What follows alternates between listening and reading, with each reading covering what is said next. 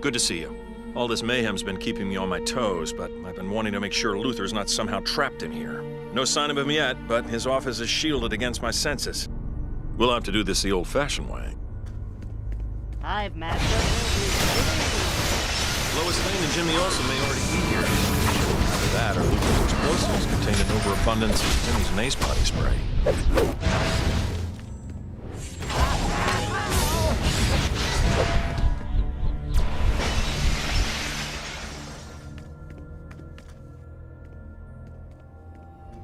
Skin particles in here definitely contain Luther's DNA. This doesn't bode well.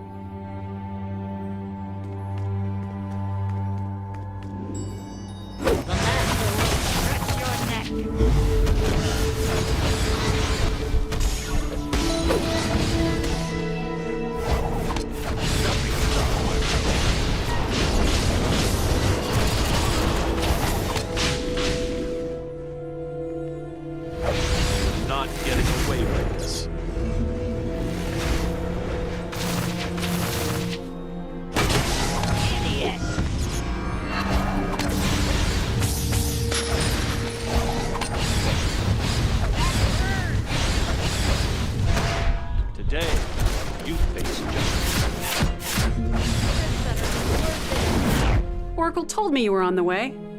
Uh-oh. School bus hanging off a bridge. Excuse me, I'll be back as soon as I can. Typical. I don't think I've ever had a conversation with him where he wasn't zipping off to save someone. Stand back while I breach the ceiling. You should head up. I have a separate mission for Huntress that should reduce the number of automated defenses in your way. I lived, sir. That's so out of character and nice of you. I was being sarcastic. Oh.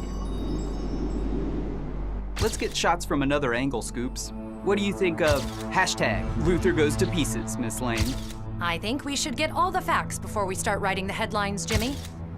Looks like we're not the only ones investigating this story.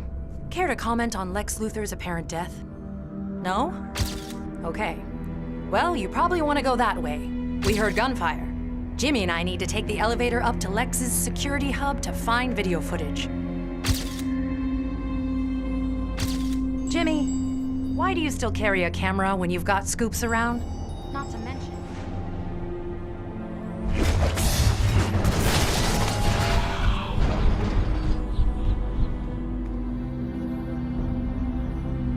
Did you hear something?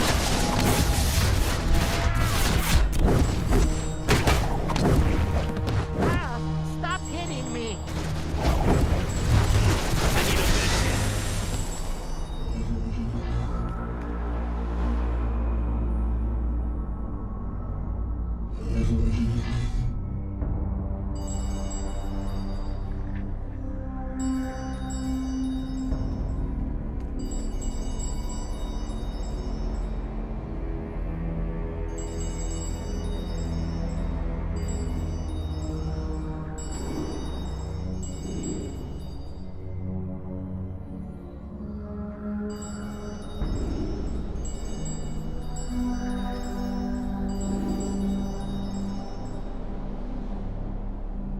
I will be paying extra for your death.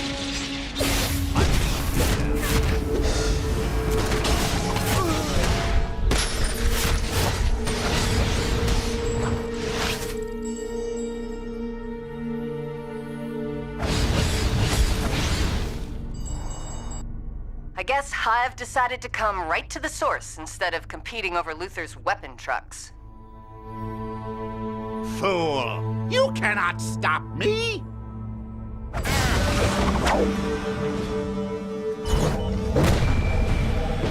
won't get that cocky again!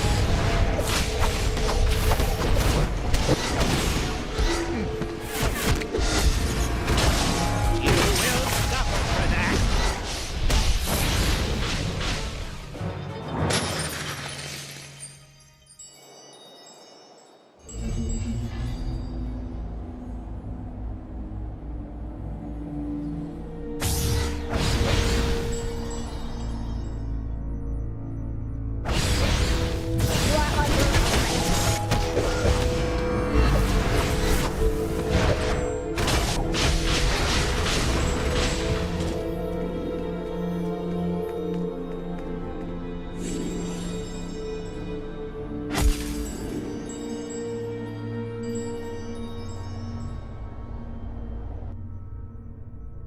Hey there. Oracle has me on server hacking duty to figure out the routes for all those trucks distributing weapons. I feel like my ass-kicking talents are wasted here. Don't suppose you'd like to trade off? I need you coordinating the Metropolis response, Canary. Let them focus on reaching Luther's office. If I miss rehearsal for this...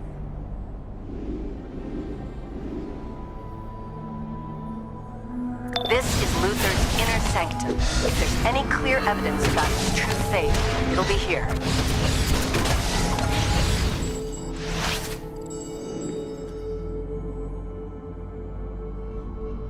This doesn't look good for Luther.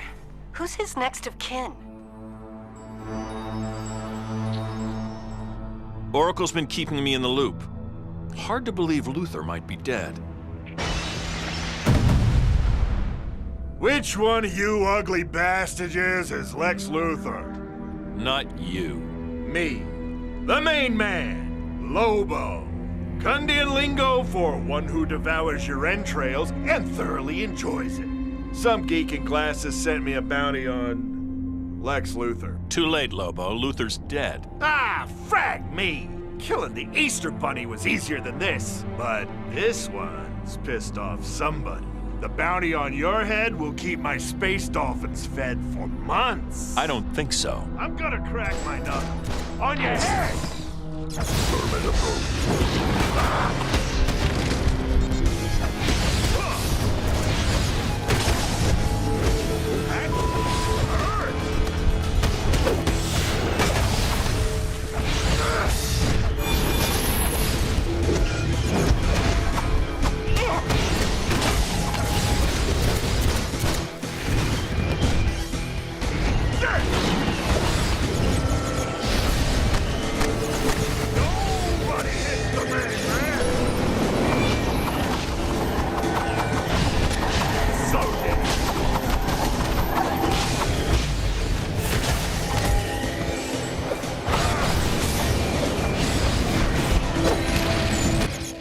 need this crap. Frag, I hate coming to Earth.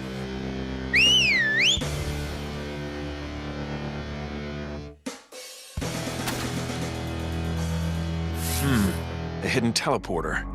Judging by the abundance of mace body spray in the air, Jimmy and Lois already found it. The teleporter's on cooldown. Lois and Jimmy must have... Wait, they're in trouble. Take that teleporter as soon as you can. Lois and Jimmy in trouble? Must be Tuesday. I'll get the birds of prey to figure out that teleporter and let you know when it's up and running. Word of warning, I'm working with Harley Quinn on a provisional basis. She can be challenging, but she's earned a chance to be a better person.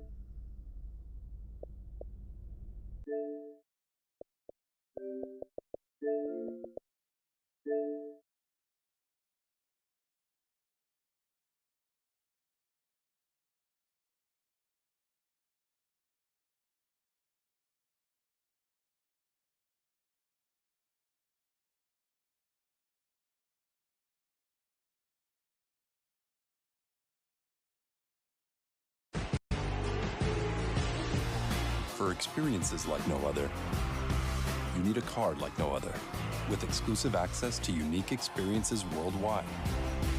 There's nothing like Platinum. You know what's loco?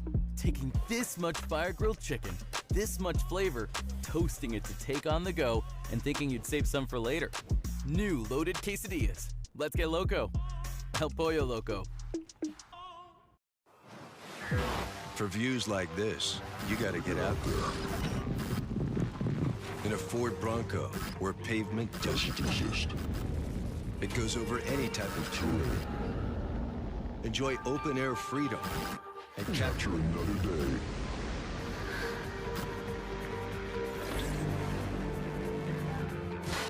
In a Ford. Be more alien with Alienware. Game that allows you to do 2 versus 2, but it can be 2 players versus 2 players or 1 player versus 1 player. But here, having the choice to have it and being a way to be competitive at that, it's crazy. So I think having a twins winning a fighting game competition like that would be unique. And I think I'm cheering for them too, but also the French, of course. Yeah, that would be incredible, right? Having, you know, like, what are the odds that twins end up being some of the very best in the game? There's also an amazing team that's mentioned as well, Sonic Fox and Inzem, that have been destroying brackets left, right, and center, and that's all we want to see. Make sure you join us for 2XKO this year. You can enter alone or with a friend to the big tournament at EVO France. We're looking forward to see the hype that will be created at EVO France. 5 games announced. Time to move for game number 6, and this time it is a returning game, a game that stayed home last year as Europe claimed the title. Will it happen again this year? Let's take a look at game number 6. Japan, USA, Spain. As the EVO trophy keeps traveling from region to region, the competition gets fiercer every year. New names, new regions, constantly writing themselves into the history of this game. The world is open now. But when the players make history, the crowd makes even more noise. From the Lorraine supporters showing up in full force, to players absolutely making the best of their moment on stage, EVO France established itself as the place to be when it comes to an electric top 8. And now, it is time to bring it back. Grand Blue Fantasy vs Rising is back at EVO France for the 2nd year in a row. Where will the next chapter take us? Sign up and be there to witness the next step.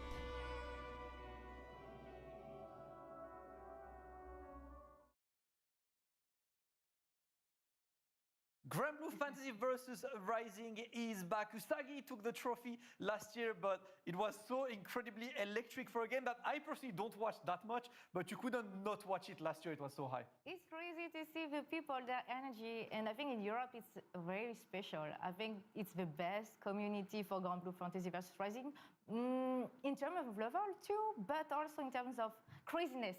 Yeah, you've seen that. But Wrecked Mundo was going crazy on the stage. The Lorraine army was going absolutely crazy for the entire evening. You know, the Lorraine stance, even the producer Foucault Alassane does that. And he looks like a shy person, but he's doing that with the community. So I think the community is like, okay, we have to do it too, because the producer is doing it. So I think it's really nice to see how close the community is to the producer and the SPIDERMAN team in general. And I think this year is going to be better for the game because, you know, Grand Blue Fantasy Versus is a fighting game, but there's also the RPG, and it came on Steam this year, and they have an extension to the RPG coming on consoles also this summer. So I think it can attract more people to play the fighting game, actually. Yeah, hopefully all we want is more people to play with or against fighting games are here for the love, and we would love to see you all at EVO France. To win. Yes, please, Kill as well. Another guy, he's from the south of France. He's not too far from Nice as well. Yes. So, you know. He's really close. Marseille, I think. Yep, Marseille, about 2 hours away from Nice. So we expect to see the stories doing well this year. 6 games announced, and we still have 2 games to announce. 2 games, one will be a returning one is a new one. So before we finish this, let's move with the next game, making another appearance at EVO France. It was there last year. It was an exciting top 8 with a lot of new and a lot of expected as well. Let's take a look at game number 7. Experiencing moments at EVO is always special. From historical firsts to emotional moments, every year delivers unforgettable memories. And when a new game gets its first time at EVO, it's all fireworks. The moment of the year, Goichi vs KOG in Las Vegas. Big whiff, but he got hit by the falling Lance. Is he gonna catch? Is that gonna catch? It's not enough to kill, I believe, but this That's it. That's so much damage. Koji KOG's defense bailing him out of certain death. And a huge hold on, he twists. Too slow. Oh my God, that's so unfortunate. That Abu Omar steers when he secured his spot for World Finals at EVO France last year. An entire country celebrating as Fraser raised the Moroccan flag in an EVO Top 8 for the first time in history. After an incredible watch last year, culminating in another title for Shanghai, Fatal Fury City of the Wolves is back on the EVO France lineup.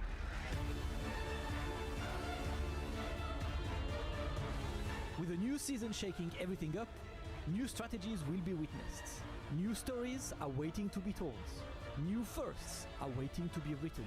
Sign up now, the next champion could be you.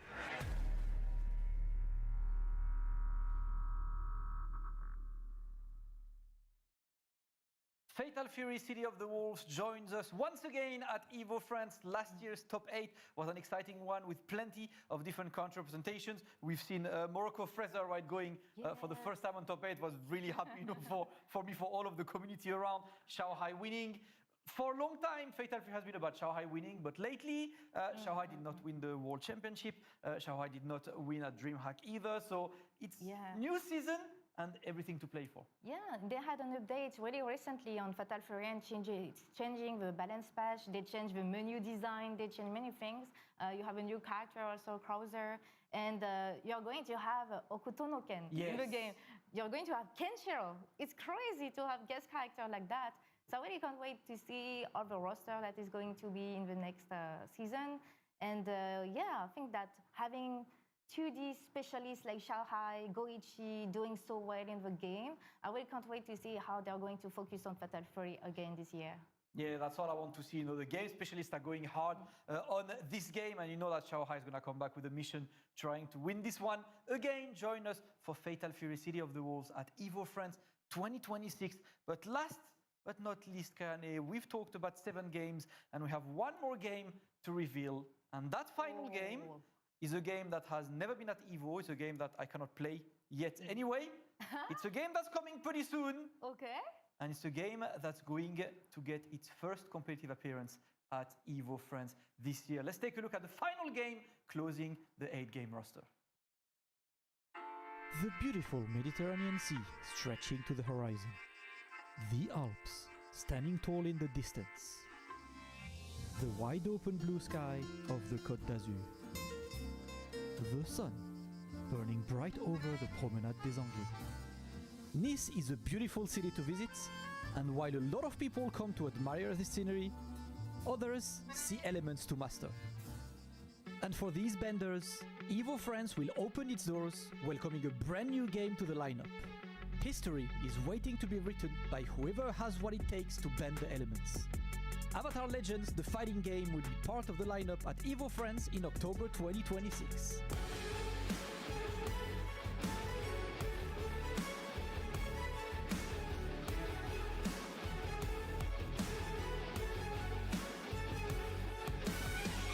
Master the elements and sign up now to clash in the Palais des Expositions.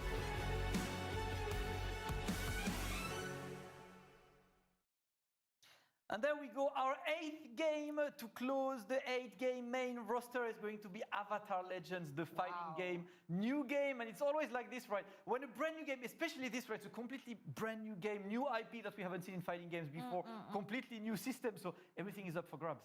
Actually, I didn't expect Avatar to be the last game. It was really a surprise for me. And actually, I think it's nice. I started to watch it recently because of a fighting game. I never watched the anime. I was never interested in that. But, you know, there was a TV show, there's the anime, so I'm like, okay, I already have to know what the anime is about so that I can pick a character. And now I'm fine with Azula. Azula is so crazy. I love the character so much. So I think it's going to be my character. And I just can't wait to see people at EVO to just show us the high level of the game.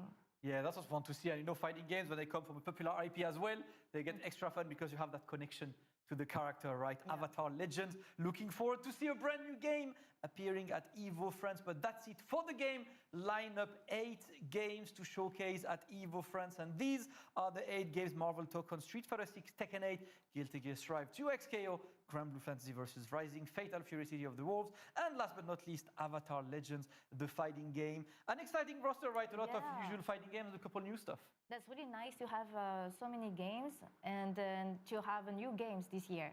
A lot of new games, new community.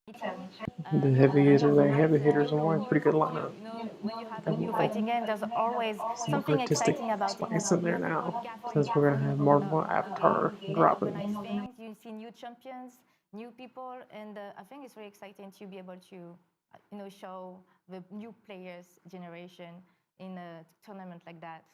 Yeah, that's what I want to see, you know, plenty of players and tournaments coming to EVO France. Remember that the sign-ups are about to open right now for EVO France 2026. You have 1 month to get the early bird fee, and then it goes to the regular bird for about a month, and then to the late. But of course, something to mention is last year we filled the entire venue. Right, we went to capacity. It was really full and really fast. Actually, it was quite sold out very fast. And then I remember that it was really hard for me to find some hotels. So people better register and also reserve a hotel as soon as possible. And for the food, we have you. You know, I'll be working on that. I'll be working on that, of course, always. I'm making sure you eat good when at EVO France. So last year we had the venue full. This year we increased a bit the playing area to allow a couple extra 100 players, you know, to join the event. So do make sure that you sign up ASAP, because when we hit the max registration, the registrations are closing once and for good. So do make sure that you get your registration sorted right now. Take a look at the hotels, take a look at everything you want to do. In Nice, it's a beautiful region. There is plenty to do. And of course, EVO France will be there to welcome you. We will be there, you know, both of us, looking forward to be part of the second EVO France. Anything specific you are waiting to see at EVO France this year? Actually, I'm very happy to see the new games like Marvel Token and Avatar, to see it as the first time in the competition.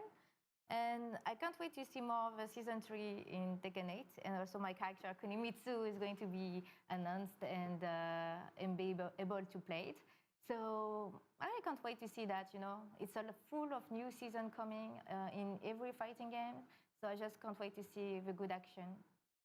All right, that's all we are expecting to see at EVO France. Thank you, everyone, for joining us today. The 8 games are ready. Pick your favorite games. You can play multiple games, of course, because this is the FGC. If you want to play all 8, have fun. The TOs will hate you, but, you know, I will love you for playing more fighting games. Join us at EVO France 2026 on any game you want. Go on the sign-ups right now and get ready to join for the biggest tournament there is in Europe. We are looking forward to see you all in Nice for another exciting installment of EVO France. Thank you for joining us today, and see you very soon at the Palais des Expositions. I want to hear all the mais oui I can this year.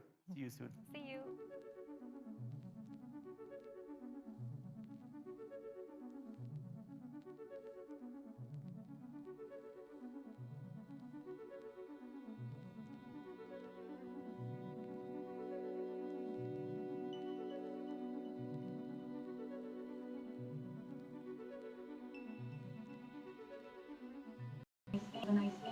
I thought the borders were closed in half for a moment. Oh no.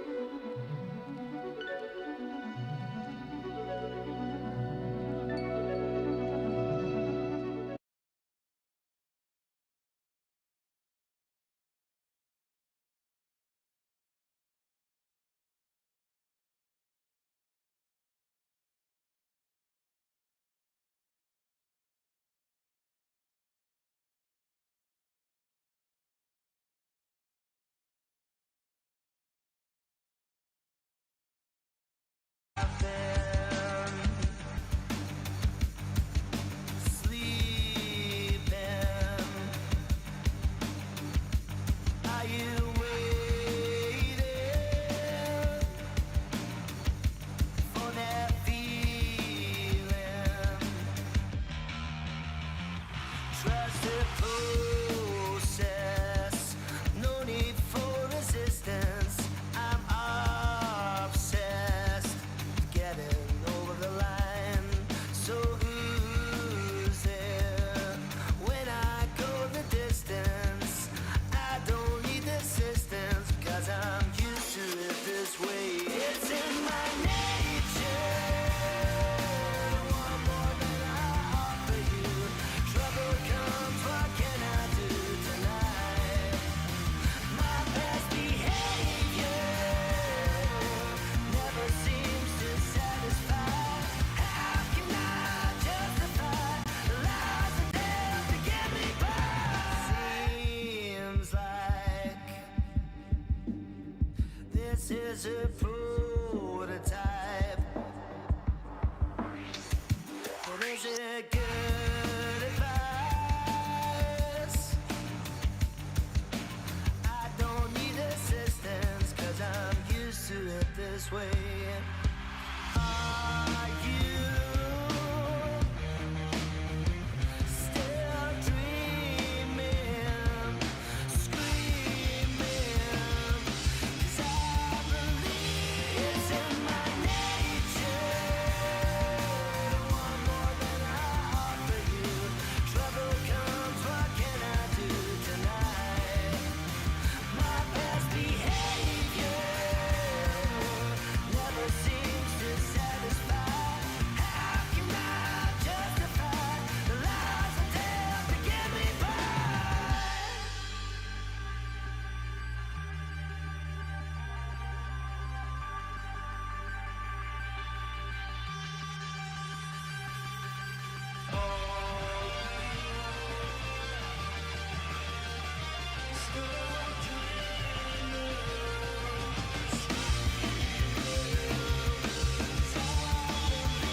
It's in my nature. One more than I offer you. Trouble comes, what can I do tonight? My best behavior never seems to satisfy. How can I justify the lies of death to get me by?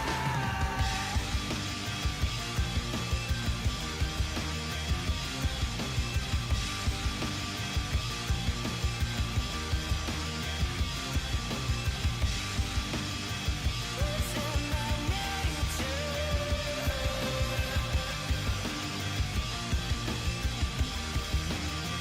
It's in my nature.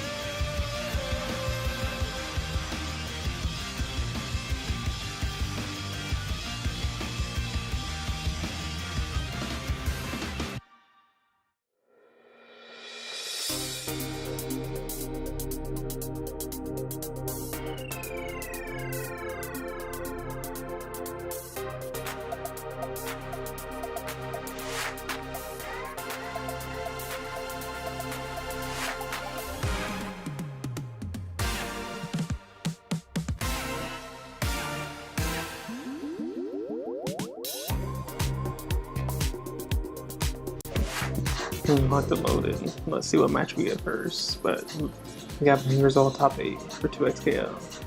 Everything to be honest, but we'll definitely be here for as much as we can.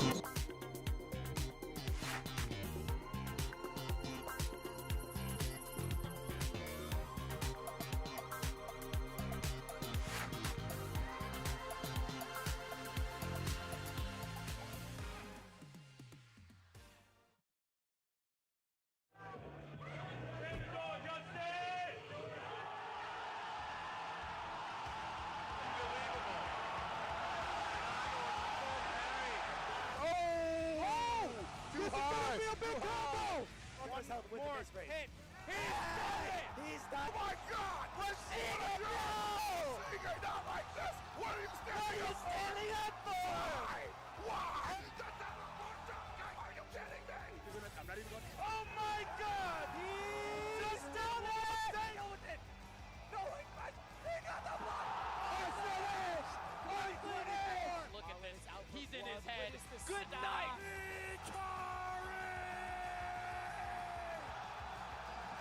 This this is it. Ladies and gentlemen. We're going to get some fire games, man. Oh, I can't wait. Let's get into it. Everybody around the world and here in the menu, it's time for Evolution.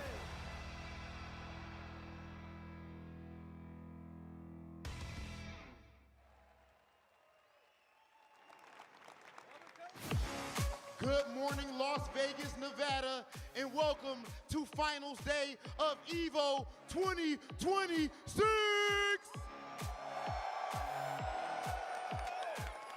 Of course, we come here to see the highest level of play. We come here to see who is gonna write their name in history. And right now, we are about to start the first chapter for 2XKO. Ladies and gentlemen, are you ready for top 8 of 2XKO?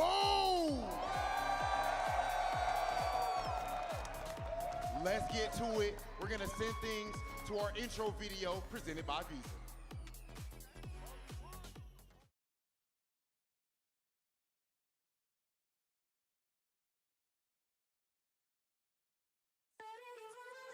I can see the future, but I'll tell you what it feels like. Counting down the seconds, they might kill you up for rewind. Real time, you don't feel the struggle to see real life. Double down on everything and show them all a real fight.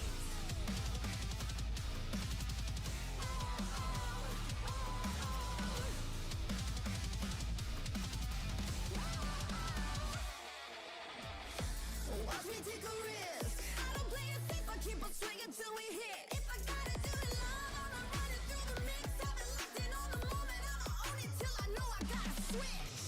You ready, you break, just flip or you shake. I love that pressure pushing into the back of the stage. You is or you ain't, just stick or you stay. I'm gonna get it all, got it, ain't reason to change.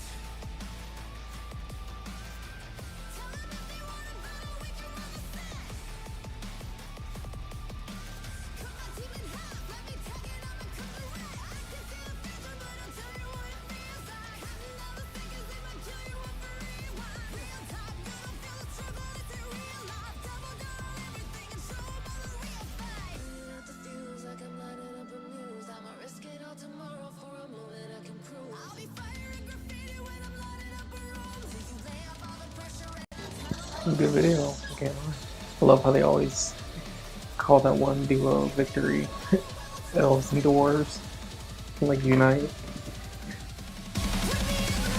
let's run the set.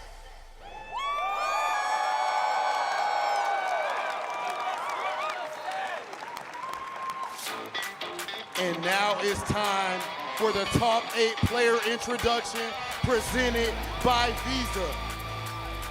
Sonic Fox and Ism!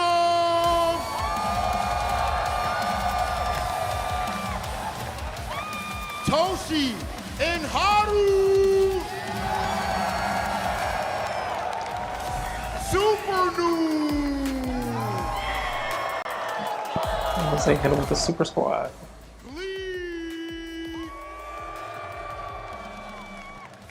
Make some noise for Noka! Let me hear the energy for Polka!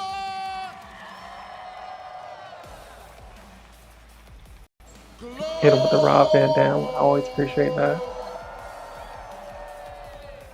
And the man himself, Hikaru!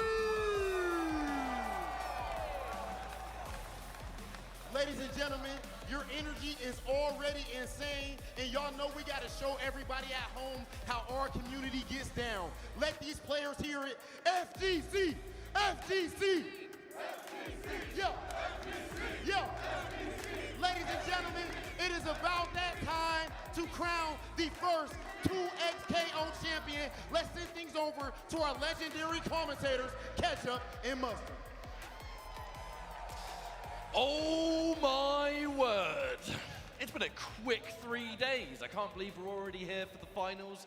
Welcome everybody. And It is a beautiful pleasure multiverse of fighting games. on this top 8 commentary with my wonderful brother Mustard. Look where we at. It's time. I cannot believe that it's already time for EVO Vegas, and what a fantastic top 8 we have ahead of us. I think not overly unpredictable, right? There's a lot of familiar faces here we were thoroughly expecting to see, but I gotta say, The fact that our first match is going to be Sonic Fox Inzem versus Toshiharu, what a perfect story for the game itself, right? The duos game, but you can play it solo if you want. We're seeing a bit of everything. But there really is only ever, and I really want to hammer this point home, there is only ever one first Evo Vegas that a game will have. You know, we've been talking about the kind of allure that comes with it, the weight that carries. You know, this game may have multiple Evo champs over the year, but it's only ever going to have one first Evo champ. Twins on the game. Finding out who that's going to be. Well, it's funny you should mention it, because when it comes to top 8 predictions and who you think's going to win, we have our top 8 predictions presented by PlayStation Tournaments. You are able to vote in chat who you think is going to win this tournament. You have been a firm believer in Bleed from day one. I absolutely have. All the way back to the pre-show a few days ago, before we even started the weekend's festivities, we were given our predictions on that show. And I was saying, I think this is Bleed's time to shine. You know, debuting really into the spotlight at Frosty Faustings earlier in the year. And now just has been on a bit of a tear in the online tournament space, has been present, did well at Evo Japan. But hey, if you've got predictions at home, you can see it here. Okay, the results have already come in, it's already finished. I know, I mean, it's in progress. So, I mean, I'm not really surprised that the chat seems to be believing in that as well. I mean, that is quite weighted. 40% for the duo of Fox and Inzem, you know, Sonic Fox, no stranger to mentioned Evo Sonic wins. Fox, sorry, production, I did mention it just now. I mean, there it is. Good to go. Wow, 17% for Toshi and Haru, 18% for Bleed, so we do have some Bleed fans. Super Noon, who is multi-time, yeah, hang on, what are we saying? Yeah, Super Noon, multi-time second place at finals. Sorry, I lost my train of thought right from the start. I'm not going to throw you off, mate. I thought he was trying to think of a nicer way to say it. He could have said multi-time grand finalist. That was the best I could think of. Second place at Evo Japan. Or you could say silver medalist. Get that grand finals again, or will this be finally the time to get that first place? I feel like that would be a pretty perfect story, being able to finally conquer that second place curse. If you're going to have a second place curse, it may as well be Evo, but if you're able to get that number one, there's nothing left to conquer, and there's no bigger stage left to take that first place with. Well, our first match is, as I said before, going to be Fox and Inzem versus Toshi and Haru. So let's check out their paths. The victory path presented by White Claw Surge. So Sonic and Inzem, pretty much most of their games were streams. They've been kind of going crazy. You've already seen most of these anyway, but I mean, look at this. 2 zeros the whole way through. Winner's side top 8 without dropping a single game along the way. And I mean, that is the dominance we've come to expect from this pair. You know, combo breaker champions, second place at Red Bull Knockout, the Duos Invitational, and the many more that will come with it, no doubt. But I mean, favorites going into this, I think it's safe to say. They were not #1 seed, but they are definitely still looking good. Now it's the Twins. Is it just me, or do those two dudes look alike? Even then, they've been going crazy too. Regardless, someone's about to lose their first matches in the entire tournament. But what's been fantastic about the Twins is not only their incredible synergy, it's their game sense. They're bringing in a new team. It's going to be the Thresh and the Jinx with the 2x assists. So they really have had that real kind of sight for it, you know, they know what they're looking for, and they've got that idea, and it's working out for them. I think the Thresh has been a real kind of star performer. That is a story going into this top 8, right? 2 new characters have entered the game in Thresh and Senna, and we've definitely seen more Thresh than Senna, but have we seen as much Thresh as we were perhaps expecting to? I think we saw a fair amount during the pool play, but as we got later and later into the bracket, many players seem to stick with their tried and true. It's a weird conversation to have when a new character launches and they are immediately strong, like Thresh is.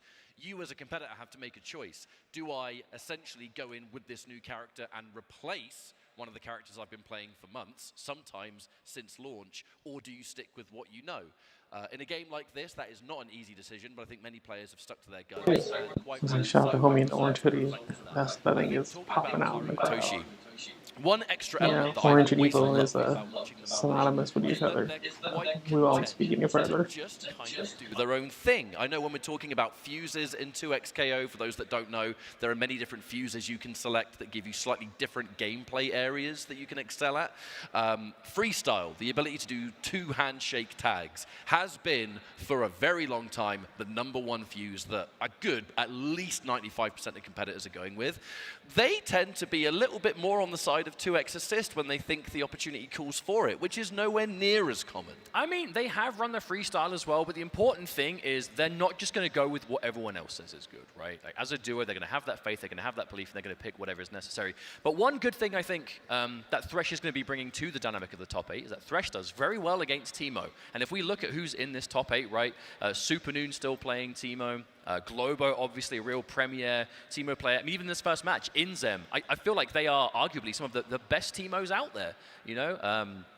And I think the fact that Thresh has that option to kind of just mow the lawn, get rid of all those mushrooms, completely dominate that neutral, and clear the board in a way, means that that is something you have to factor in. However, we've been saying about the lack of, potential lack of Thresh compared to how much we thought we'd see. There's a chance we might see 2 Threshes in this match. That's the thing, because it's not just Thresh, it's Thresh and Jinx. Yes. I don't think Teemo really likes fighting that team too much, but one thing about Fox and Inzem is that when facing Thresh, they've kind of been talking that, well, okay, maybe it's not the best to pick Teemo into that, but if we can play Thresh better than the opponents can, that's one way of defeating that character.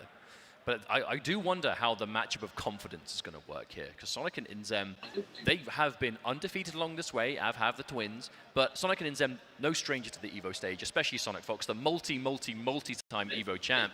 But on the side of the twins, they qualified for winners top 8 with 2-0 over both. 3 or more characters or fighters on screen. That 2-0 over Or in the seats. that was a result. You know, Hikari went into this top 8 as It's the most, like I said, different looking setup we've just been seeing.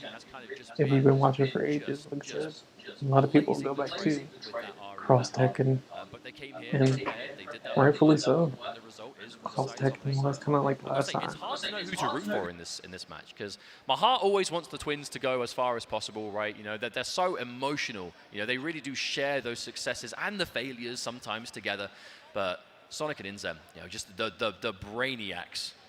There's a reason my Not only personal is someone prediction going is to have to get eliminated, but someone's going to have to lose their first game. This is not just as well. Let's not Exactly. forget. But we have to remember all the time. This is Sonic Fox at EVO, but Sonic Fox ain't alone. You've got the absolute brain, the execution, the game sense of Inzem. They just work perfectly together. But they're going to be, in theory, you know, we can't read players' minds.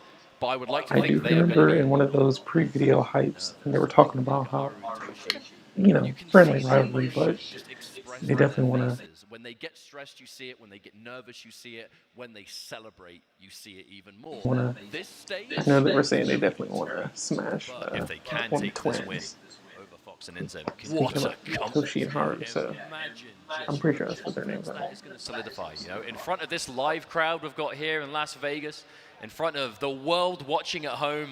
I mean, and that will guarantee you winners finals, not right? just the world watching at home, this beautiful And I do crowd like we how, have. like, that some of the teams, duo teams have like different sponsors, or can have different sponsors. I know everyone's your gamers, but thanks for waking up on time. Getting our button check out of the way, and then our first matchup in this 2xKO top 8 is about to begin. I am so excited for this. How perfect! It's duo versus duo to start the show. I'm so happy this is happening, right? I know it's the conversation that's happened over time. The handshakes coming through, the button check is done. Okay. Are we ready for game 1 of 2xKO Las Vegas? Make some noise! Good morning indeed. All right. So is the prediction is correct. Are we going to be seeing the double Thresh? Okay, so we were talking to Sonic and Inzem before the tournament yesterday, and just in general yesterday, and asking kind of character choices, who you're expecting to see. And even though Inzem is that kind of real player, You got some color coordination already, you got some new skins. in the face of this, Yeah. the Thresh onslaught, It we could is. definitely see. And they were like, oh, we're just going to play Thresh ourselves. Yep. Just mirror match. Simple. Not even a matter if you can't beat them, join them. If you think you can beat them, join them and do it better. Simples. But a cool character, you know, Thresh is a unique addition to the game. He's definitely doing some stuff we haven't seen before. He really dominates that range, and we will no doubt be seeing all of this in the matches to come, but he's got that presence. He's got the potential advantage. His forward dash, being a forward teleport instead, is unique to him, and Yeah, it definitely gives you a lot of opportunities, but what will we see as we are going into this game number 1? So it's going to be Haru and Toshi on player 2 side with that 2 assist, with the Jinx in the back as well. Sonic Inzem player 1 with the Ahri up front, Sonic Fox, this day 1 Ahri specialist. However, the new blood, Thresh, one of the characters that some say can fight Ahri quite effectively. The range, the verticality of those buttons, the fact that he himself can intercept those air advances, and then you have Jinx on the back end with wonderful assists, but make it 2 as the 2x assist comes through, and first blood scored by the Twins. We're already seeing that 2x assist making massive work here. That quick side switch on the teleport, keeping them in there stuck for ages, that Thresh assist keeping them locked down for so long, and now a decent lead, but not a lead you can get too comfortable with. Oh wow, wait, is that 6H catch behind? Not sure, that was, we've seen that quite a few times, being able to catch the situations there. There's that tag launch in the corner, limit strike into knockdown. Ooh. Yeah, going for an instant wake-up attack in that corner, that is good info to send in that first round. You are willing to go for it as well. I mean, you had the break ready, so it's a risk you can afford to take. Now this, the neutral presence. Oh, the pickup, never mind! Yeah, the neutral presence you just command with the Thresh Jinx team. Now, this is a team that you can go in and do some crazy stuff, but you are very content to just sit there in the neutral. Oh! It's Nan, yeah, but couldn't quite confirm. A bit of a funny angle going on there. Tried to pick up from that Jinx assist as well, but ever so slightly too far away. There are so many small interactions that you can see with these two teams. The question is, when it's time to mix, who's going to get opened up first? That is confirmed with Ahri in the corner. That's one, and that's the tag launch. You are absolutely dead, and that will be Haru down. Only Toshi remains. Best case Ender as well, going for limit strikes. You're going to build those resources, but a massive heavy. Oh, okay. One thing to point out here is that Thresh has an unorthodox dash. Go for a little mixing race. I kind of do too much talk. I mean, we already got commentators, but no, yeah. 10 corner combo. I mean, you've got all the meter in the world, right? Yeah. Bring in Thresh. There's the extension. Yeah, keep it nice and simple. Just go with the K. Just stuck in here with me. And that's the first round. Okay, the first game, good at adaptation. Definitely came back from a, you know, split at the start. Oh, massive parry though. It's going to give you equal access to the tools at hand, right? Oh, huge advance. No, but this the combo. That is unfortunate. So much damage left on the table. Not only that, an opportunity to take the break away from the team of Fox and Inzem. Oh wow, that counter hit on the projectile. Instant break though. And here comes Jinx. Toshi now, the active man. This is Jinx, so we're getting combos from those air throws all day, every day, and more damage than you might expect. That was quite a chunk. Yes, it was. Fireworks, man. I swear it don't scale. This is probably going to end up with the corner at the very least. That's where Ahri really wants to put you. This kind of knockdown situation. Okay, bring Thresh in. Really favoring that tag launch into the limit strike of Thresh. More than Ahri. Okay, where you the other side.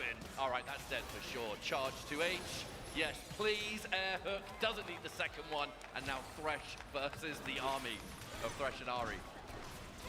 Oh no, that's not what you want to see though.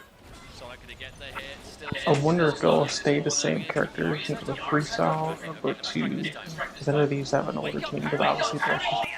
Outside switch, you want to parry, mate? You're still gonna have to hold whether I'm in front or behind. And just like that, game number 1, Sonic, Fox, and Inzem. Remember, folks, this is a best of 3, so...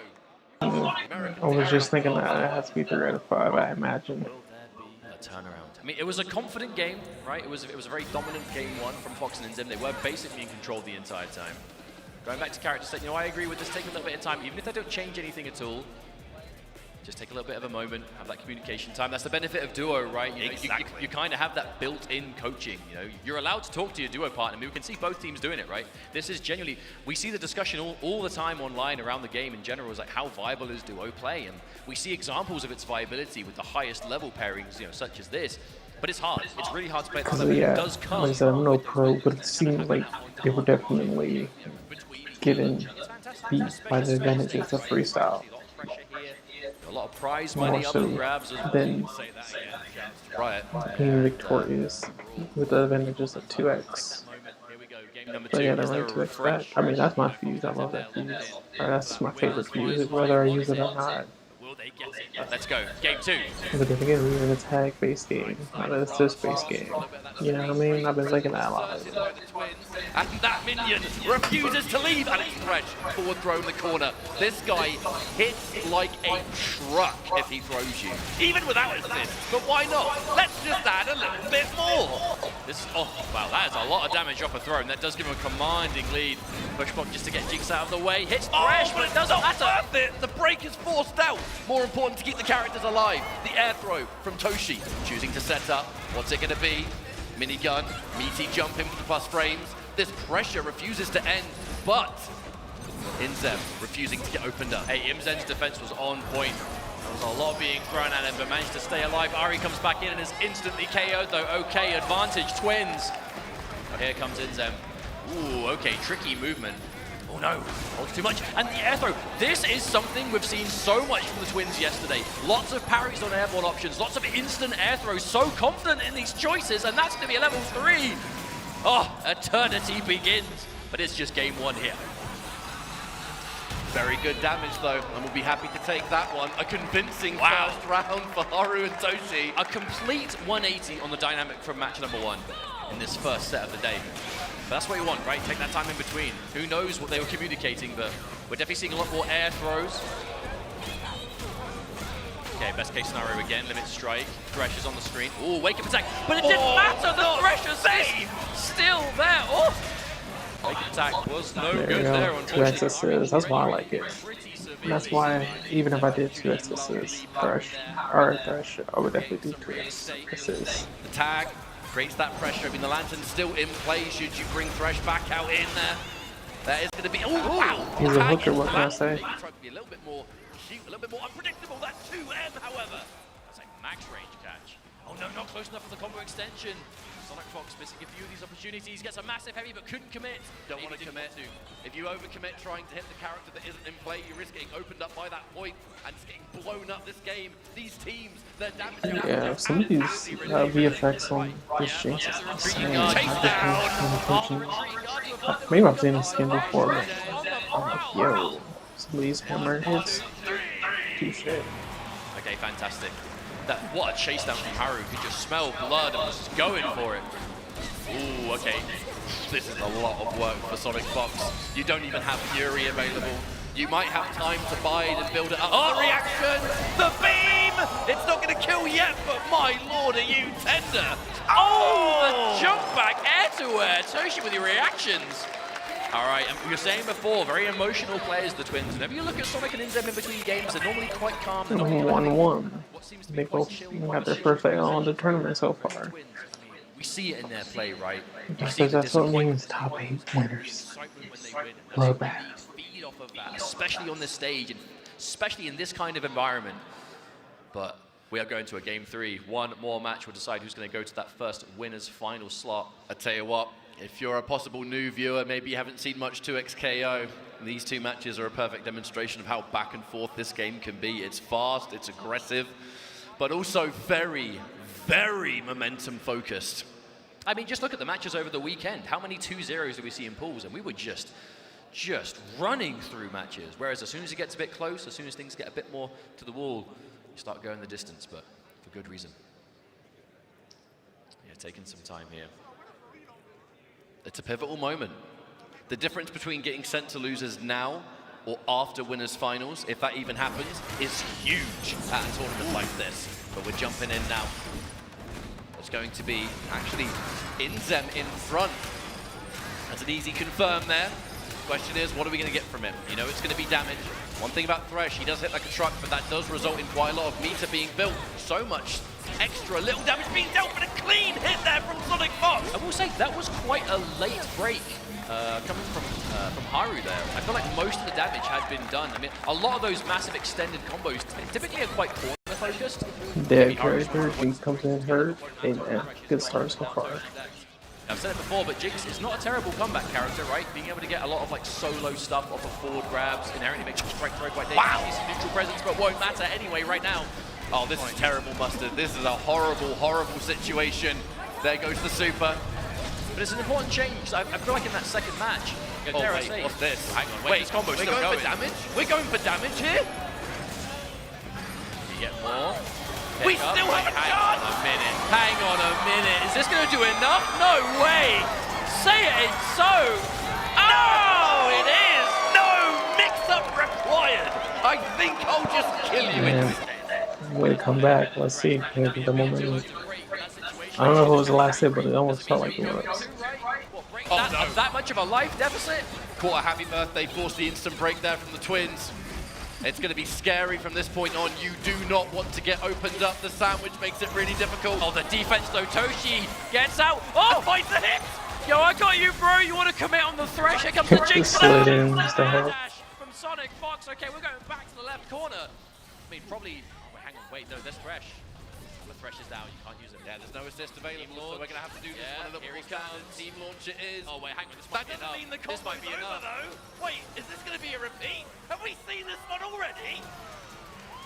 Oh, it is. That is enough. Goodbye, Jinx. So much damage on the table. Okay, the benefit is I'm not locking her with you. You're locking here with me. But what a lot of work to do. But a massive jumping H. That's one way of starting it. At least was able to pop the Fury in a much safer avenue. Baits out the anti-air, the air backdash, and the whip punish. This is Fury and Thresh. My word, is this damage going to be insane. God, it hurts. All right, set up, super assist. Oh my goodness! Bro, where you going? I feel like now Thresh, level 3. I feel like Haru getting hit by that jump heavy actually ended up being a bit of a blessing in disguise. No way. Because they popped the Fury! No! Didn't get the combo from it. That's so much damage. Even though it wasn't a combo, it gave a massive lead to Haru. They're threatening some chip here, but that's the last meter used for Jinx. Nothing left except the assist. Oh, yes, no. clear. No, pops the Fury. Okay, Sonic Fox is a believer. That Grey Life is going to come back, but you have to be so careful. You get clipped by anything here, and this Ari is gone. Level are going to regenerate a good amount of health. Tries to maybe catch an anti-air attempt. The late Fury was a risk, and it turns out it was a risk not worth taking. But now match point from the twins, they are feeling the hype. They are just buzzing out of their seats right now. The huge opportunity with that Fury being effectively wasted on the side of Interrupted. Oh, shout out to the crowd because it's before noon too, so everyone's into it. I love it. Even the twins on the mic, shots there. Catch the monster, always holding it down for years. The back roll puts you straight back in that position. No limit strike here. We're just taking a combo. Teleport. Hang on. Hang on. Whoa, what's this? What's How this? much damage is this going to do? Oh, that was so much damage. Thresh. We've got so much health now. Just back off. We're winning in the neutral at the moment. Oh, the air throw again. Toshi does not miss those. Thing is, if you get combo rewards like this, that air throw's always going to be on your mind. And the flip out in the air hides the screen, can somewhat hide what Thresh is going to put out there. I mean, I get it. These are two characters who want to spend a lot of time in the air, whether it's the air dashes from Ari, Thresh, whatever. There's an opportunity now. It is still a lead for the twins, but... Wait, hang on, is that... Yeah, okay. We're getting more sauce. We're getting more sauce. And the Lantern, the late break, they know we can't risk this killing a character. We need the access to assist. Oh no, wasn't quite able to get full confirm. Oh no, the point blank S1. I don't know what Haru was trying there. But it does give Inzem an opportunity. This Thresh, who took so much damage right at the start of the round, is now in the driver's seat, firmly spending the level 3. Okay, here it is. I mean, surely there isn't a world that this kills. It's a level surely 3. You've got to be alive somewhere. It's always hard to tell. It's Thresh. Yeah, you're alive barely though. Chip, I mean, yeah. Not even going to avoid what that was. All right, That it's all forward going to be down to Toshi. That Fury is almost available. There is. Thresh may be dead, but you still have access to super assist for one bar of off. Boys going at it. However, the whiff 2H means we still don't have to spend Fury. All right, another Lantern's out. That will be following. Oh, wait. You can't break this. Fury, yeah, you can't break this. It's a super. Okay, you know what, at least you managed to activate it, but immediately clipped, and Sonic Fox and Inzem clutch the finish. Isn't it 3 out of 5? I mean, the comeback, it could have happened. It was definitely possible, but a tall order to ask indeed, and damn. I mean, we've been saying it, just how emotional the twins are, and it means when they win, the excitement's there, you know, buzzing out of their seats, popping off, but the losses, you can almost feel it yourself, just a heartbreaking nature of them. But hey, that was winners bracket. They are still in this tournament. It's the emotional side of playing in duos. Or maybe not until winners final, semi-finals. Unfortunately, that naturally means the defeat has to be 2. However, there is that silver lining. This is winners bracket. I didn't know that was a double Luigi. Still alive here. They've just lost that comfort of winners side. But hey, we've got to say as well, you know, these are two duos who are basically, if you're talking who are the best duos in the world for this game, it's these two duos. And you know that title of best duo is something that they're both going to want. They are going to strive for it. And hey, whoever wins this tournament, I think it's pretty hard to deny that they're going to be the best duos in the game. Let's take a look at these replays presented by PlayStation tournaments of some of the key moments. I think right here, yeah, this is just that gigantic damage combo path. And that's the scary thing about RE Thresh, on top of everything else, is the damage they have access to. Here we were just talking about any possible mix-ups we'd be seeing afterwards. And you forget, wait, if Thresh can be tagged into, they're probably just dead. But that's again, that's one of the things that makes Thresh so scary. It's just that non-stop access to that damage. This was that attempted Fury from Sonic Fox. This was, I mean, it was a very Fox break to go for, because you know, if you just win this round, that's it, it's over. But it didn't work out. The Twins were able to clutch it. But I mean, again, you can see the excitement in them there, and this would have been the end of it, where, yeah, going for the super to deny the access to the Fury, put them in an absolutely miserable situation. You do manage to get the Fury activated, but again, it's so hard to find that comeback in the face of players of this caliber. It's hard to find the comeback when you know the breaker is available and your opponent is constantly looking for those quick confirms into super just to shut it down. And I mean, just perfectly executed. And with that in mind, Sonic Fox and Inzem will now be moving on into winners finals. We'll be seeing them later, minimum top 3 finish. Our next match, however, Supernoon versus Bleed.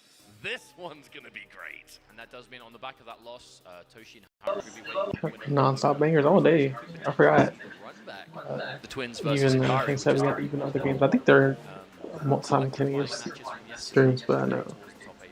Top 24 in general. I'm just gonna run through all these, and then after this, it's, I think Tekken and then Free Fighter. We've got some good matches ahead of us. And just in case those may not know, Noka versus Poker is actually a run back from yesterday. Poker was able to defeat Noka. That was done on the French portion of the stream. There were so many different streams happening this weekend. Shouts to the different territories of Riot, actually.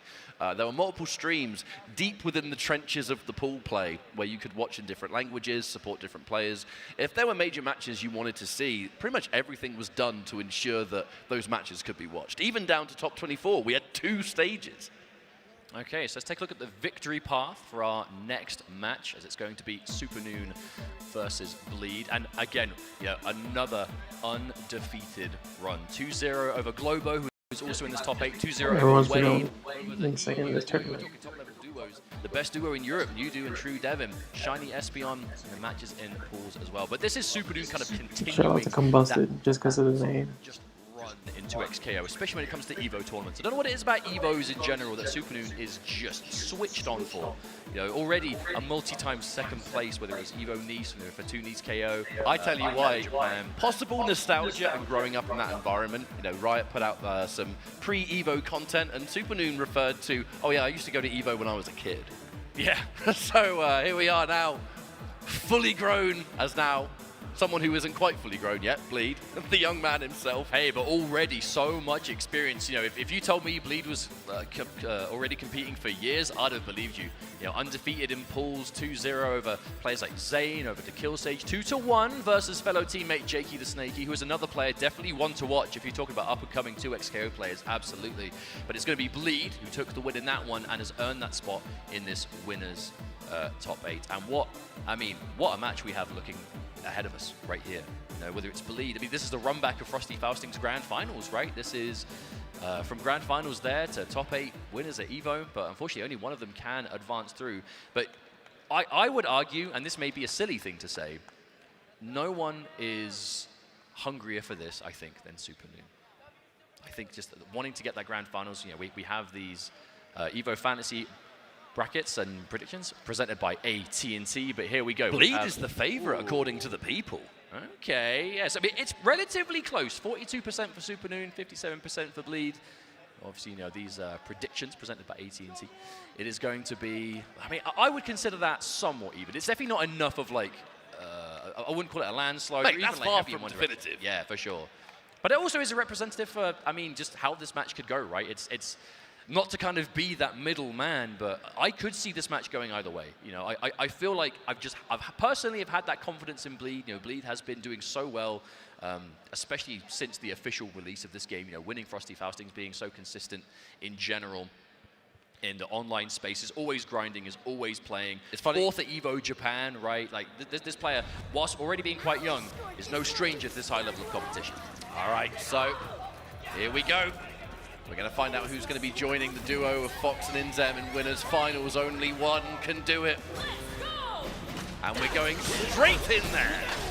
Bleed, securing first blood. This team, this tried and tested team of Alawi and Echo, oh my word, the pressure, the damage. The second you get put in that corner, wait for the break first before popping the technical. But it's also just true mastery of the team as well. Because a lot of the competitive players, the high-level players, they tried out a bunch of different characters and teams over the time, whereas when was the last time we saw Bleed playing anything that wasn't Echo Alawi? And every time we see there's like, I mean, just optimization after optimization. Such an aggressive player. Super dude. Beautiful chase down on that roll as well. Oh, hang on a minute. All right, we've got some Teemo in there. Now, if you've seen Teemo corner combos, you know they both hit really hard and it ain't over just because the combo is. It's either going to be combo from the mushroom or it's going to be set play from the mushroom. Even there, defense. Yeah, you read the throw, you go for the throw tech. The mushroom makes it plus for the Teemo player. You know, it's kind of like damned if you do and don't situation, but still stuck here. Oh, chase down of the roll. He's trying to make some of these options on Wake Up, but again, this is just that Teemo corner play through and through. Super Noon and brings in Echo. Look, Echo. When that mushroom is on screen, the Wake Up The roll Teemo is smash is the most hilarious thing in the game. Where are you going? because the Wake Up roll punished by grab puts the mushroom. It's like, surely they won't do that. I think it's a lot more simple. I think it's a case of legitimately in the Mewtwo's character. And no matter what option you choose, I mean, there's so many layers to it, right? If you block, it's massive advantage. If you even, you know, if you get thrown, it's going to combo. If you take the throw, it's going to be plus for Teemo. Low-key, I mean, maybe even not low-key, but one of the scariest situations to be putting in the game in general. And then as soon as Teemo's got those mushrooms in front, start bouncing off. Those slingshots, control those funky angles. Already does have the badge ready to go. So those poison mushrooms now going to be all the scarier. Oh, that still went, wow! I can't believe it. We're sitting pretty Blazing Inferno versus Timewinder. Who wins? Sitting pretty in the grass for a little while. Shut down by Timewinder. Ooh, okay. Expensive Hellbreaker coming through. Okay, go for W, yeah. Ooh, whiffs a grab. All right, Alawi, it's your time to shine. Oh, maybe trying to bait a break there, perhaps? Oh, there it is. I think it was likely the jump, and then the second you see the break doesn't come out immediately after the button pressure to continue the pressure. Well, it's not uncommon that, you know, teams that kind of establish this strong zoning style, they will look to break early. They're going to have the advantage in the neutral. They're setting up projectiles, they're kind of covering that screen in kind of no-go zone. As soon as you get a hit on them, they're going to want to push you away and reset to it. So perhaps that's what Bleed was looking for anyway. But regardless, Super Noon, yeah, just covering the tracks right here. Here comes the mushroom, or the tree in this case. Why does every skin change it? Keep it mushrooms. It's beehive sometimes, mate. I mean, that's cool. Can't hate on that. Oh, allowing massive hit. Clear all of the mushrooms in play, however, at the risk of getting punished herself. Now, pushing forward, Super Noon.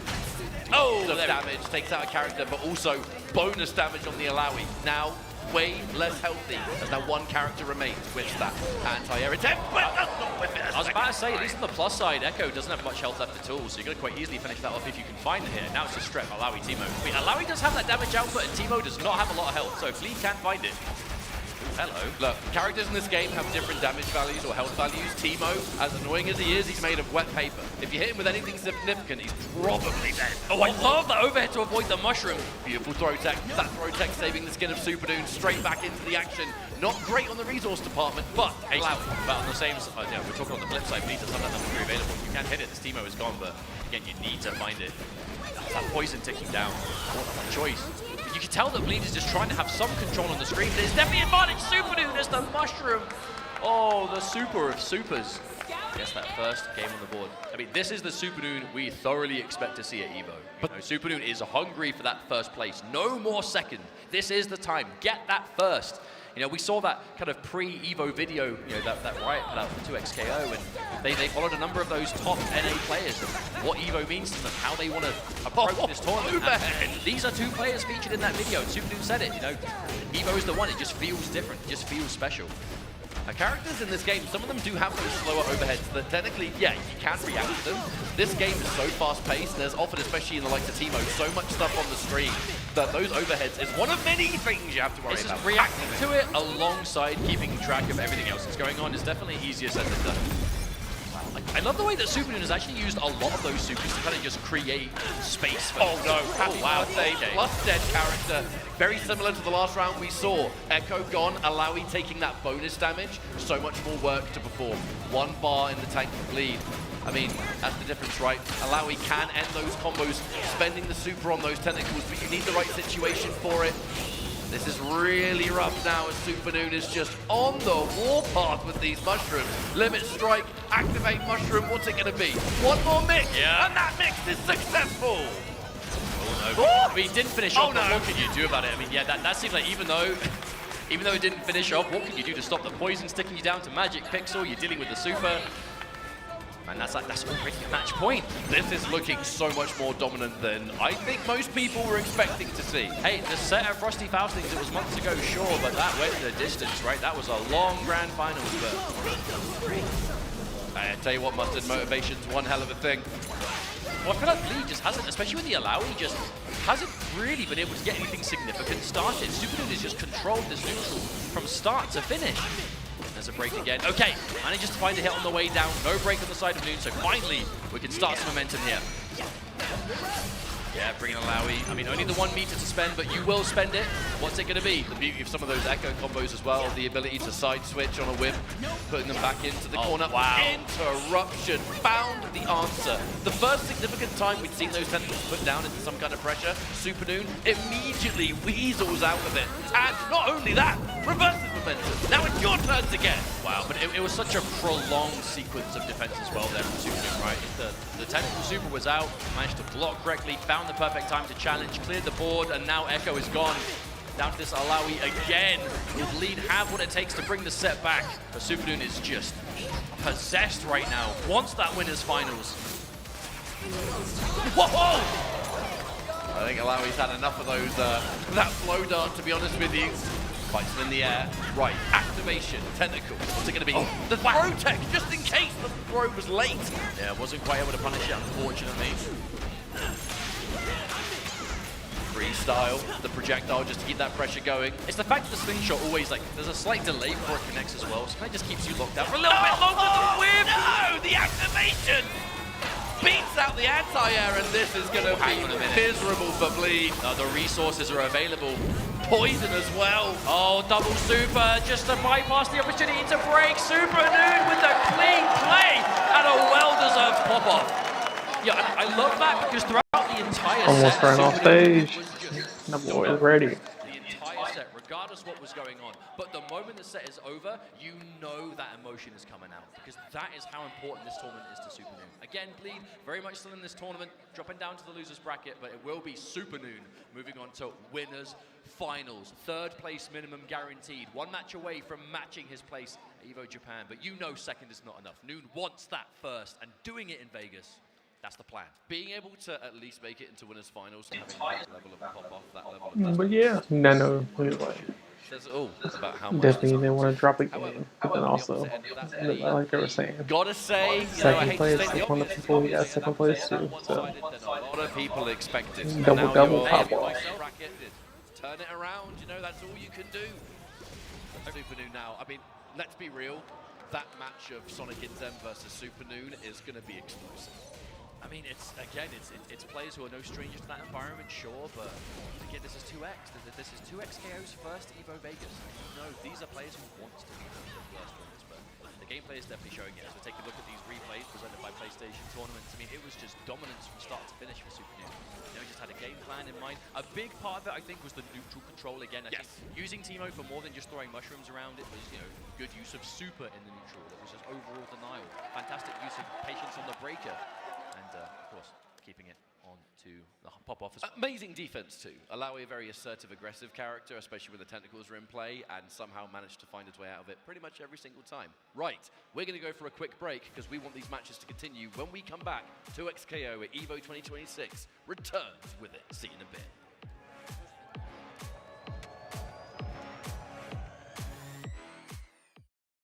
The Chipotle Burrito Bus is here. Let's go! Evo is back, and so is Chipotle. All weekend long, the Burrito Bus will be doing its thing, hooking up the FGC with free air-conditioned rides to burritos, bowls, and tacos. Oh, Steve, come on, man, we're hungry. Let's go, let's go, let's go, let's go, let's go. Let's go, we made it to Chipotle, let's get out of here. Chipotle, always looking out for the FGC. Thanks, Chipotle.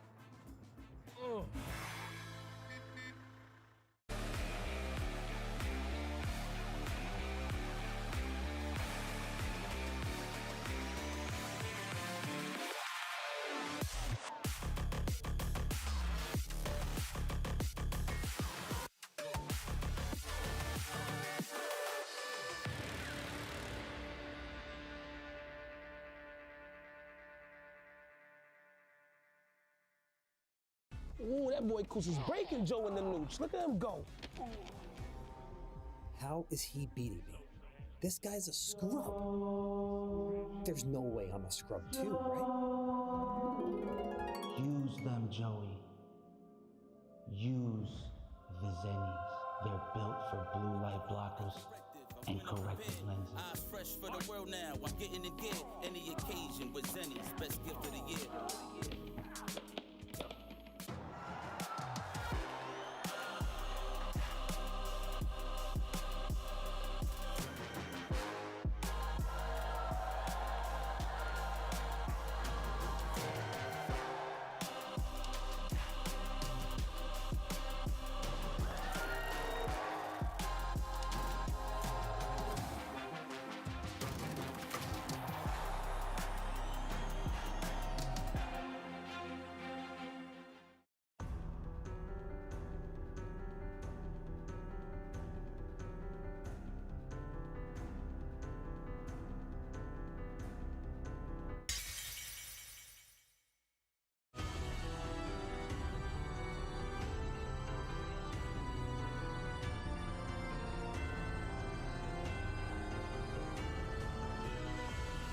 Melty Blood, Doa Illumina.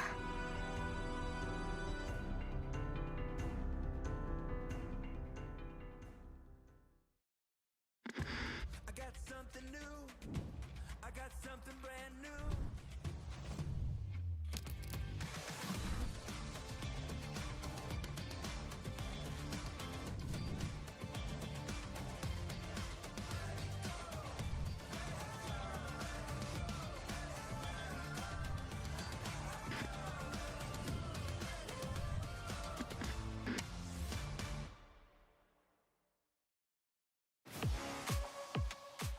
Welcome back, everybody. We're checking in with the Airheads Air Cam. Make sure that your LED Arena wristband is on to be part of the fun. Power up your candy game with Airheads. Welcome back, everyone. You're currently watching EVO 2026. It's finals day, and we are starting this morning off with a continuation of our 2XKO top 8. Yeah, that's a cool angle. That's a big crowd. Yeah, I know. My This crowd was already big, and then during the break, I'm like, oh, damn, okay.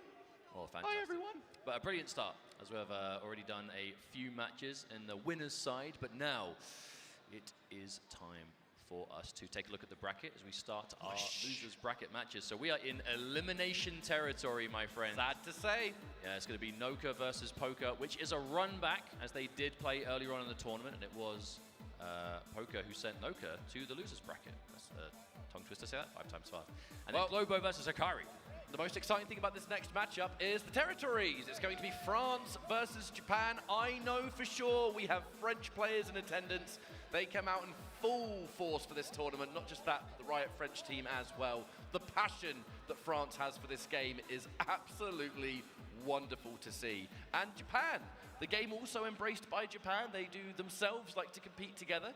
So, I mean, depending on which one you're a fan of, it is country versus country, community versus community. The wonderful thing is, we just get to sit here and enjoy it. Yeah, and we're going to take a look at the victory path and see what Noka's journey was like going through this tournament so far. As you just said before, representing France, quite a back and forth time as we moved through. So it's going to be 2-0s here and there, losing to Poker, and then all the way up right until that final match with Blazy. Oh my word, I know a lot of us remember that. It came down to the final moment. Noka hit that final level 3 and hands together like, please let this do enough. And it did, which did get Noka into the finals. Shout outs to Noka with the UFA t-shirt as well. Oh, EU, represent. No, it's got to be done. But yeah, a fantastic player overall, really aggressive. Day 1 Vi enthusiast, so we'll be seeing Vi here, no doubt, as well. As you can see in the journey though, fell in round 2 pools to Poker, so there was a significant amount of matches to get. I imagine the top 24 is a typo. If you get knocked into losers earlier, oh my god, you have so many matches to get through. However, as you can see here from Poker, the journey being able to take out the likes of Ventus, Noka, Leffen 2-1, and then fell to Toshi and Haru, and then was able to beat Zane to get that top 8, and that was a comfortable victory. But it was wholesome to see the match of Poker versus the Twins, because they grind together, they play together, and even though the Twins, normally very likely to just immediately pop off, whenever they feel it, there was a lot of respect being shown. Very reserved when they won. Exactly, absolutely. And I want to say as well, from a personal note, anyone who's been following this game will have known that there are overall dominant regions to be seen, right? You've got North America, you've got Japan has a number of high-level players, and Europe is also very powerful. But within Europe, France. If we're talking individual communities, I feel like Japan, France, and North America are the three premier scenes that we see top-level players kind of emerging from in this game. That's not to say that's the only good players. There are definitely a large number of players everywhere else as well. But if we're talking concentrated players versus region, Japan, France, North America, and those are the regions that are represented in this top 8, and I think that is perfectly fitting. It's hard to argue the fact, because when even you look at the first major event this year for Europe was Viennality 2026, that top 8 was literally all France. So it's kind of hard to question that. I feel like the fist bumps have come out. This is loser's bracket, folks. Unfortunately, one of these players is going home, but the other continues the rampage. Let's go. I want to say as well, every single win you get at this point gets you one step closer to the lion's share of that $135,000 prize pool. So you're playing for a bit more than just Evo wins here, my friend. Sacrifice a colleague immediately significant, defending in the corner there with Ari. If you follow this game, you've seen this once or twice. Limit strike at the setup, you frame kill, the tag, in case they roll and you can reactionarily punish it.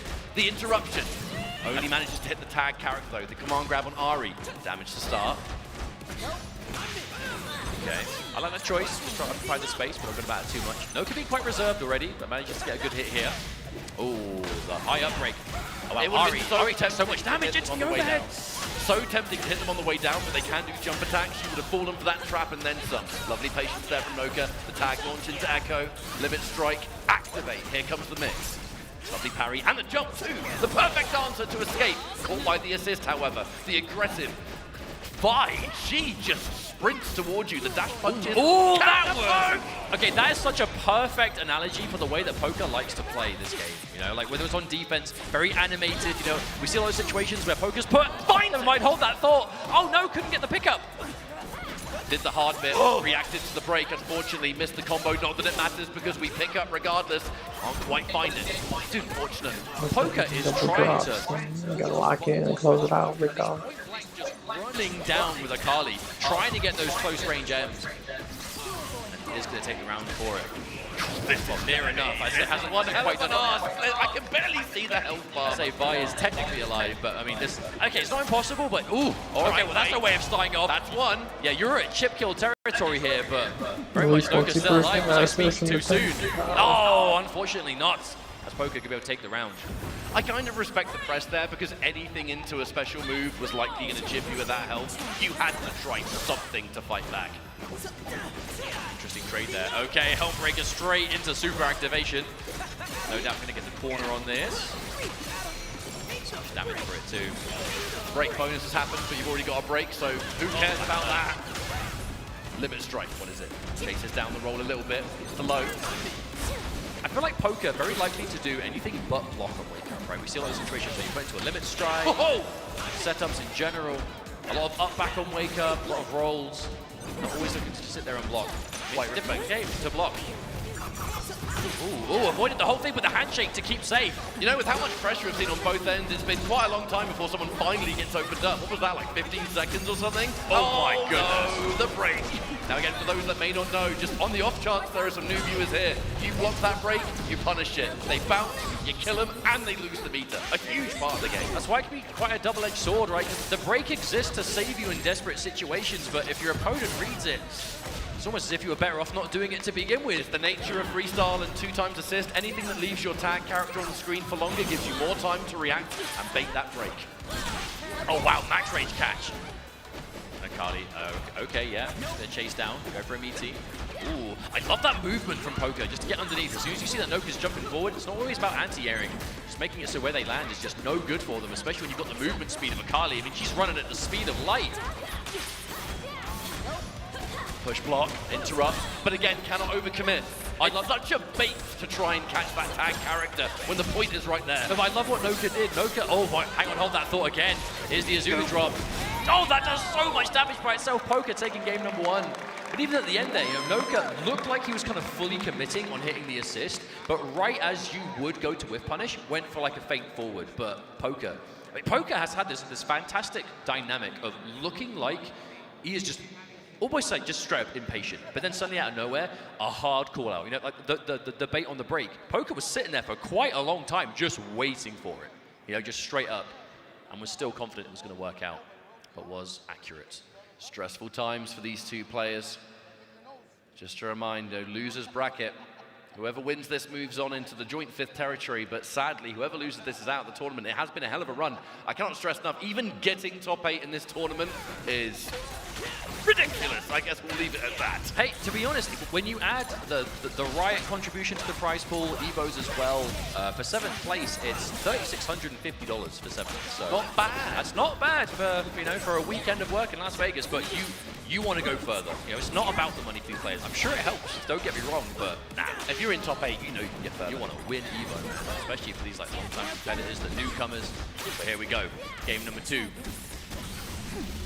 Oh wait, another one. Oh, but unfortunately, because Akali was there, she was the target that took the hit, so you get punished anyway. Yeah, Noka went for that super for the projectile invincibility on it, but like Ketchup just said, Akali just took it point blank. Oh, the whiff grab. I love that handshake. Reaction. Yeah, Echo was not close enough to get that punish in time, so the handshake on Vi, who was still point blank, that was clean. Oh, huge Poker going for the commitment. And that is going to result in a character gone. Vi no longer here. That said, should you want to spend it, Fury is available for Noka. All right, clear. At the moment, we're holding on to those resources. We're going to hold this, use it later. Okay.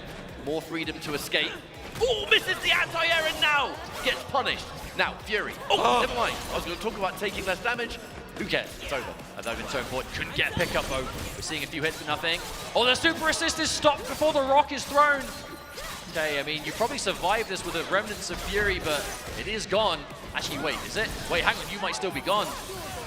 Here it is. Super. Drop. No TG. Okay, no, you actually live. You live. Still get the guaranteed OTG damage. Just in case. All right, there we go. Finds the hit. Poker. No. The existence of Fury. Yeah. That's so scary. Do you push? Do you hesitate? Unfortunately for Noka, no choice was able to be made there as Poker is now on match point. Noka needs to make something happen. Okay. If there are any French fans in the crowd, I mean, now's the time. Don't worry, I did hear you. Okay, wow, actually didn't get there in range. Good opportunity for Noka. Avoid the hit by. Wow, punished hard for that assist calling. Oh no, and it results in Echo. That's like worst case scenario. Your assist results in nothing, takes tons of damage, and then right as your assist has stopped getting hit, the point character takes it. And now Noka in a bad position here. The Shroud. Strike, here's the Shroud. Ooh, hello. Wait, hang on, what's the pickup? No, there isn't. Oh, but we're going for the command grab because the Shroud is on screen. Double grab, Poker going into the bag of tricks. We're digging quite deep. It's a move that we rarely see all weekend, to be truthfully. Okay. Wait, this hurts. Akali is a low health character, so this actually might be enough just to get rid of her outright. Yeah, that is enough. Oh, when you take Fury damage, plus the low health pool of Akali, that's what you get. Wasn't a particularly long combo either, so there's plenty of this Fury left. Maybe one dash cancel should you want it. Just take the extra damage, gets caught, but never mind. No combo to be had here. The side switch, finds the way out. All right, Poker opened up as Noka has an opportunity. What are we going to get from this? Limit strike. The low! Oh, no, did not commit. Yeah, of it. Expecting the break, perhaps. The thing is, there's no guarantee that Poker will want to pop it in this. No, the bait! Okay, you don't have a super assist available. But what is the path here? In my head, I was like, there's no way he's gonna get hit by that. Like, I want to say that was a trick in the book, but I'm like, he clearly did the one that Boomer aims. Still no Fury! Oh my god, the text on the other side! I can't believe it! Noka managed to snatch victory from the jaws of defeat. Poker holding onto that break for dear life, and Noka desperately trying to play around it. I am absolutely shocked that in those scenarios, Poker was just refusing to go for it. It was stopping Noka's entire offense. Thankfully, that's super assist. I like that from Noka, back against the wall, fighting back. If he gets this game, don't let him get momentum now. Struggling to process what we just saw there. The air text, the reversal. Okay, talk about a swift change in momentum. We are missing quite a few instances here, but at least for Noka, it's resulting in damage dealt. As long as you're not taking any damage, who cares? You're still in the lead, and that's going to be the Akali dead. This was looking so bad for Noka, and this turnaround is legendary. It was going to be a 2-0. It was looking like the cleanest 2-0, but no. Noka bringing it back, but let's not count out Poker, who goes for a risky wake-up attack. And I feel like that really was the main difference here. I think when Noka can get those knockdowns, get those setups on deck, and it's Bro, really hit the stadium momentum button. defensive choice that Poker makes. Puts you in so much of a better spot, because Poker does not want to just sit there and block. Poker wants to be in the driver's seat, wants to be controlling the pace of the match, but was able to put a stop to it there, was Noka. We're going to a game 3. Wow, and again, on the cusp of it looking like a dominant 2-0, not meant to be. And match 3, here we go. Someone's getting eliminated and someone's moving on. Right, first blood. Scored by the lone survivor of the French community in this tournament. Oh, huge hit. That assist timing on the Ahri has been pivotal for Poker. But you can see the synergy between this team and how the assists work, right? Especially for Akali. I feel like Ahri's assists are so good for Akali in general. Oh, but a full catch! Second we saw that handshake, you know there's going to be some kind of advance, the counter assist, essentially, that charge there from Ahri. All right, pressure there from Echo. A lot of jump back attempts. The interruption, no mix-up for you, my friend. Actually, by all means, that should be a dead Echo. I would expect likely going to go in for Vi solo here. There will be some super assists available. You are at the very least going to have that Echo projectile, which is so good on the back end. Kept it meterless too, so you're keeping plenty of super to take it to this Vi. But I mean, I definitely think it's safe to say that the Vi is kind of the star character for Noka. Talking about, you know Noka's got those. The crispy execution on these difficult Vi paths. Yeah, definitely not a character for the faint-hearted when it comes to execution, but Noka knows a thing or two. And a full pickup though, and we're actually going coast to coast. The corner carry on Akali, quite disgusting. Limit strike, set up. Yep, the pressure. Oh, level 3, it connects. Okay, Noka. I mean, you can't take the super meter with you into the next round. If you find an opportunity to use it, go for it. This is gonna chunk. Oh, that did enough! Takes out just enough. And wait a minute. Surviving that way, Fury. No! Talk about Fury, we're not gonna matter. That level 3 is gonna shut down. I mean, Poker had the meter available. Cut the clouds! Poker saying, you want to hit me with a level 3? Fair enough, but I've got one too, buddy. All right, here we go, match point again. But, I mean, let's not count out Noka. I mean, Game how 2 that was second quite game when explosive. anything is possible, mate. The bait, just the last minute. The hesitation there, the delayed tag. Yeah, okay, just hitting the Akali, making sure that the freestyle option is completely gone. Handshake. Yes, indeed, the reversal. Oh, unfortunate, a bit of a weird side switch there. Reversal comes out, but you're still not safe. Forced to use the break as well now as Poker. Hang on, wait a minute, this is that's a lot of damage. Yeah, we're going for limit strike into setup. And again, Poker. I think every time Poker has been on the receiving end of that setup has done anything but block. Again, slapping each other, light in hand, back and forth, going crazy. Especially when the clone is ready. Top 8, it's not always the same options. Either way, the fight for survival. Poker in that instance. Okay, there's a super assist at the very least. Will connect with Poker, given an opportunity now, gets the side switch as well. Here we go, the classic Ahri setup. Yeah, chases the roll. Punishes it this time, correct timing. But it's one of those situations where if you get the roll punish and there really is no tag to make it a full combo, sometimes you'll be content to take that damage just to escape the corner. Oh, huge dash punch. Oh, the Hellbreaker into handshake, okay. Noka's still here. Oh, the wake attack, that was such a bold choice for Poker, who is now approaching that Fury, but the question is, will Poker look to activate it? Noka, do you want to save? Okay, no. The delay on deciding whether you're going to break or not, Poker just immediately goes to the level 3, which means that Noka now on the back foot again, but do have access to Fury, but the same can be said for both players. It's getting scary now But Ari, with no meter off the back of that level 3, has very few ways to deny the breaker should have hit connect. Especially now the super assist has gone. Oh, interruption. The Fury! Activates, and the counter Fury! We're still alive, but for how long? You can't be chipped down, Fury. You have to be hit, and you will be hit on the punished retreating guard. Poker finding the magic moment in the final instances to take that set. He did what he could. Like I said, back and forth to the very end. Almost double OG. He used this very opportune time. Fury activation to combo off of that, though? Can we talk about that? That was insane. Hey, look, the knowledge. It's one of the many uses of Fury that you don't see in every single match. You can pop Fury not just defensively, but as a means to extend a combo when there is literally no other option. Got to give our shout-outs, though, for Noka being able to make it into top 8. I'm sure did the entire French and EU community proud by making it this far. That will be a sizable amount of money for 7th. And we'll be seeing you at the next tournament. Hey, maybe a little bit of bias talking, but you know, we're obviously happy to see Europe make top 8 at EVO. It's always great, and I think it's healthy for the game for there to be multiple competitive regions. You know, we're saying before the match, whether it's Japan, North America, Europe, just all in all, happy to see it work out. You know, big fans of Noka on the desk here. I've no doubt this is far from the last we'll be seeing of him. Checking out these replays here, presented by PlayStation Tournaments. That second game, that's ultimately the one that we all want to really look at, catch those replays, because you look at it and think, what the hell just happened? So many instances. I think, yeah, it was here. It's just over and over. You're trying to bait. This was it. Still trying to bait, even there. They get the throw tag. And finally, at long last, is when that super assist comes out. Look at the relief in Noka's face. I feel like it's safe to say that was the turning point of the set as well, though. You know, that was absolutely where it all came down to. And then, right, the final moments, the Fury burst to come off the throw, forces the responding Fury defensively from Noka. I mean, that was just a masterclass of Fury activation. And then punishing the retreating guard. That was such a good option, such a beautiful call out. And, well, speaks for itself. The rest is history. I've got to say, the victory. I don't know who in production is doing the replays, but well done.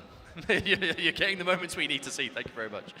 But yeah, fantastic. That's only 3 matches down. We have so many more left to go here at EVO 2026. And again, you know, just how I want to just reiterate how fortunate I feel to be able to call these games. You know, this is a massive tournament for the game. I'm having a great time. Yeah, I really have been enjoying it. How about this crowd here, EVO? Are you enjoying yourselves? You feeling a bit more awake now? Yeah, a little bit. Final round 1 match ready to go. Globo versus Hikari. Globo, just North America's sweetheart, you know. Like, beloved. Yeah, beloved Globo. Fantastic player all in all.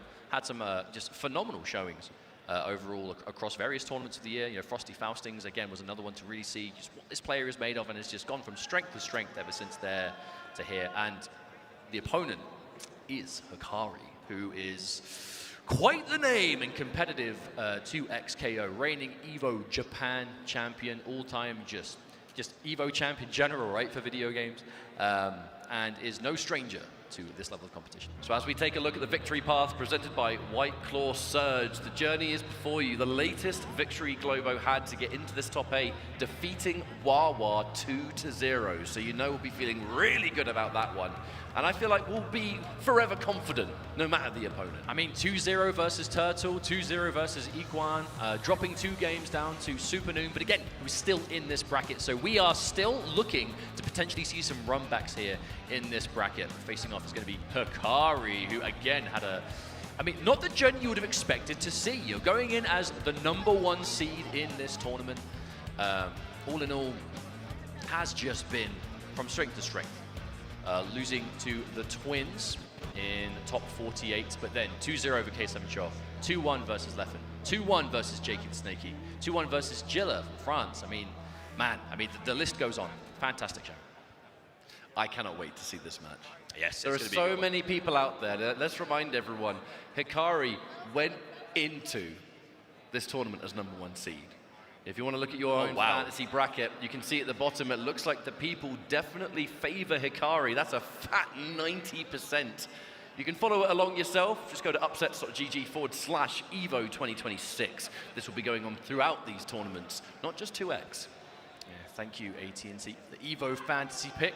of course, presented by AT&T, but pretty one-sided predictions. The people definitely believing that Hikari has this, but, I mean, we're hearing it. Globo does have some supporters here in the crowd. I mean, the people online vote Hikari. Crowd, what do you think? What about Globo? Yeah, that sounds a lot more than 9% to me, I'll tell you what.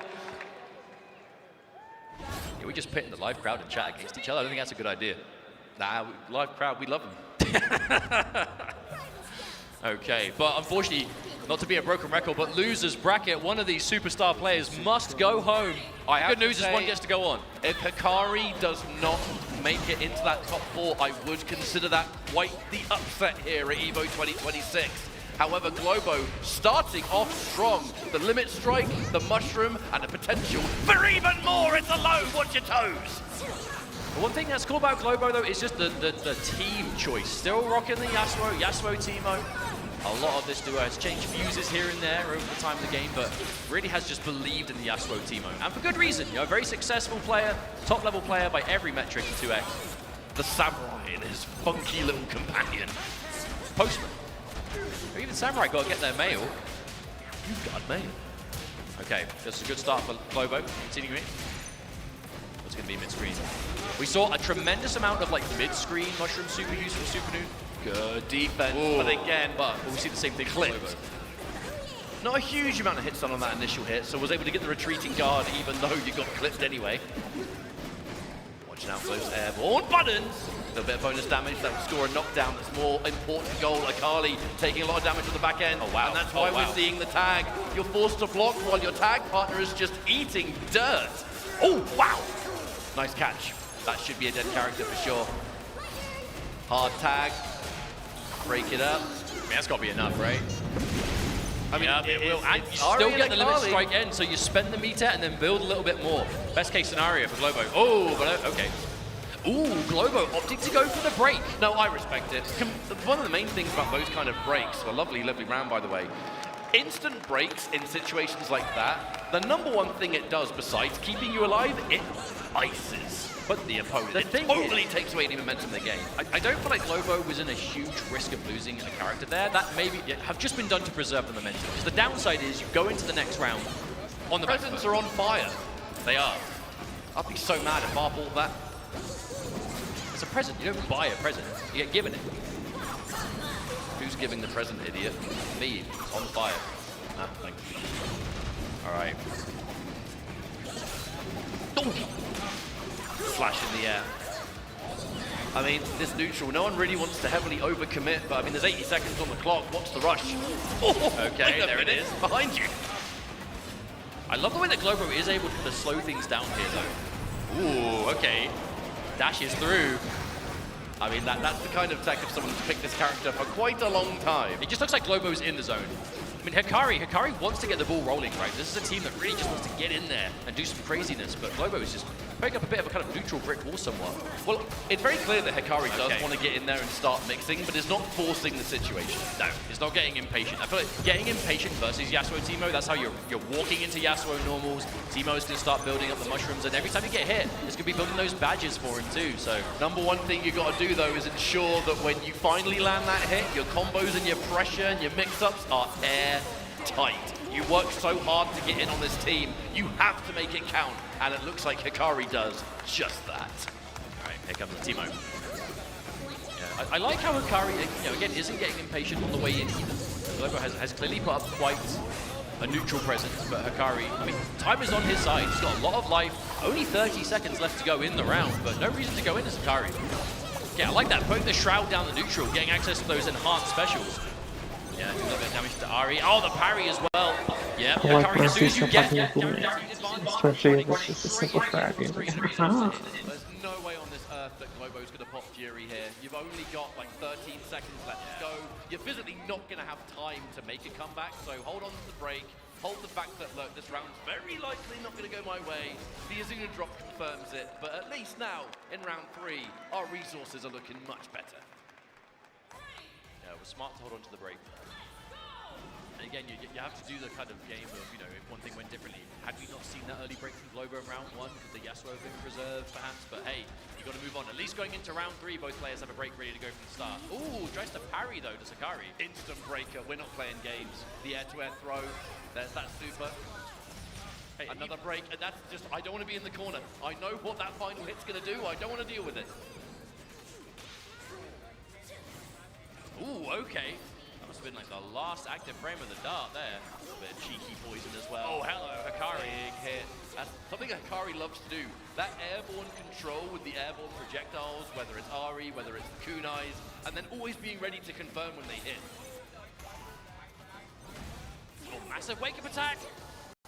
No punish. There's somebody in the crowd. I call it the Baghdad. I got that. Definitely chase it down. Available. Now the cooldown is finished. But this is going to be a scary situation because now Teemo stuck by himself.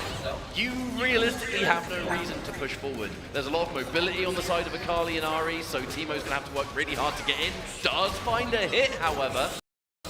Let's see what we get from him. That was a good assist call for Invincible Teemo. Level 3. Classes, level 3. I mean, that's probably enough. I tell you what, of all the level 3s in this game, we see so much of that level 1, the big mushroom. You'll be forgiven for forgetting what that level 3 looks like sometimes. Oh, he'll build more, don't worry. It's Teemo. But taking out that character was a really big deal because now it's left to more of a 1v1. I know that you can call in assists and stuff like that, but you lose the handshake tag, and that is such a big deal. I mean, Teemo is well equipped to make the solo comeback. The problem is he doesn't have the health to make many mistakes, and that's the issue. 2 meters on the side of Hikari, Fury ready to go as well. I mean, we're definitely quite evenly matched, even though Globo is down on the meter. It's not just about landing one hit, though, for Globo, at least. It's going to be... Yeah, well, there's one. Fury first, and there it goes. Now the Fury's activated. You have to fight an Akali that is much faster, much higher damage, and you're Teemo. Don't get hit, mate. Okay, the super assist to completely mow the lawn and clear the field, but... Oh! Okay, Globo manages to find it. Okay, even if this combo doesn't kill, it's taking time. 6 seconds left on the clock. Okay. I think Globo takes it. 3, 2! Is it going to be health or the timeout? It's the timeout! What a first game on our hands between Globo and Akari. That was hard. And only one match! You know, even seeing that the Fury popped the combo timer long enough to just go into the timeout, that would have extended a little bit. I actually think there was a path that Globo was going for that could have got the KO too, just if the time let it finish, but Globo played that so well. Again, it comes down to that 1v1, right? It's that ultimate, you know, immovable object meets unstoppable force dynamic, right? Akali just wants to use that lightning fast movement speed, the crazy mix-up potential to get in, do crazy things. Teemo built so well at just building the space. And when it comes down to that 1v1, it really is anyone's game. But in that case, it went to Globo, now 1-0 in the lead. Start off with a really comfortable lead, a really well-played game, round number 1, I should say, in game number 1. Now, can Globo keep it going? It's the 2 different dynamics of 2xKO, ultimately. You can have these lightning fast matches, but if it's a game that goes down to the last moment in every round, the resources getting spent, it takes a while. You've got to be focused all the way through. Wonderful start here for Globo. Akali already almost KO'd, but lovely pickup. Take the damage while we have that situation, and now corner. The pressure begins. What's it going to be? Delayed run-in. Instant overhead. Catches the assist, but it will be the grab ultimately here, but with no tag available. If there was a combo, you still can't use it. Oh, wow, okay, Akali is just sent away. Be gone. Oh, but the grab reset. Okay, Hikari taking out the Yasuo. Here comes the Teemo again. Honestly, I feel like the character that Globo looks supremely comfortable on, even in this kind of solo situation, so definitely got good position to bring it back anyway. Ooh, hello. Yeah, I love that dynamic. Beating the projectile super, kind of moving upwards to make it whiff. If you do parry the assist and you're at the fullest of full screen, depending on character, even finding a punish is difficult. I guess the bonus is that you force them on that 4-second cooldown, but if you don't get punished, who cares? Jump back again. Oh, wow. No! Hikari swinging there, and Globo finds the hit. Okay, now what do you do in the corner? And yeah, the situation, yeah. Okay, mushroom. Wait a minute. Wait a minute. Wait a minute. Hang on a minute. Oh, not again. Not a beaat, hasn't it? Keep looking at these situations and going, okay, what's the setup going to be? The setup is just Your demise. You are ended, my friend. Oh my word, Globo with the round. The Teemo comeback is real. If we see a 2-0 in this matchup, oh my goodness gracious. I mean, that will be Mr. Momentum is Globo. You gotta be feeling pretty good if, I mean, look, we're not gonna think too far ahead. Hikari, an absolute legend in the space for a good reason. But match point down. You gotta make something happen here. There's not much time left. Fantastic position to be in though for Globo. Just have the room for error should you need Such an uncomfortable neutral being established by Globo, perfectly playing around how Hikari's going to try and advance the space. Hikari is being patient, and with mid, with My skin showcase has been the biggest winner this whole weekend, at least for me. John Deck and the mushrooms as well. Like Globo isn't even playing at full power right now with his Teemo. Oh, huge, yep. You have to break immediately as Hikari. Hey, post break, you put them in the corner. This really is where you kind of want to keep Teemo. More screen space this annoying character has to work with, the better for him. But even on this Hikari is trying to swing these airborne heavies, trying to look for some kind of air-to-air. But just Globo is being so patient and careful. That's the big thing. A lot of care coming out from Globo. Not to overcommit, not to put yourself in a bad situation. Keep that lead going. Time. I mean, we're quite even here, but in the set, Globo has the room to work with. All right, there was a push block, but caught the jump back. This is a wonderful opportunity for Hikari. We're going to set up, beats the roll, and is able to turn that into a full combo thanks to the tag being available. There's the super. That is really nice damage, and actually, it's Hikari. We have a possible Kazuna drop in our hands. Surely it's dead. Yeah, the optimized paths. Hikari manages to get a serious advantage here, taking up the Yasuo, but I mean, I say that as if this Teemo hasn't been doing work by himself. This Teemo has been the MVP of this match, without question. You know, actually, dare I say though, I feel like maybe even the time is against Globo here. I feel like it's been in Globo's advantage for so long, but I mean, how does Teemo take out two practically full health characters in less than 20 seconds? I don't think it's possible. With every second that counts down, your chances go down even more. I feel like we actually saw an exact repeat of this position in round 2 of game 1. So I feel like we're kind of just watching a bit of a rerun here. Hikari will comfortably take that final sequence. Okay. The match point continues, but Hikari, this is that chance to stabilize.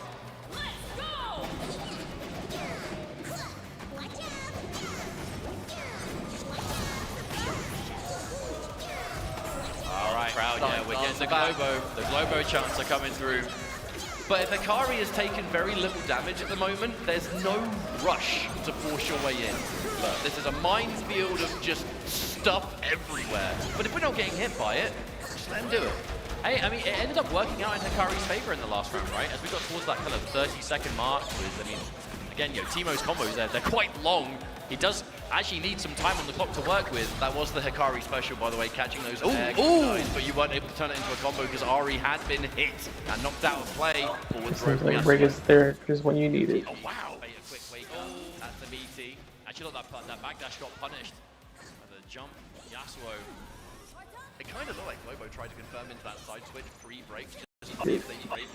Just like I predict the future. I mean, overall, it's looked back to back. Because there's so many wayward hits, but you're not really in a position to always do something with it. Launch, and it's Teemo, so I'm going to guess you're dead there. Oh yeah, goodbye, you're going for a ride. The last ride. Goodbye, Teemo, and now Hikari, a life bar away from tying things up, and that's going to be on the Yasuo. Oh, massive whiff though, hang on. Yeah, you nailed this combo. I tell you what, Mustard, we've been seeing absolute magic happen from the Teemo. The Yasuo's kind of just been along for the ride, been more of like an assist machine than anything else. This is your opportunity to shine. Prove your worth! That little mistake on the entire, unfortunately, cost me character. TOP8. Yeah, and there's no break for the side of Hikari, so this is all going to be guaranteed. What do we get next? Limit strike, the setup, beautiful throw tech, that keeps you in the fight.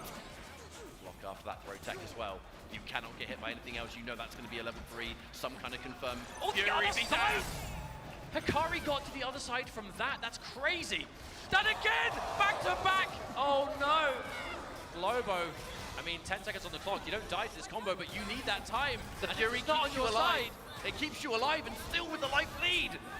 And then even if Hikari gets hit, I mean, hang on, who's in the lead here? Oh, now it's definitely Hikari. Now it's definitely Hikari. Oh my word, what is with Hikari? It's a guaranteed timeout. It's like, I'm gonna leave it to the judges. Against Jacob Snakey was like a timeout with like magic pixel. Literally, you could barely see the difference. And Hikari just using the time as a weapon in this series. I'll tell you why. Got onto the Elder Gods. Be careful. Unbelievable offense when the occasion calls for it.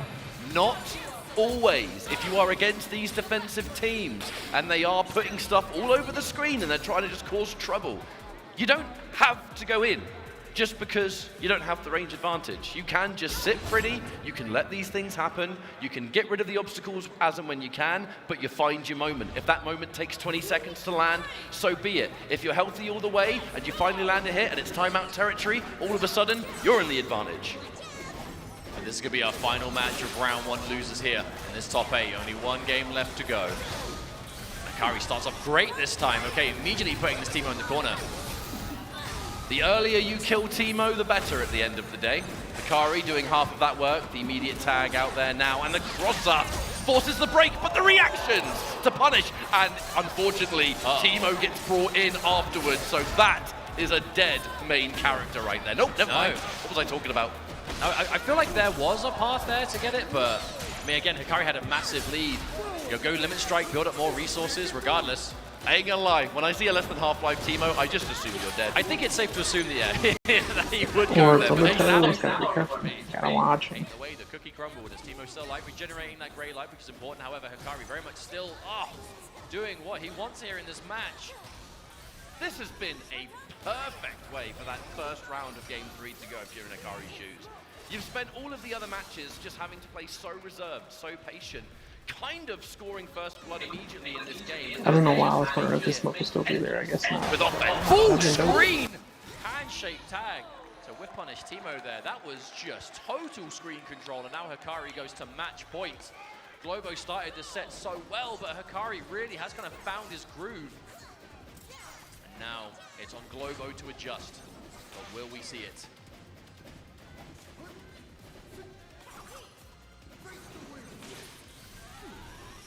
Yep, okay, just using the super, just clear out the Teemo neutral. Anything you can do to just declutter the screen gives you so much more to work with. I mean, it's like Ari's going to struggle to build the meter again either, right? Exactly, can afford to go for that. Ooh, hello! I like how Hikari has been doing that in his neutral. When you can tell you've got the space to do it, just setting up the shroud in the neutral. Just setting the shroud like that, there's quite a lot of recovery, but if you're very confident that the opponent is not going to be going in right as you go for it, you see a decent advantage. Oh, hello, there's the low. You'll notice how often Hikari is spending, like, in that neutral space, absolute full screen, or maybe just shy of it, because you're not just looking at Teemo, you're looking at assist Yasuo. Sometimes you gotta use break when your defenses get broke. Stay just on the outside of it. Whiffs get punished. Okay, this nice hit. What you want for Globo. Staying in place. Ooh, tries to up back. Good block on the multi-hitting jump in. Oh, anti-air! Get out of my airspace, says Yasuo. And still Hikari. It's gonna be now. Push blocks have been crucial, but the parry, Globo, still in this match. Hit that boy with the parry. In the mental state. He's definitely working on a decent lead here. Ooh, hello, combos. And then we tag back in. Wait, hang on with it. Oh god, that does so much damage. Wait, and again, give us another one, mate. Dumping the meters for good reason. Goodbye, Ari. What a wonderful path that was. Do we get a double Ouija ruin? But much like the positions that Globo was in those previous 2 games, you're so low down on life, it's unlikely we're going to see a Fury. No doubt that will be saved for the next round. Oh, huge. Okay, we're going the distance for another time, Evo. Game 3, final round. We can obviously hear a lot of Globo fans in the crowd. I'm sure they'd love nothing more than to see the magic story happen. But Hikari, the Let's Go Globo chants are here, but you're fighting against an Evo champion, the pedigree of Hikari. If anyone can do it in this situation, surely it's got to be him. Hey, Akali, Ari, we see it everywhere, and it's for good reason, because a certain player put it on the map, and you're looking at him. But even this first round, I mean, no one is rushed to go in. Okay, yeah, trying to match the screen clear with the darts. That's the benefit of Teemo being able to kind of like maneuver while shooting them.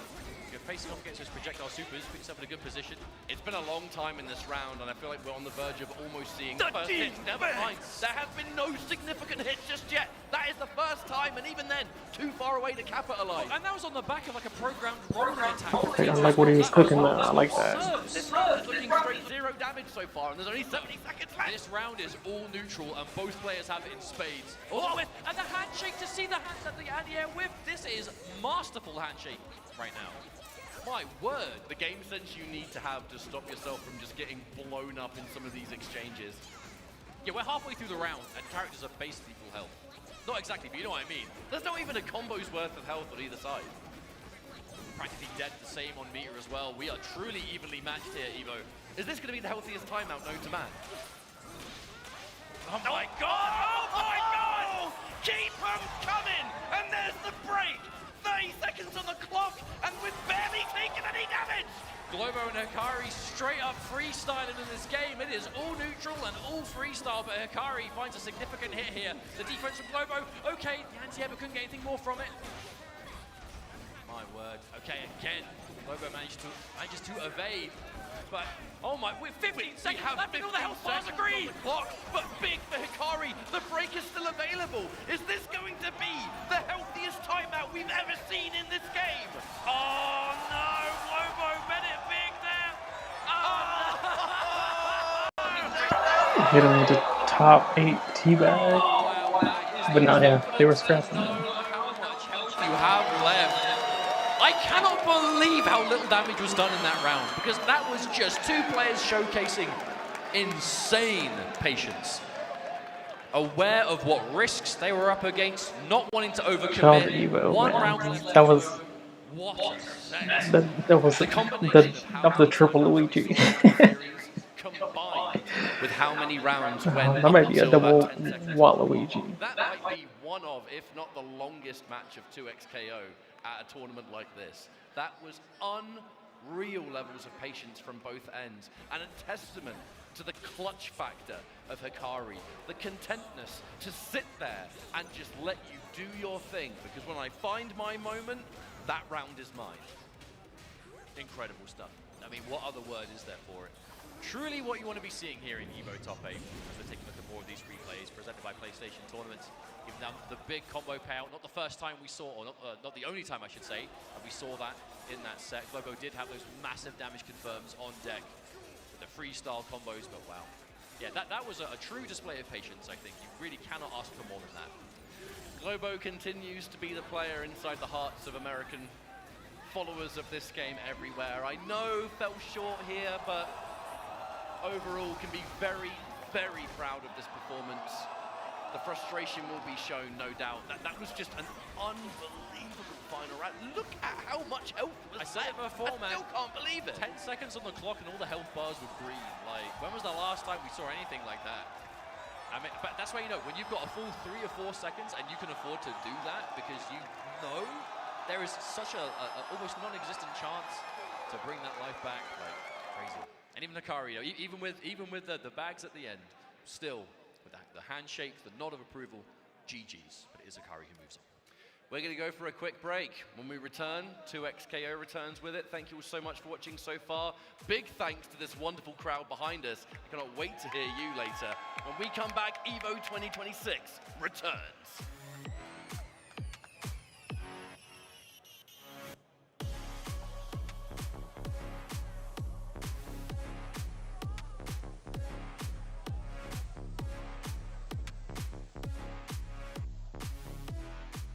Chipotle Honey Chicken is back. Step into summer with fresh grilled chicken, spicy chipotle peppers, and the perfect touch of pure honey. Open the summer with Chipotle Honey Chicken. It's taking heat and sweet to a whole new level.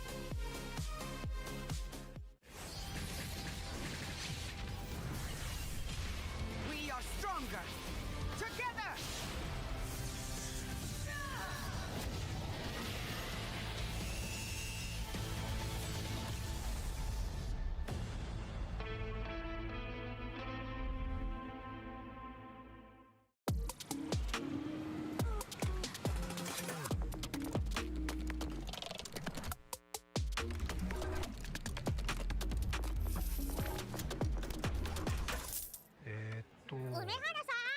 ルル？ビザでタッチ使ったことありますか？スマホをタッチするだけであっという間にお会計できちゃうんですよ。これは便利だね。でしょ？インサートコインから全てが変わった。ビザ。This is looking really good. I'm not even gonna front like that. It's a bold hit. Optimal. It's the surge. It's the one, Jay. You ready? I've never seen a mix like this before. That's refreshing.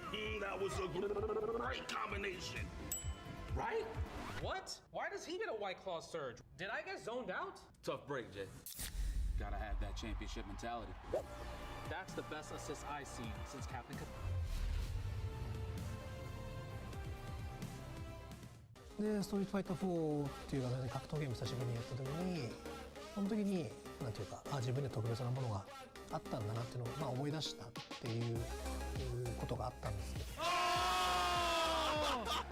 I don't see myself quitting for at least maybe 20 more years. 気持ちは調子良かったですね。It's much more than just playing. It's being a part of this community.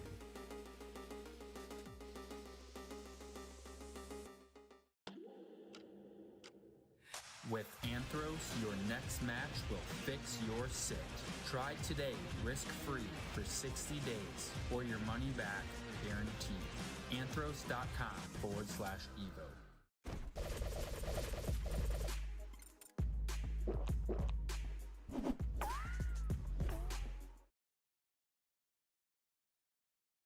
Hey everyone, this is Damascus and welcome to Getting a Closer Look with Zenny. We are at EVO and Zenny allows you to mix and match any frame with almost any lens, whether it's sunglasses or blue light blocking or migraine lenses, whatever you prefer, Zenny has it for you. We are here with my friend Jules at the 2XKO booth. Jules, there is plenty happening there. What's happening on this booth? Yeah, so at the 2XKO booth, we have a whole bunch of different ways to play. We have the new PvE mode, the climb that we just added, and you can find a friend to join up in there. We have a lot of our devs on site that you can play with, maybe get some practice and some tips before your pools. And then we have a team fight section where you play team fight fuse, and it's just pure chaos. And then the last section is my favorite. It is the find a duo section. So if you are at EVO alone, you don't have any friends yet, you just come to the 2XKO booth, and then we will find you a duo, and hopefully you can be friends forever and find your crew here at EVO. Isn't this the most beautiful thing? We're at EVO, the entire FGC is there, you see all of the nationalities. Who knows, you might be there as an American and make friends with someone all the way from Japan, from France, anything. This is what 2XKO offers, right? Yes, that's what it's all about. Some of my best friends I've met through fighting games in Japan. Every time I go to EVO Japan, we always meet up. And then as well too, here, at EVO, you can get a whole bunch of really exclusive, awesome 2XKO merch just for playing the game. It's really awesome, and I'm really happy that we're able to bring the game to everybody. It's been really nice. I hope I can press some buttons, but the real question for you is, why should I line up? Why should I be in this booth? Why should I be at EVO? Because this is the moment. We're going to be in the main stadium. There's so many things that you can only get in person, and it's the connection with everyone else in the FGC here in person. It's this whole different energy. So that's why you got to get here. You got to see everybody and feel that energy in the room. Amazing. Well, thank you, Jules. This booth looks amazing. I hope I get to press some buttons. How's it going, everyone? Welcome back to EVO 2026. We have concluded our first round of top 8 matches here in this grand final top 8 moment of the tournament. It's been a busy 3 days. We are K&M, and it is our pleasure to bring you the continued of these matches. It's been a fantastic time. Now, it wouldn't be EVO without a fair selection of peripherals. As you can see, you can always check out the goodies that we have underneath this. You can go to playstation.com/FlexStrike. You can join the fray at home or away with FlexStrike Wireless Fight Stick. It will launch starting on August the 6th, 2026. So, not far away. Yeah, I think they've had them on some of the booths here as well, so players will be able to kind of get some hands-on time with them, and always good to see more peripherals in the FGC. But we are ready for our next set of games, where I'm fairly sure our next match is going to be Bleed versus Poker. So quick look at the brackets, yeah, this match has gone. Our winners finals awaits later on for Sonic Fox and Inzem versus Supernoon. So it's a game to see. Will Supernoon be able to get at least minimum second place? Or will Sonic Fox and Inzem have to say something about that? We've got Bleed versus Poker, and we've got the Twins versus Sakari in the run back. I tell you what, These matches are juicy, juicy. It's going to be Fox Inzem versus Supernoon. You already know that's going to be good. The losers matches we're about to have, both of them, USA versus Japan. Damn. That actually is pretty cool. Pretty fitting as well, though. However, Bleed versus Poker, still two relatively young players. I think they are our youngest players in the top 8 overall, but correct. Already very experienced, you know, with how little you would assume they would have in the FGC. That time has been spent wisely, you know, just grinding, playing, competing, and especially in 2XKO, where these are, again, regular faces in both regions, whether it's in Japan, whether it's in USA. And okay, are we ready to go in? This is it, okay.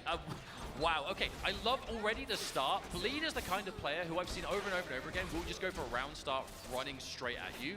In this match, Bleed's moving back, and it's Poker that's just running him down. So we've got two players definitely wanting to get aggressive, but Bleed being a little bit more patient and getting rewarded for it. Oh no. Wow. The counter hit on the wake up too. Just caught pressing buttons, trying to fight back with something. We side switch, keep you back into the corner.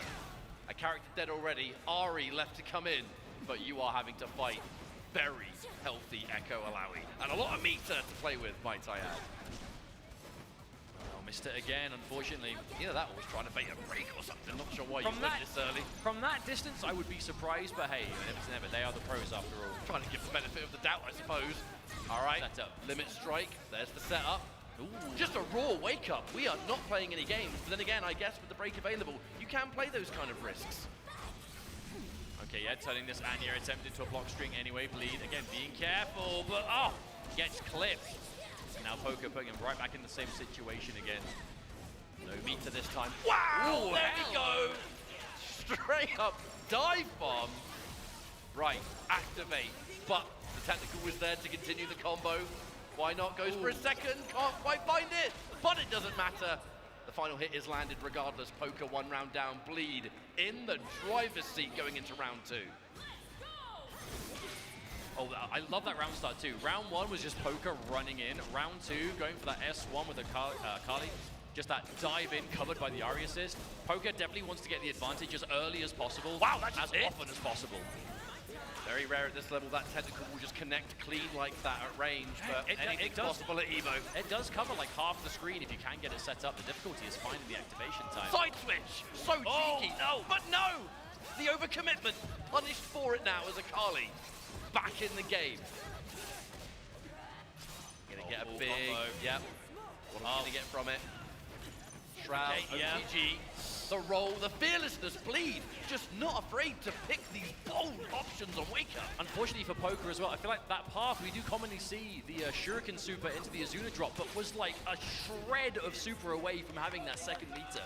Still, isn't gonna matter too much. Does take out the Echo now, Alawi. Definitely a character we've seen Bleed a lot of confidence in over time, but gonna make it work now. Oh, nice parry. Push block as well. Oh, the double jump to make the overhead whip. Insane. Oh no, didn't get it again. Poker with quite a few combo drops. A lot of execution errors. I mean, daggers on these standing lights. Yeah, into another parry. It's a lot worse than that though, Mustard, because look at where you are. Your back's to the corner. The level 1 is spent. The technicals, and here we go. Where we get extra damage, the pressure, relentless. Oh God! The happy birthday! That was looking so bad. Oh my goodness! Bleed even went for an air tech chase, but the throw tech was ready for it. The fact that that anti-air whiffed as well, if it weren't for that assist call, Bleed would have actually been punished. Oh, speaking of which, the Fury dash cancel to be able to punish the break, that was disgusting. That was what we refer to as a try-hard maneuver. Yes. The dash cancel out of Fury just to bait that break? Are you kidding me? Hey man, that is the type of sweaty play you would expect. Young man reactions, bro. Young man reactions. Hey, I mean, Fury is so scary for a number of reasons, but being able to dash cancel just about anything has just a laundry list of applications. Being able to bait breaks like that is merely one of them. Oh, wow. What a start. Bleed, game 1 on the board now against Poker. Poker looking pretty good here in this first round. Turnaround now. Strike with the Shroud, Milo. Get much off it, however. Yo, the delayed advance from that 2H. Just begging you to press a button, and you do. Oh, that entire sequence resulting in Echo gone too. That was just all control from Poker start to finish, and here is Alawi again. Wow, that was like such a long distance crouching medium. I mean, I know Alawi's, it's probably our longest range, like most traditional grounded button, but I caught Poker on the way in. One hell of a prediction from Bleed that did work out. Can't get anything off the technical, but at least a little bit of damage. Any little chunk of damage you can do is going to be good against Akali, though. That health pool is quite lacking, but not going to matter too much. Content to let this rock at the moment. There was a possible happy birthday that we saw moments before that, but just couldn't quite find it. Oh, I like that setup. You see the frame kill, those intentional whiffing of the normals to make that meaty timing consistent. Resulted in a pretty disgusting setup. Wow! Okay, just slapping Echo on one side and then Alawi the other. Damn. I guess we take those. Take those indeed. Wake up, but punished all the same. Really, really good round there from Poker. Just assertive from start to finish. Betrayed, but oh dear, that's a happy birthday. Yeah, but happy birthdays for Akali, particularly punishing. I feel like all of her combos just completely capture both opponents for like the entire time. Important time to break their Bleed. Ooh, you don't see that jump in every day for a cross-up. I mean, it's not uncommon to see it from Ari, just that was a weird angle for it to connect. Alright, oh no, wait a minute, wait, is this? This is Akali, man. You know what's coming. Yeah, that is so much damage. Oh! Oh, if it's the Zuna drop, you just have to think it's probably gonna do it. Hey, right. There was one time in this top 8 it didn't. I guess miracles happen and it was like 1% left afterwards. Well, I guess after the OTG as well. But this is total control for Poker right now. This is much more the turnaround you need after that first game. Setup. Okay, but second time we've seen Bleed go for that option. A risky option indeed, but if it works. The first time we saw it, at least he had the breaks to cover you. Not the case this time. I think it's just it's telling that Bleed is so willing to just make those decisions, but Poker's still ready to punish the break as well. We are just trading play for play. I mean, that's a damned if you do, damned if you don't situation. You either allow yourself to get killed, or you just say screw it, I'm gonna risk it, and that's it. But I feel like a big adjustment though in that match was round or game one as a round start situation was constantly just round start, run in, round start, commit to something. A lot more reserved, especially in that final round for Poker. Yeah, I'm trying to think about everybody from that. Maybe just slowing down a little bit. Maybe looking for those key moments a little bit more. Oh, I just got connected. Been not afraid to be bold on Wake Up as Bleed, but that's one of the first times we've seen a significant punish or a counter in that situation. However, stunned. Seem to break out the whipping the 2H though, and that's going to be bad news. That's the case of those crouching heavies. They might be fantastic anti-airs, but all the time they have a lot of recovery to them. If you're against characters like Ari or Kali, they have that amazing kind of sweet distance coverage, whether it's range of buttons or movement speed to get into punish. You can't be getting away with it, and that is not going to be the case. Poker taking out Echo here. Poker did have to turn that into a two-touch scenario, though. We were about half a second away from the Akali being back. Oh, that would have turned into a combo off the grab. But look at this turn around, Mustard. Yeah, we're going to go for the tried and true, the classic, the tag launch. It's Akali, so please finish the job. Thank you very much. And just like that, Poker on the verge of eliminating Bleed before top 4.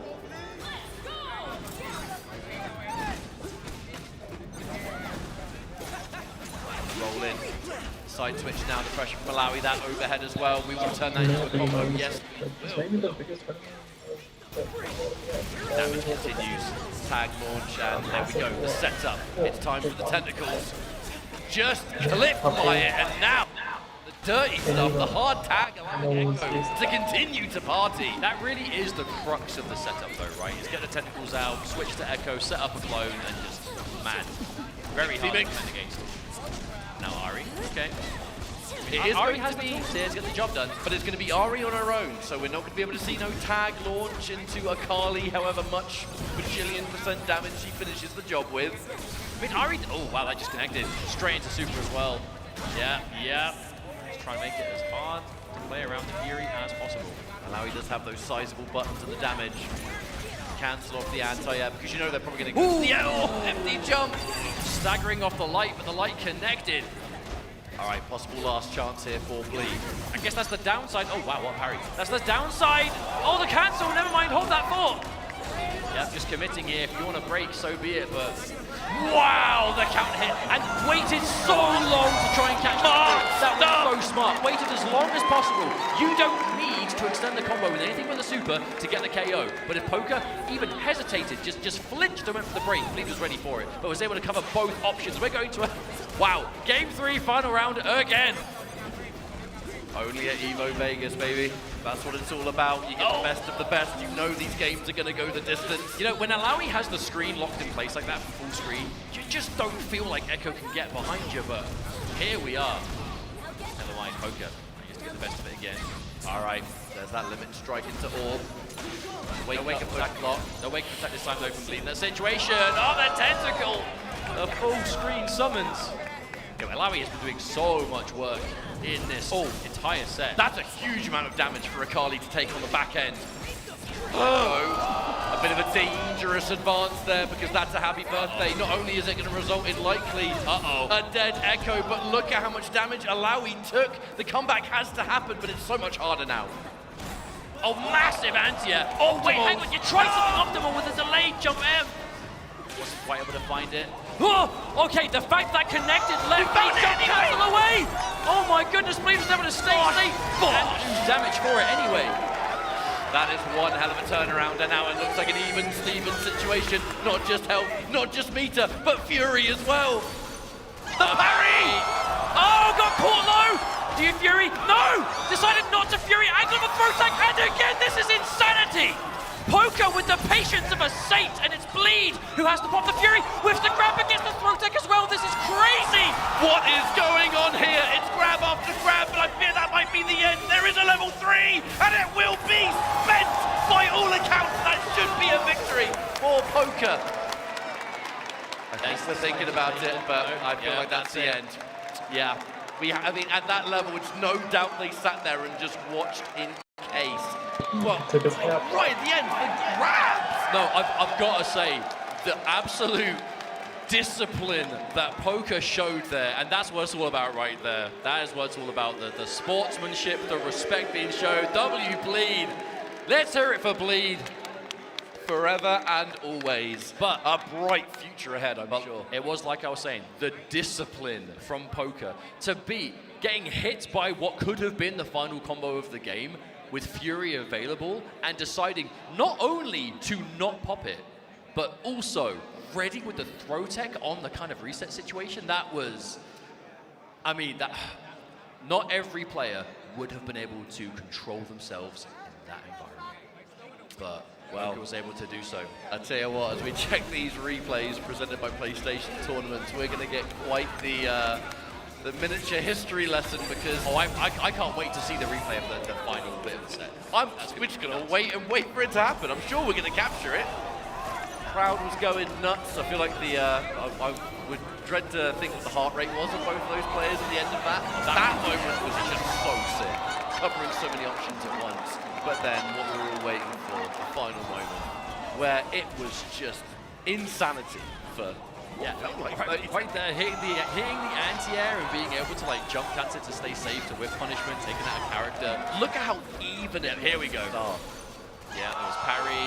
Akali got clipped. Right here, the fact that Poker held the Fury and was ready for the air tech and the follow-up.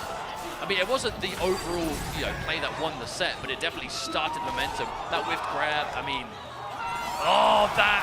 it got spicy, man. It got spicy.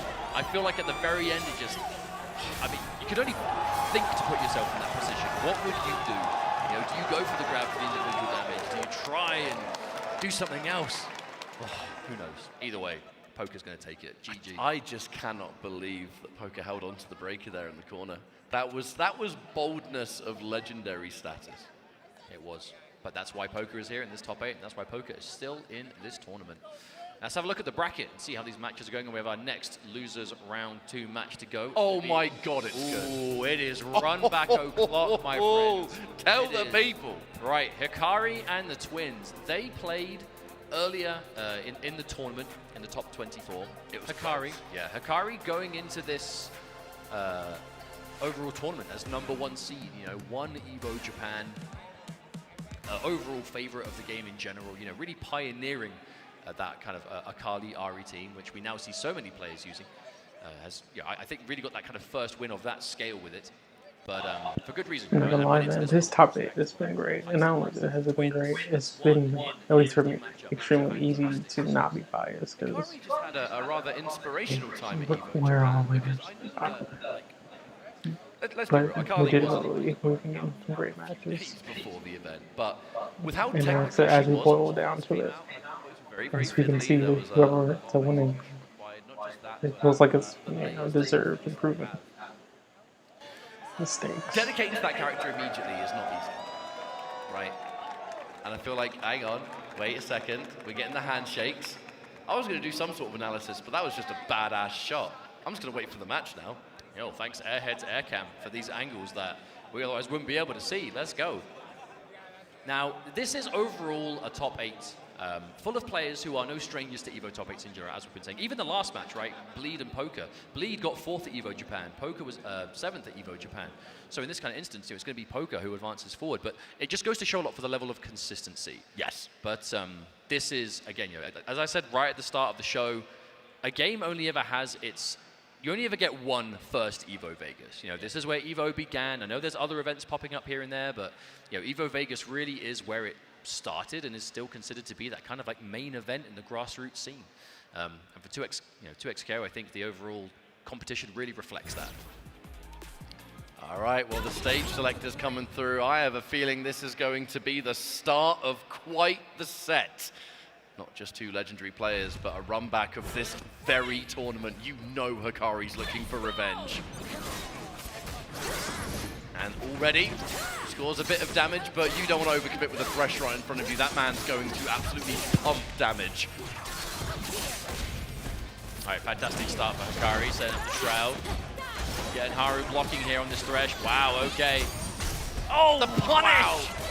The punish resulting in Jinx coming into the point as well. We have to remember Thresh has taken so much damage. Both players now going to be unbelievably tender, and actually, right, what's it going to be? Yeah, double super. There's the one. There's the number 2. Oh, it whiffed! It whiffed! Uh-oh! That was for sure a Jinx no more, but not going to happen. I mean, at the very least, Hikari still has it going. Yeah, Jinx is going to get taken out here.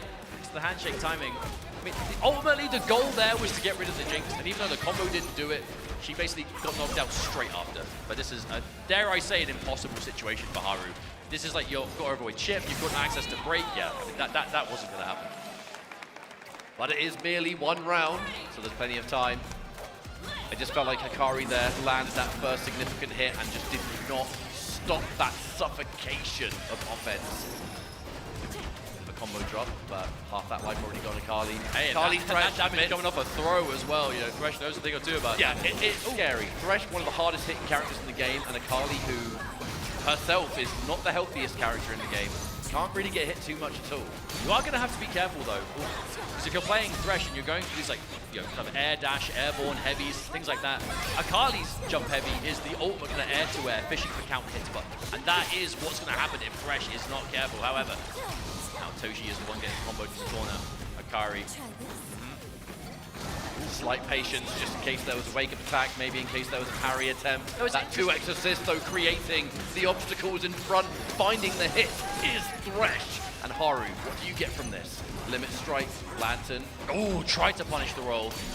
And the parry, this is, oh no! Yeah, that could not have been what you want. That overhead normal, you have to be distanced, otherwise it will whiff completely. And in this case, it actually might cost Haru the life bar. Yeah, this is a full combo coming out. Yeah, Izuna drop. Goodbye.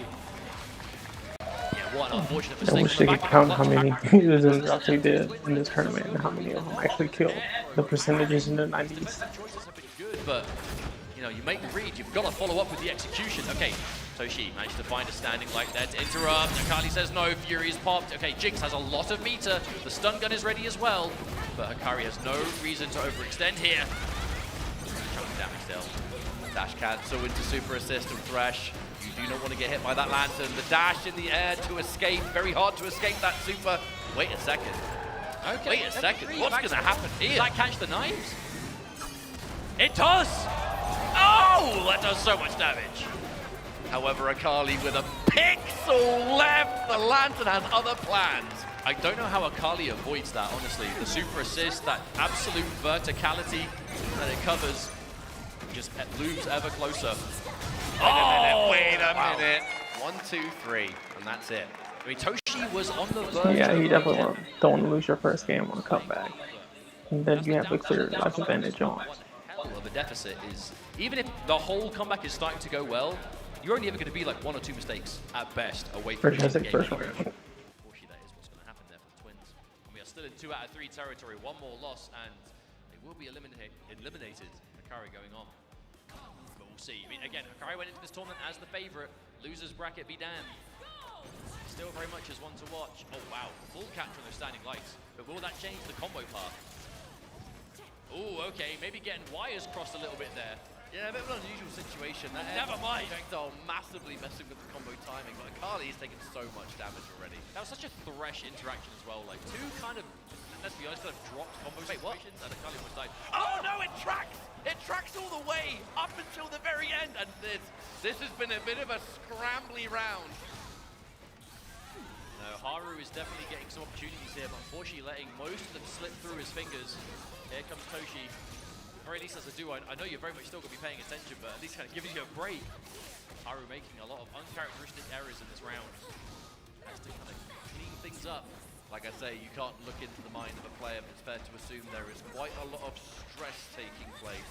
We are late into this 2xKO Evo bracket, and this is where emotions run high. Hikari will absolutely take out the remaining life there of Jinx. It will be now Haru on the own. Well, you would assume that these parries will be a better option versus Ari in this version of the game, right? You know, like some advantage taken, adjustments made for those jump walls, maybe parrying just a bit easier to find, but even then, parries are never guaranteed. If your opponent reads them, you're wide open and you waste that meter for your troubles. Instant jump to match in the air. I really love that airborne block stream from Hikari. Wow. I actually cannot believe that jump held connected from there. Fresh got those long limbs. Oh, that's the airborne kunai. May as well call that one the Hikari special. How much success he gets from that. On reaction call and the Ari assist turn into a full combo. So much from just an airborne projectile. The damage. Whoa, okay. Okay, no hesitation on that. Instant Fury Pop and Haru. It's brave. Okay, but hey, with this life, doesn't take much to finish this off. Okay, dashing through, recovers in time. Ooh, no! All the projectiles that would have... Exactly. All of the projectiles that would have hit Ari were destroyed by Ari's projectile with the air throw. Yeah, and didn't want to go for the OTG follow-up because they were respecting the Fury, but it didn't happen. We've seen how many times Haru has got that back throw in the air and picked up on the ground, but Hikari had the break. That was such a crazy interaction of the super assist being shut down by the level 1. All of the important rockets bit the dust. And just like that, Hikari is on match point. This would be sweet revenge. Ooh. But we're not quite finished. Here comes Thresh.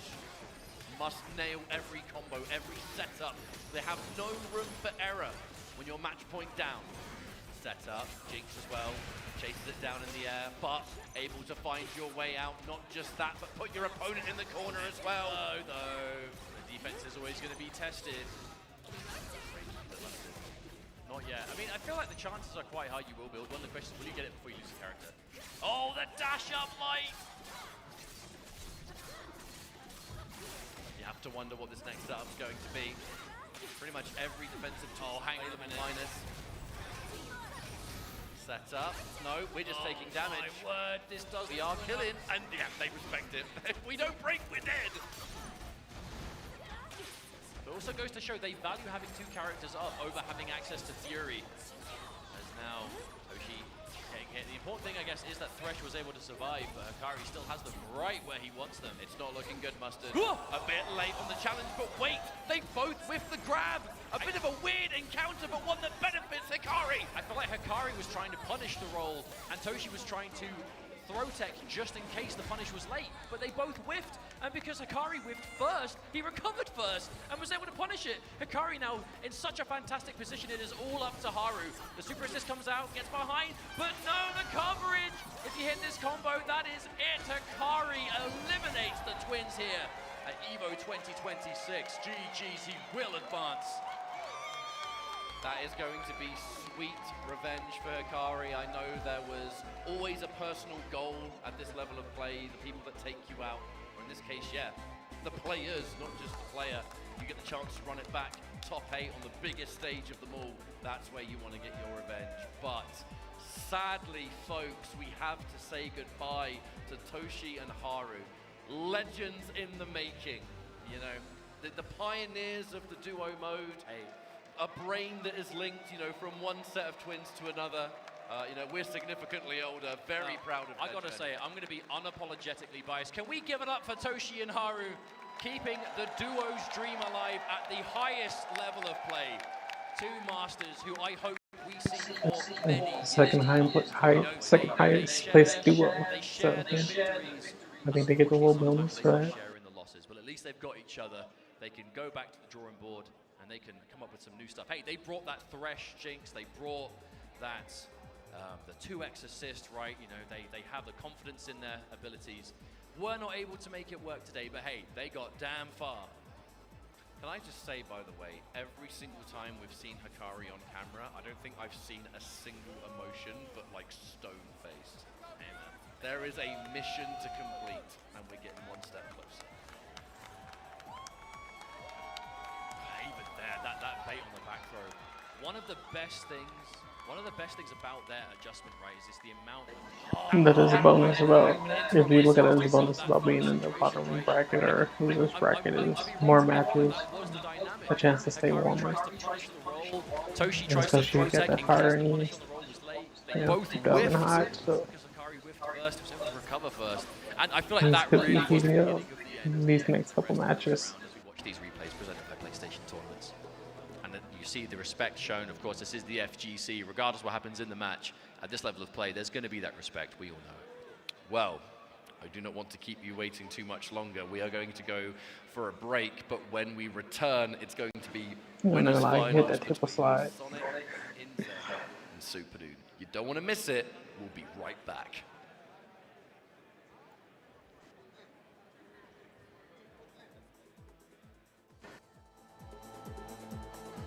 I'm going to enjoy the break myself and take as many breaks as I can, and so I'll be back in 3 minutes. Use promo code TAGTEAM at checkout to unlock the Chipotle Fresh Fit backpack and bucket hat for your avatar. Visit chipotle.com/2xko for details. Come on, everyone! I'm in orbit, Quill. Too easy. Bam! Big fist coming in! Fighter, activate!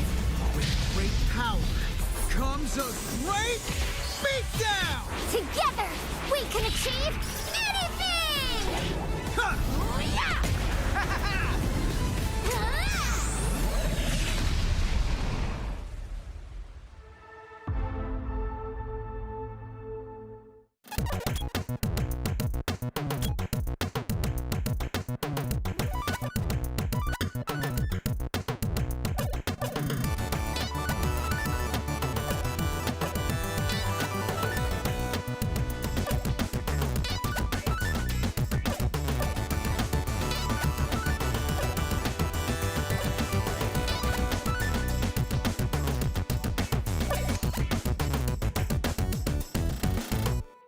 Hello?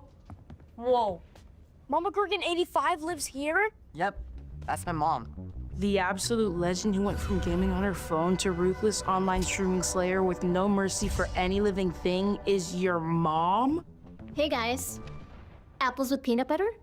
How is this possible? With AT&T Wireless and Home Internet. Hey, text me if you need anything. Level up your connection with AT&T Wireless and Home Internet, now available across the nation. No, she's so nice in real life.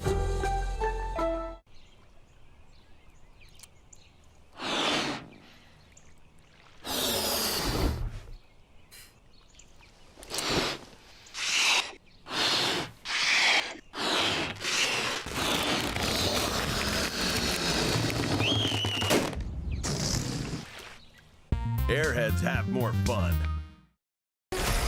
How would you like to live forever? I do not trust this Thresh. His lamp contains screaming. Those are just squeals of wonderment. Ready to banish the darkness. Come on, let's live a little. In the light is your deliverance.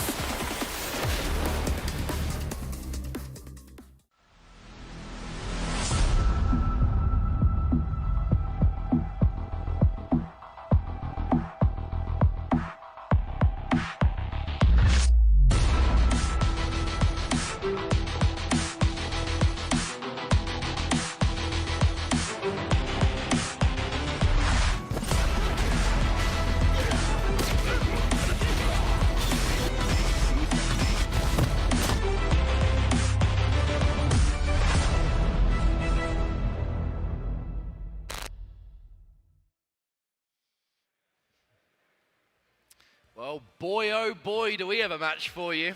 We're checking you out over at the Airheads Air Cam, you beautiful people. Thank you so much for joining us here on the main stage. And it's time for winners finals. Both of these teams, not players this time. The nature of 2XKO is that it's minimum top 3 at this point. And now we're going to find out who's going to be grand finals on the winner's side. But it's not just the EVO Championship that is at stake. There is also a certain matter of total EVO wins. Yeah, so here's a fun little fact for you. Currently, if we're talking overall EVO titles, Sonic Fox and Justin Wong are tied for 8 EVO titles each. Sonic Fox did win EVO for Mortal Kombat 1 last year, which brought them up to kind of being dead even, which means we're in a position now for Sonic Fox to take over and end up potentially winning 9 EVOs. And that's why whenever we talk about Sonic Fox and kind of previous EVO experience and this, that, and the other, we're not just saying it. We have seen Sonic on this exact stage over and over and over again. Just tried in true time, but I can't believe this. We've only got 4 matches left to go.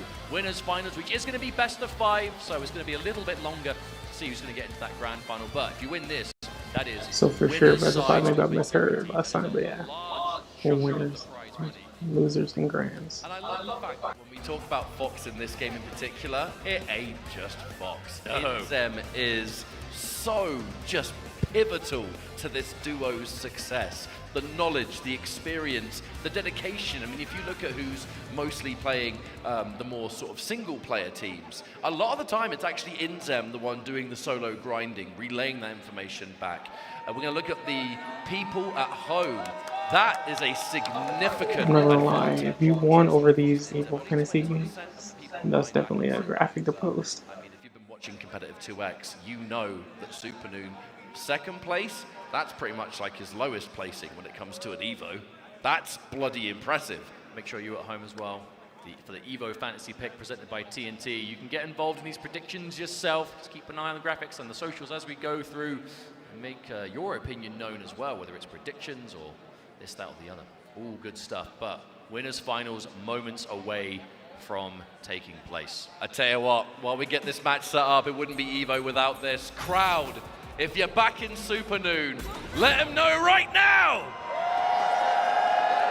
There's a lot of people that want to see Supernoon get grand finals again, but do we have anyone who wants to see Sonic and Inzem take it? There's a lot of fans of the duo out there. I tell you what, we're kicking things off nice and consistent. A bit of a Teemo mirror match, different characters on the back end though. The Jinx from Sonic Fox. This is one of their tried and tested teams that is so hard for others to navigate. Hey, but we gotta say it, you know, Supernoon, second place at Tunis KO over at EVO France last year. Second place, EVO Japan.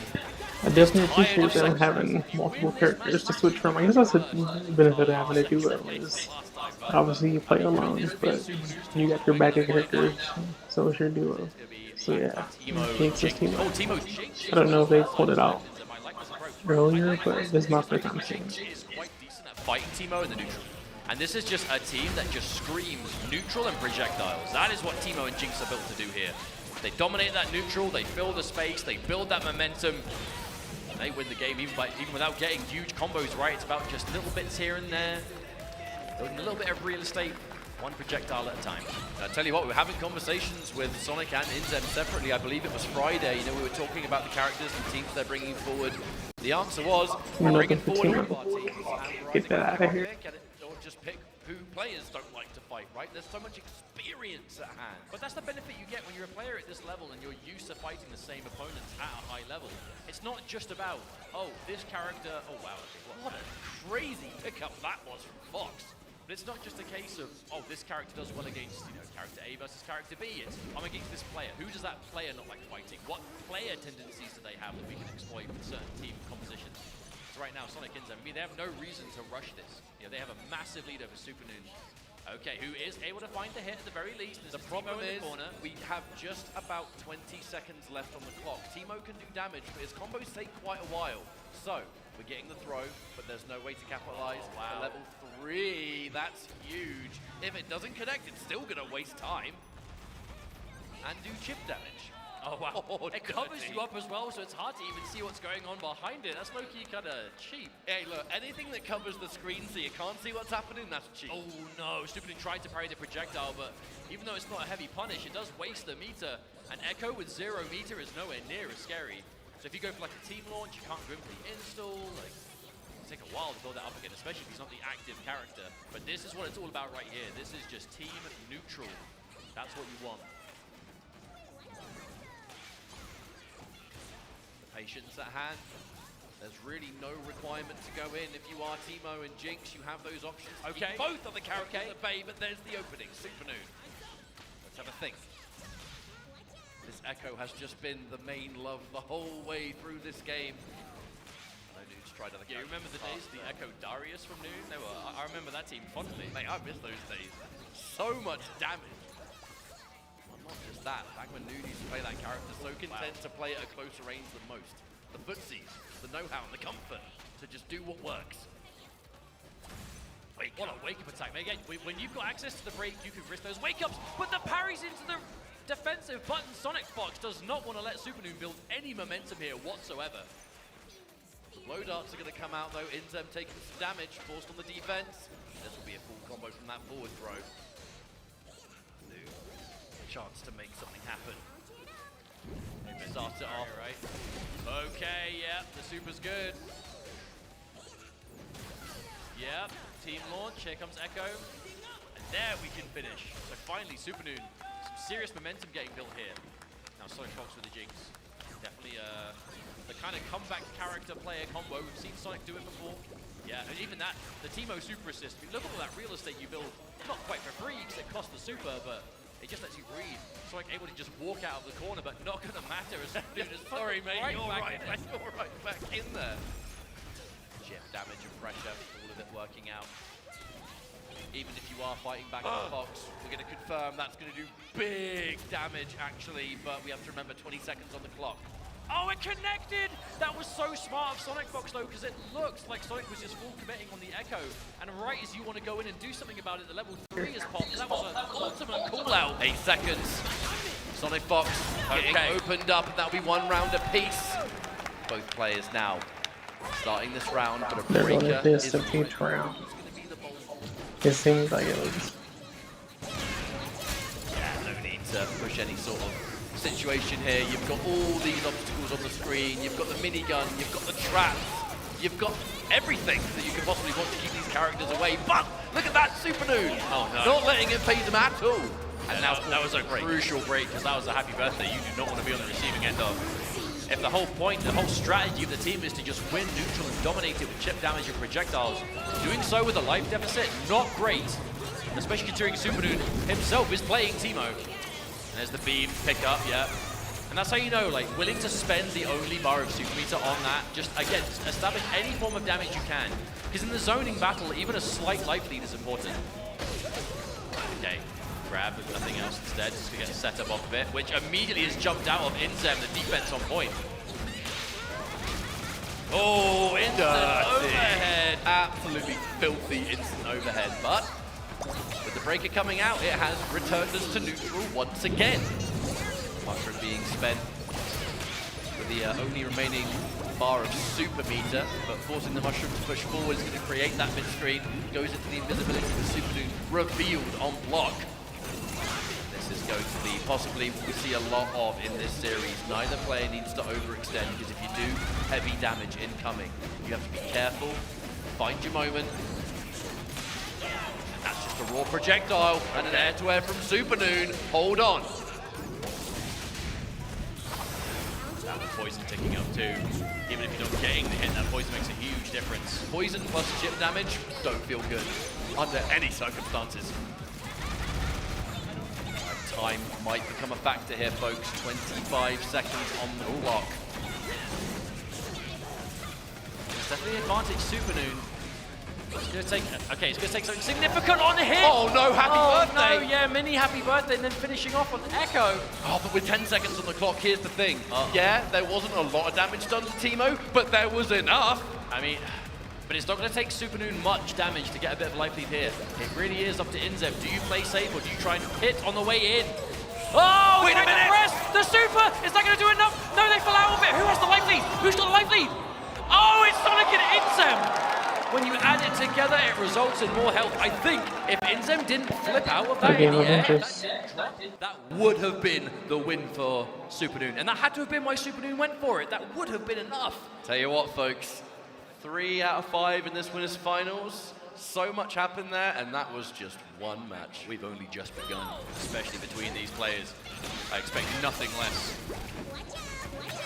Like starting off with much of the same. You put the mushrooms down, the obstacles out there, makes that slingshot just a little bit more annoying. I think I'm being generous by saying that. But they're both Teemo, so give as good as you get. Parry.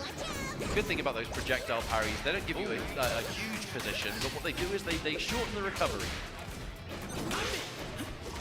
Trying to go for grab, but covered by the rolling attack. Went for a grab again, but 2 whiffs back to back. That one wasn't safe. Hey, 2 whiffs and then immediately caught with the Teemo anyway, so. Supernoon really good at seeing that things haven't gone his way, but recovering immediately regardless. That rocket's going to result in a lovely pickup by Sonic Fox though, and because Teemo is so weak, he is dead. Allowing now Echo having to take this fight solo. Anti-air, that is bad news. Team tag. We've seen so many limit strikes set up. Oh, There was a diabolical right there. And the trap just hits its mark on its own. No setup required, and that's a beautiful conversion. And by means is a dead Echo. Round 1. Now that's the most dominant round we've seen so far. We've seen this duo of Jinx and Teemo between Fox and Zem quite a little bit in the past. We saw this quite often in Combo Breaker Top 8. An answer for Teemo. Such a dangerous character at a high level. Again, that's the benefit of even as a duo playing a number of different teams, right? Depending on the playstyles you have to face off against, you can always be equipped. But, hello, no confirm on that for Supernoon. Just trying to keep it nice and simple. Also, a fun little tidbit is that Jinx sometimes really comes alive in that duo play due to steering certain projectiles that are otherwise quite hard to do playing on your own, which is super important if this is the kind of team you're trying to go with, right? We see it with the twins playing Jinx, and then we see this character in duos in general. Just being able to just angle and aim it at weird times while your point character does something else, and the defense, the reactions on the overhead, another one. It was actually the Teemo on the back end that took a hit there. Sonic Fox was able to block the entire thing. That is world champion defense right there. Inzem's still alive, and that's what matters most. Yeah, projectile is free mushroom. I don't think that's going to be enough. Yeah, I mean, it did a good chunk. That fully connected onto Jinx. It actually put Supernoon in a decent position. I mean, yeah, it's grey health damage, but hey, you have to be careful. Jinx cannot take more of them. And parry again, Supernoon. All right, here we go once more. Not worried about the side switch too much. Those that may not know, when the character that's not currently in play is doing stuff and the tag comes out, you only have to pay attention to the point when it comes to hit direction. Yeah, it's worth keeping in mind if you are defending against freestyle, right? The active character is the only one who can do like attack directions, right? But still, it's less about mixing up in that kind of instance. It's more about, hey, when am I going to handshake? When am I going to tag? Ooh, stagger, right? That late extended block stun. Everything that comes with it. Resist. Definitely expected that. There's no wonder why Inzem was content to sit there and wait out the inevitable super assist of Teemo once again. Oh my goodness. I was about to talk about the clock. I don't think this is going to make it matter at all, actually. Oh! From above, says Sonic Fox. 2-0. Mustard one more. That's definitely gonna be a Willy kill. So hard to Yo, who's shooting that at a party boat though? Everyone's there having a good time and then suddenly typical jinx. Oh dear. Red in the boat crying. Hey, the party's still going, they're not letting it get them down. Game 3, we're starting. Wow, but would this be a 3-0 though? Are we speaking too soon, I think? Let's find out. That is Jinx, the forward throw in the corner, so that's going to be combos forcing out the breaker.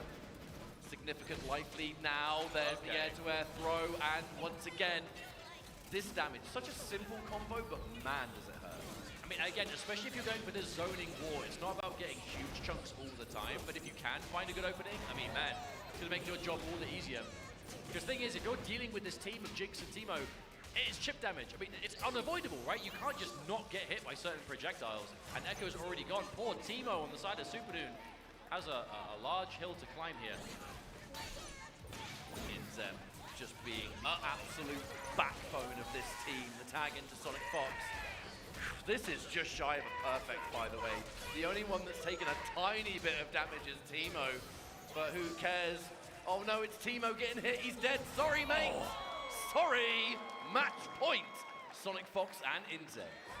We have just, they're on a mission right here, the two. Sonic and Inzem, we're seeing just immaculate defense, total neutral control. Oh, they knew a million years ago that projectile was going to hit. What a lovely tag reaction. Oh, parry from range. Oh no, you've lost the meter. Now you're losing the health. It just continues. All right, limit strike in the corner. Mushroom for Oki. What's the option? The throw tech, it is going to get you out somewhat, but you're taking big damage, but you're still minus. I mean, you haven't been hit the yet. defense, dude, gets opened up though. The multi-hitting Teemo. The freestyle nature, man, can only block. You just get the style, man. Now catch up, this is looking bleak for Supernoon. Hasn't got anything to stop this 3-0. You have to do it right now. No damage dealt, a full breaker. Teemo on his lonesome, and the poison, just to add insult to injury. This is looking insurmountable for Supernoon. But how do you avoid the chip? You can't. Okay, there's a super again, trying to nullify. Okay, we saw Noon try that before. Oh, unfortunately he missed time, but this time it is going to be good. Bit of free damage on Fox. Does manage to get the jump in. Yo, Noon, if you bring this one back, mate. I mean, you've got 60 seconds to do it. Oh, level 3. Okay, wait. You'll land in recovery in time, I assume. How low to the ground were you? That's the question. I don't know. Oh, runs away. No! Runs, but not far enough. Poor Teemo trying to get out of the way of the level 3. Outright explosion. Chicken Little. A 3-0 win for the duo of Sonic Fox and Inzem. Grand Finals, winner side guaranteed. That is minimum second place. Tens of thousands of dollars in prize money as well, I might add. Poor old Teemo. Man's little legs could only And might try to reset the bracket against these dudes. But that was the exact pace of match I wasn't quite expecting. Zero glaze. If a card can get past Tokyo, you be the one. We could end up seeing that exact match again in Grand Finals, but Noon is going to have to work for it because that was a dominant 3-0 showing from the duo. Wow. It was a strange flow, wasn't it? Because when you look at the way that series began, it was super close, super patient, little hits at a time. And then as each game progressed, the snowball effect just started to get more and more extreme. Look how evenly matched, even in these replays. These were the pivotal moments. Game 10 seconds on pretty even. Yeah, I mean, there was 10 seconds on the clock there. The health was relatively split. And then as each match went on, Sonic and Inzem, they just started to, whatever it was, the next layer, the finding those better hits, the bigger damage consistently, all of it. Their synergy is inspirational, but there's only one more match for them to win the whole thing. We're not quite there yet, folks. We're now moving into our losers side. We are in our top 4. Crazy to think how we started this tournament with about 1,000 players. Only 4 remain. Here it is at the end. Yeah, there's the level 3. So look at, he tried. Look at him run. Look at him go. Teemo, get out of there. Get out of there. Oh no, little face. His little face as well. That was like one step away from Teemo just putting his fingers in his ears like a cartoon, just being like waiting for it to blow up. Oh, profound, Profound sadness. Well, but that is it then. Winner's side grand finals locked in. We now have a grand Looney Tunes character got Looney Tunes death. player who can fight against them. But if you've been watching this weekend, you've been seeing ads for Chipotle once or twice. Good news for you. Here's a Chipotle code. Text BWZ677 to 88822 for a chance to receive a free entree. Terms apply at chipotle.com/free entree. But get some free Chipotle. Come on, you're watching video games. What else are you going to do? Look, if we're some of the people in the crowd, right? Hands up if you got the Chipotle card. Yeah? So if you put this code in, you have a chance to get 2 free entrees. Imagine that. A feast. And even if you're not here at home, banquet. Free entree secure. We gotta use it before the 28th. We don't do that. And we also wanna use that text code TEAMFIGHT for 2XKO for in-game rewards. Too soon, because we have some fantastic players still in this tournament. Sonic Fox and Inzem, of course, locked into grand finals winner's side. Our next match is going to be Poker versus Hikari, so it's going to be a mirror match, and the winner of that will face off against Super Noon to get into that potential grand finals as well. So only 4 remain. Close to 1,000 entrants in the tournament and only 4 left. That is just the way things go here at EVO. Let's use it today, but maybe tomorrow. If not tomorrow, we have until the end of next month. So. Definitely seeming like that is the case. Poker, the last remaining Japanese player in this bracket. The remaining are all USA. But I feel like when you're talking about players like predictions for not just top 8 but victory, we have quite the little selection left. Many people would, if you were to put someone on the spot and say, watching previous tournaments, who do you think's taken this all the way? Sonic and Inzem are always going to be there. Hikari's going to be there through consistency in EVO Japan, and Super Noon through the consistency of those grand finals appearances and the fact that the grind just seems to never end. So I think it's a rather fitting 3 remaining American players, but the question is, can Poker do it? Yeah, it's also a number of players who had good success at EVO Japan as well. You know, Poker was in top 8 EVO Japan, Hikari winner of EVO Japan, Super Noon 2nd place.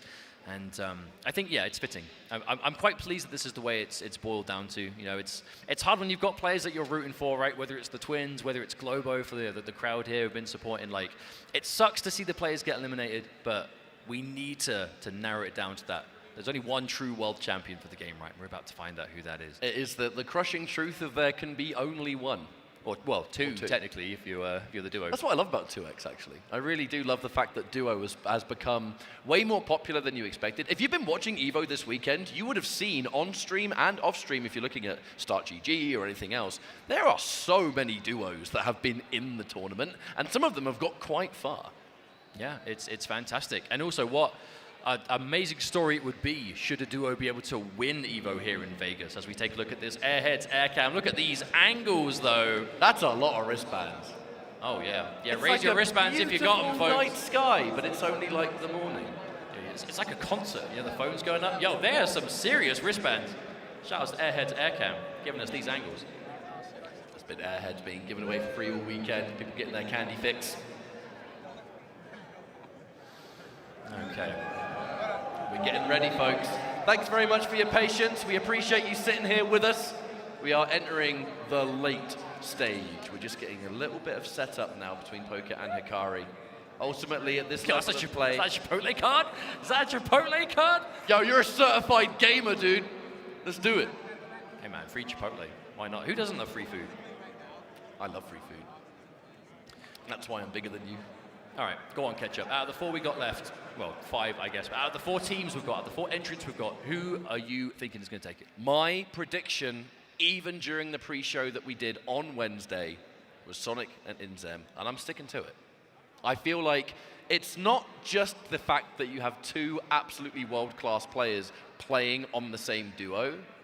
It is the fact that it's EVO. It's the Sonic Fox factor. There is something about this tournament, whether it's something in the air, that just seems to create back-to-back moments that you can't forget about, whether, like, name the game. that Fox has played in, whether it was the many Mortal Kombats, Injustice, whether it was Dragon Ball Fighters, every single one of those top 8s has something that you take away from it being like, that was a godlike moment. It's always got Sonic Fox involved, and most of the time, if not all the time, that tournament Fox wins as well. It's why it's no huge surprise that in this day and age, over the many years, I was saying before, Sonic Fox is currently tied in overall EVO wins with Justin Wong at 8 major wins. 8 EVO titles. If Sonic Fox wins this year, wins the one more set they've got left to play alongside Inzem, that's going to be 9 title victories, and that's it's a staggering amount. Who'd have thought we could get to that point one day across different games as well, but that's just the nature of it. And when you get to this level of play, this kind of, I suppose, status, you're playing in front of a crowd of this size, with those of you watching at home, it's fantastic. But it does take so much grit to be able to keep it together and actually bring it when the chips are down. And that's why we saw the 3-0 before. 3-0 over Super Noon. Like, who saw that coming? Oh, definitely not me. Especially with how that first game was going, where it was just like super, super close, very, very back and forth. Again, just to remind you folks, thank you very much for your patience while we get whatever is happening sorted out. At the end of the day, there's got to be a level of understanding, right? We are in the late stage of the biggest 2XKO tournament in the world. You have to make sure Hopefully everything they're is getting right. a fresh PS5 out there. It's not gonna be a factor, but yeah, keep everything pristine. $135,000 of total prize money in this tournament, right? Now, some of that is EVO contributions, some of that is Riot contributions, I mean, shouts to Riot. There has been a lot of ongoing support amongst different regions, whether it's in-game rewards, incentives, look at crowdfunding. Crowd mustard. Yeah, 135. And like I said, I see I've been so thinking to many myself, we might get like a 2XKO finals, world finals. So, I mean, I know you up front, you want to keep the best seats in the house. Cause yeah, if you can pull that first year EVO, I wish I was sitting on the couch while I Riot do finals, this. World Tour, World Finals. Oh man, It could be worse, is my point. Stop complaining. Yeah, I'm too Hollywood, you say. Bring me a deluxe gamer chair, please. Man, only a few Here from my agent, if I had one. I can't believe we are 3 days in already. It feels like just yesterday we just started the tournament, close to 1,000 players going, and now only 4 left. It really is quite crazy how that happens every year. And I feel shout like out the Red Bull best seats. Are embarrassed seats. Also, I've got a question for this crowd. So many people out there. You have friends, people you know that are like, oh, I go to a tournament like that, but I feel like they're too nervous to play and take part because they're worried. Or maybe about even losing. show up. Or show up and whatever else. To people in this crowd, give us a yell if you entered at least one tournament this weekend. Yeah, get those wristbands raised, make yourselves known. Yo, who's been to EVO before? All right, okay, quite a lot. Crowd work masterful. First EVO. I mean, that's what you want to know. It is never too late to get involved. If you're here, whether it's to play, whether it's to spectate, whether it's to get involved in the convention stuff, whatever it is, there's a lot to do and a lot to enjoy. And then you can witness some of the best fighting game action in the world. So you could do worse weekends. It's not just the stage that we're having this weekend. The convention space is open for the rest of the day as well. There's so much activity. Yeah, that's what I'm doing when we're done. I totally forgot about that. We're gonna get lunch and then we're gonna do some It's pop-up. still early, especially local time. So. Artist Alley, spend some money. I think I do. Street Fighter. Blitz Maybe is we'll going to define the back meta in. as we know it. I know at least probably on my own. Really? On the For stream, twins, they're not really on the same I don't got an official permission for everything else, but shout out to Riot Games. Twins being Appreciate you guys, because they did give me official permissions, so that's why you see us watching 2XKO. That Warwick made has nothing to do with that. I can't believe yesterday you made a remark about, when we were talking about Chipotle, you made a remark about beats. And I'm like, bro, we're not beating the British allegations. Hey, man, it is what it is. Don't put me on the spot like that.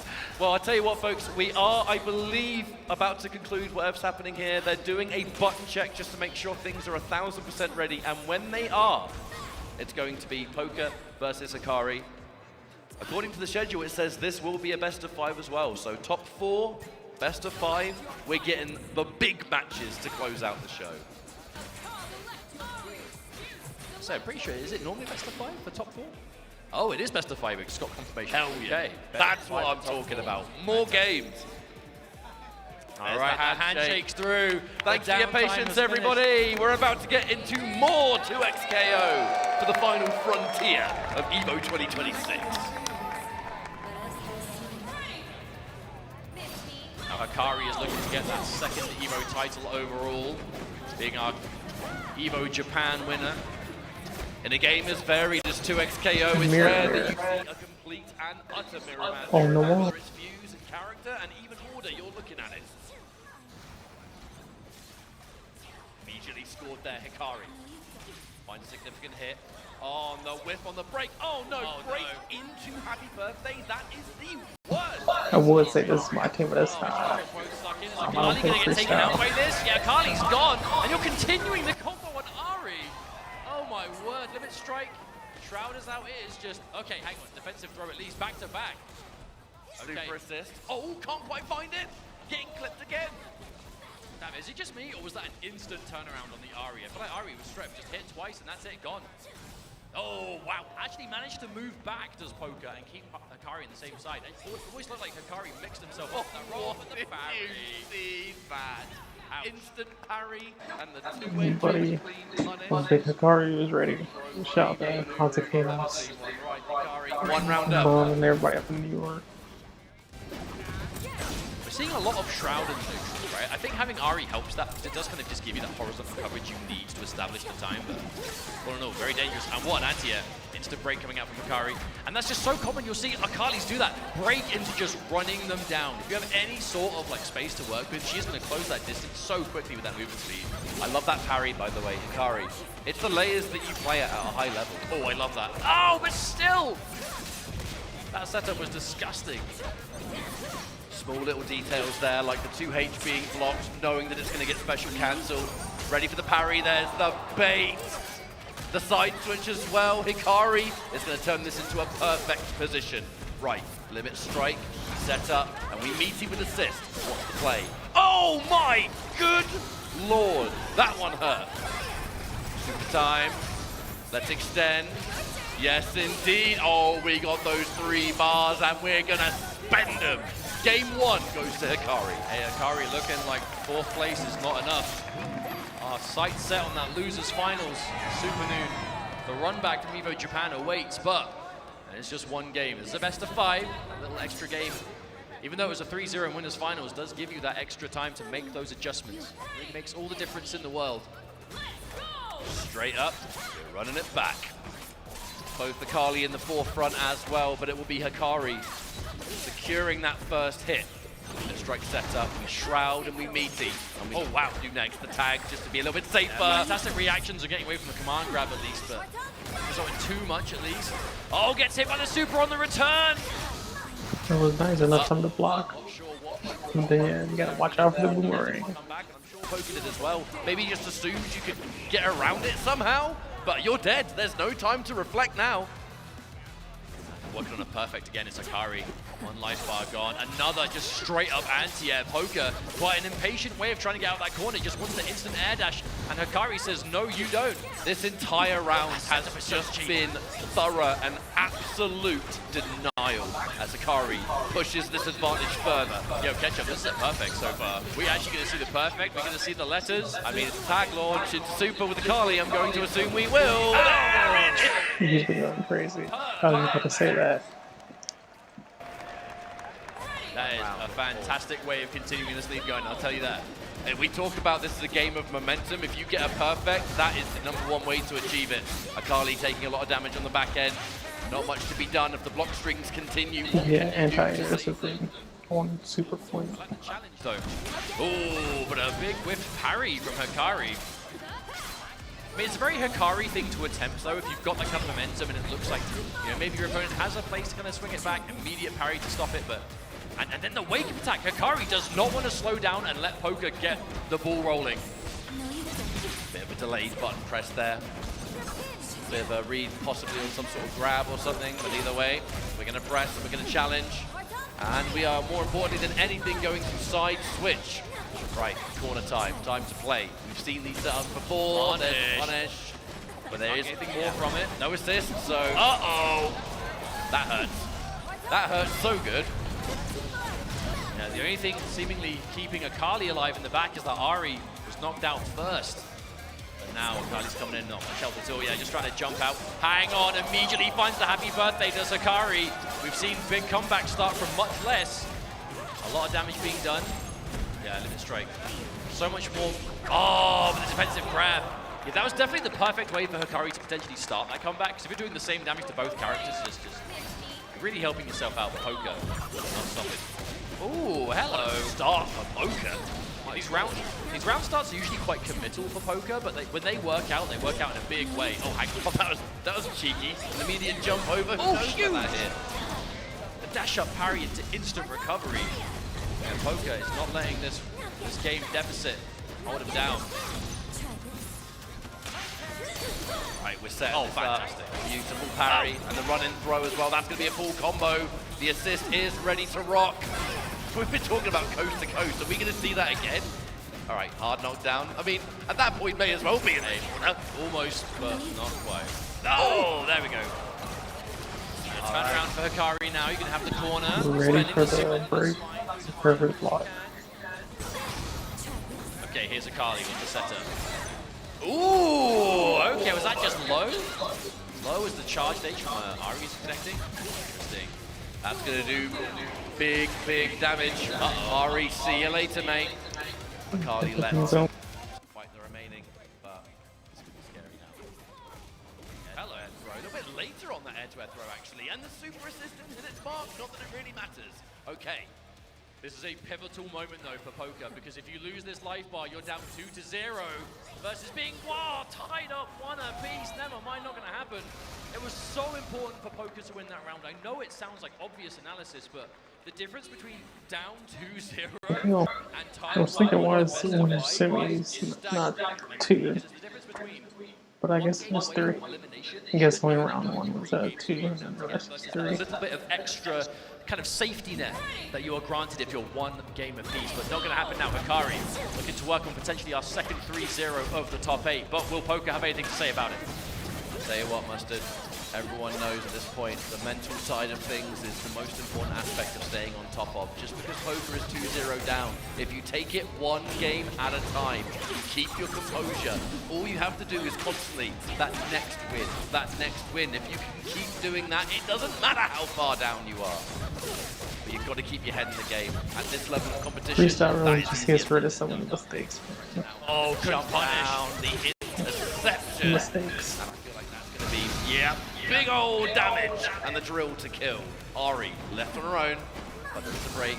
It's hard to say when you spend it. It is going to be spent. A hard call out. Let's see if it I was plays gonna out. say, if he blocks that break again, or yeah, Fury break, whatever, that's gonna be. I mean, it was a miss on the hit. It was a counter hit, crouching light. So Poker was just trying to swing there and punish on the roll. Hikari, yeah, there's the freestyle. Definitely seen that a few times. Back dash, and roll, grab.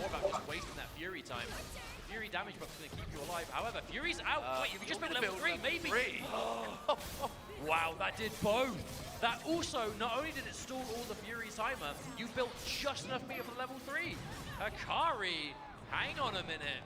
Could this be another 3-0? That combo would have done way more damage than it looked as well, because of how much Fury was regenerating mid-combo. In fact, no, the more I think about it, I think there was just a part you get the KO anyway, regardless, but Hikari finds it all the same. And a catch on Poker. Ooh, and another counter hit. Every time we end up in these close range kind of dynamics. And that right there is why I don't play Ahri that much. Mainly as an assist, because I feel like that always happens when he is Ahri. Like I know he's top 1 in the game, but every time I play her, I guess she's still leave. More and more stressful as time goes on. Immediate break once again to ice any kind of momentum Poker could have taken. You finally find a hit. Guess what? Break. Now I'm back in the driver's seat. The bully that Hikari is being in this set, and a clean hit with so much meter to play with. Yeah, this is looking rough for Poker right now, at least approaching the Fury for the comeback potential, but the Shroud woke up with buttons again. Poker is so animated. Yeah, Poker is so animated on defense. Okay, was that the super assist coming through? Uh-oh, okay, something. Call it what you want, but really good air blocks. I like that. It's difficult. We see Poker stayed in this tournament by going for, oh, never mind. Oh dear, it's gonna hurt so much against Akali. Such a low health character to make up for just how crazy she is. But when you get hit by Raw level 3, look at that, oh! And a dash up light does the job for Hikari with a 3-0 clean sweep over Poker. Yeah, Poker looking very disappointed with that one, but I mean, yeah. You can't blame him. That was a set. You had to win to stay in. Be careful on that seat. Big dog. Community chair. Lots of respect coming out of here. Give it up for Poker, folks. What a journey. Hey, what a performance. Kept things going as far as possible for Japanese 2XKO. You know, a very competitive region for good reason. Yeah, crowd, let them know. The Japanese community here is beloved in the world of 2XKO, and I cannot wait to see what they can cook up. Now, I love to see. I don't know how much it picked up on these microphones, but we did get the Poker chants coming through. That's what we want. Oh yeah, GG's. GG's, Poker. And then there were 3, as we take a look at these replays presented by PlayStation Tournaments, as it was just from strength to strength for young Hikari, who still waits on the stage. Super Noon is going to be coming through. These replays will be showing nothing but dominance. I think what's more important for us to talk about is that focus that remains from Hikari. This job is not finished. If you want to be a repeat Evo champion in this game, you have to defeat Super Noon. Then you have to defeat Sonic and Inzem. It is an insane challenge, but the focus that Hikari has brought forward, I feel like it's possible. It could happen. Anyone left in this tournament has a good chance of taking it all the way. Yeah, it's hard to bet against the duo right now, but who knows? It's Hikari with the dominance we saw there, that raw level, even the dash up standing light interrupt. You know, that was kind of the story of that entire final match. It was just, I feel like near enough everything Hikari pressed in those situations was a counter hit, because Poker on defense just was, again, very animated. You know, always wanted to get something going, but just Hikari one step ahead. I have just been given the go-ahead. We are taking you to our final break of this block, because when we return, losers finals between Hikari and Super Noon, and afterwards, our grand finals to determine our Evo Vegas champion. Stay tuned. You don't want to miss this. Break as well, you know what we gotta do. Gotta keep it fresh.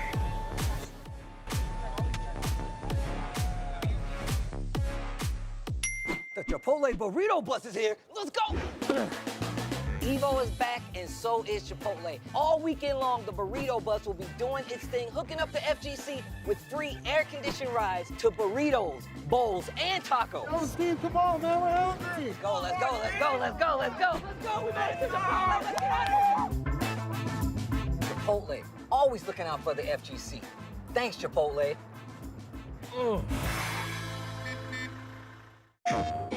No two competitors are the same. Some run on routine for the chance to win big. Some make time to rise through the brackets. Some lock in with confidence. However you prepare, there's a place for every kind of competitor. PlayStation Tournaments. Sign up today on PS5.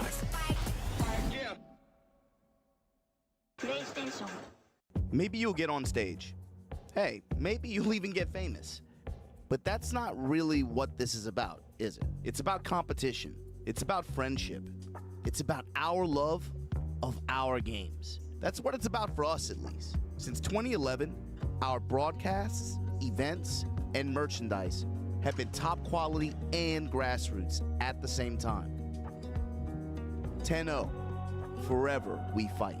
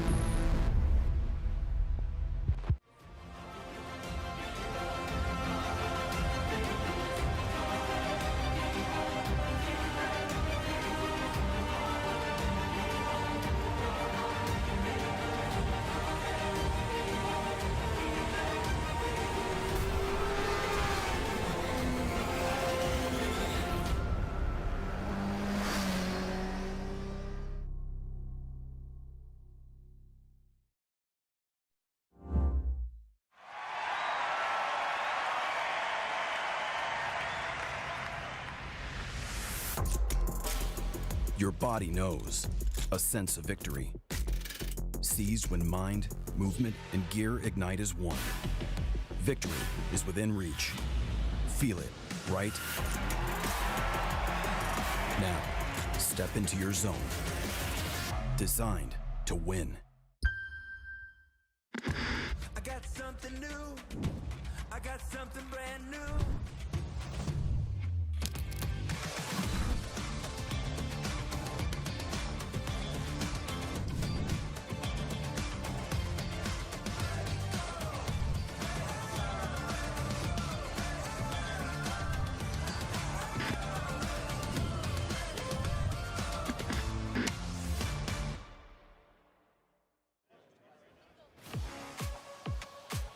How's it going, everybody? Welcome back to our lovely crowd. Get your wristbands out because Airheads is bringing the fun to Las Vegas during the event. Power up your candy game with Airheads as we have our Airheads Air Cam. You have been a wonderful crowd so far, and this is our first game of the day. We are in the closing moments of 2XKO here for EVO 2026. And if you're a 2XKO fan, this is a good place to be. We have an announcement to be made later, as has been promoted on social media, and we'll be seeing that a little bit later. Cannot wait to find out what it's going to be, but we need to crown a champion first. Yeah, we've got 2 matches left to go. We've got losers finals, and then we're going straight through to grand finals, and then when the top 8 is concluded, it's time for the announcement. So don't go anywhere. There's still plenty of stuff left to go and enjoy, but we are Ketchup and Mustard. Hello. We've been calling the action here this morning, here in beautiful Las Vegas in summer. And it's been a nice time. You know, it's always a great time here. It's always a great event. There's always plenty to do, but we have one job left to do, and that's to crown an EVO champion. Bracket Take a look time. at the bracket.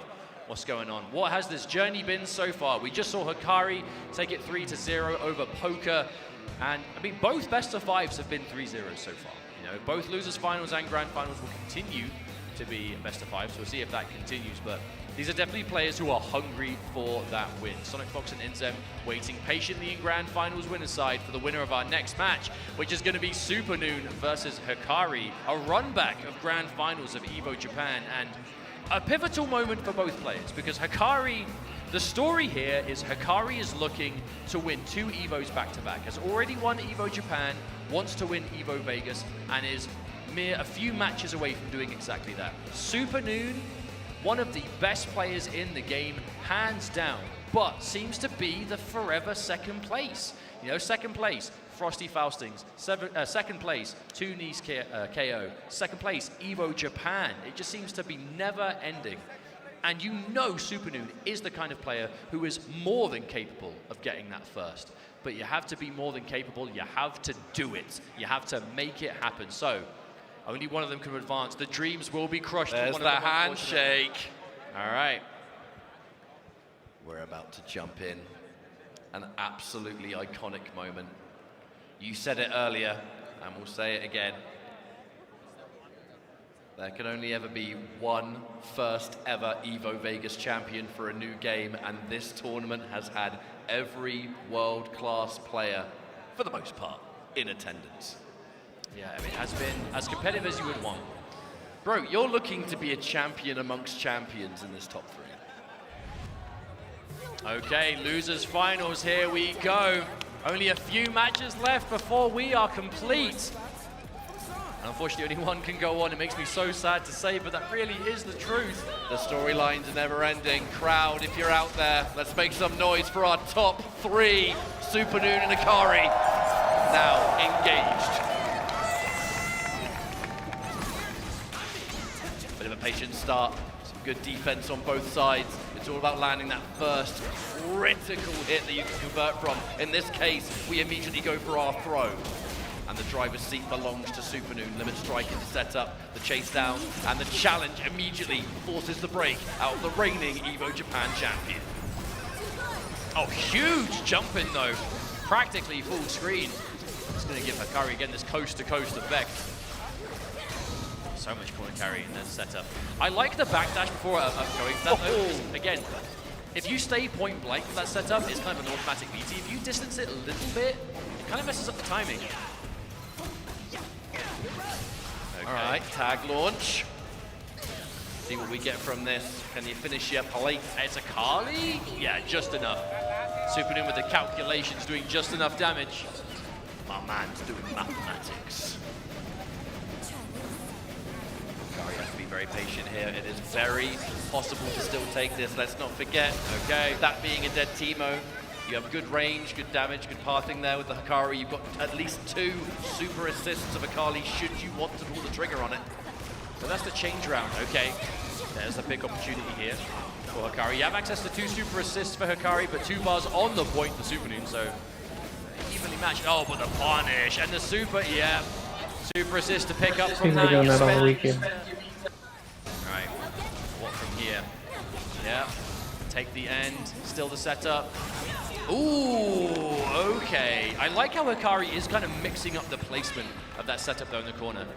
I think you can kind of get into a pattern as Ari by just going for the exact same setup, the same time every single way, but a little bit of a mix up here and there. I feel like that's such a good comeback character, or can happily play solo, is that having the existence of that super assist. Ooh, throw them out to the corner and get yourself a nice combo. Yeah. Well, I'm waffling on. We've got a whole round to go because now here comes the counter on the break. Oh well, tried something there, but Hikari just up back, gets completely out and manages to pick that up so low to the ground. And as soon as Noon tried to establish any mushrooms, wait, hang on, fully commit on the Echo, and that's a dead assist already, and Hikari picked up anyway? Hang on, what a confirm! That was absolutely ridiculous. Staggered game there. Whoa, freestyle handshake tags are a little bit too much for me sometimes. Corner, mate. It is kind of crazy. That is just like almost the potential of MVCI in a way. There was some chip damage from the mushroom, as you always expect, but no! The counter throw is out! And the mix, you have to hold it. What's it going to be? Throw this time. It's last minute overheads, it's empty lows, it's grabs, it's whatever you want! No, but it's the progression, that multi-hitting jump normal, right? You have to block the overheads every time, but Hikari faking it out, going for the ground to teleport into a light, like, it's just the layers upon it, right? You're so used to people just jumping at you, assist keeping you blocking. Is it going to be an overhead on the way down? They're going to do an empty low, whatever. Then you just elaborate anyway. And that's going to be game number 1 for Hikari. There's that throw to start things off. Safe jump into the empty low this time. Cheeky couple of parries, but the empty low is just proving to be such an effective tool at the moment. Anti-air, get out of my skies. It's interesting because these defensive parries from Super Noon, they've not really been to catch like huge parry into like massive punish situations. It's just to show that you are, you know, aware of how to defend here. But Hikari not letting it slow him down at all. Oh wow! Okay, yeah, backed off. Of reservation. Oh, a massive Hikari. Yeah, that's not what you want to see. Has just been a surgeon with these buttons throughout the course of this round.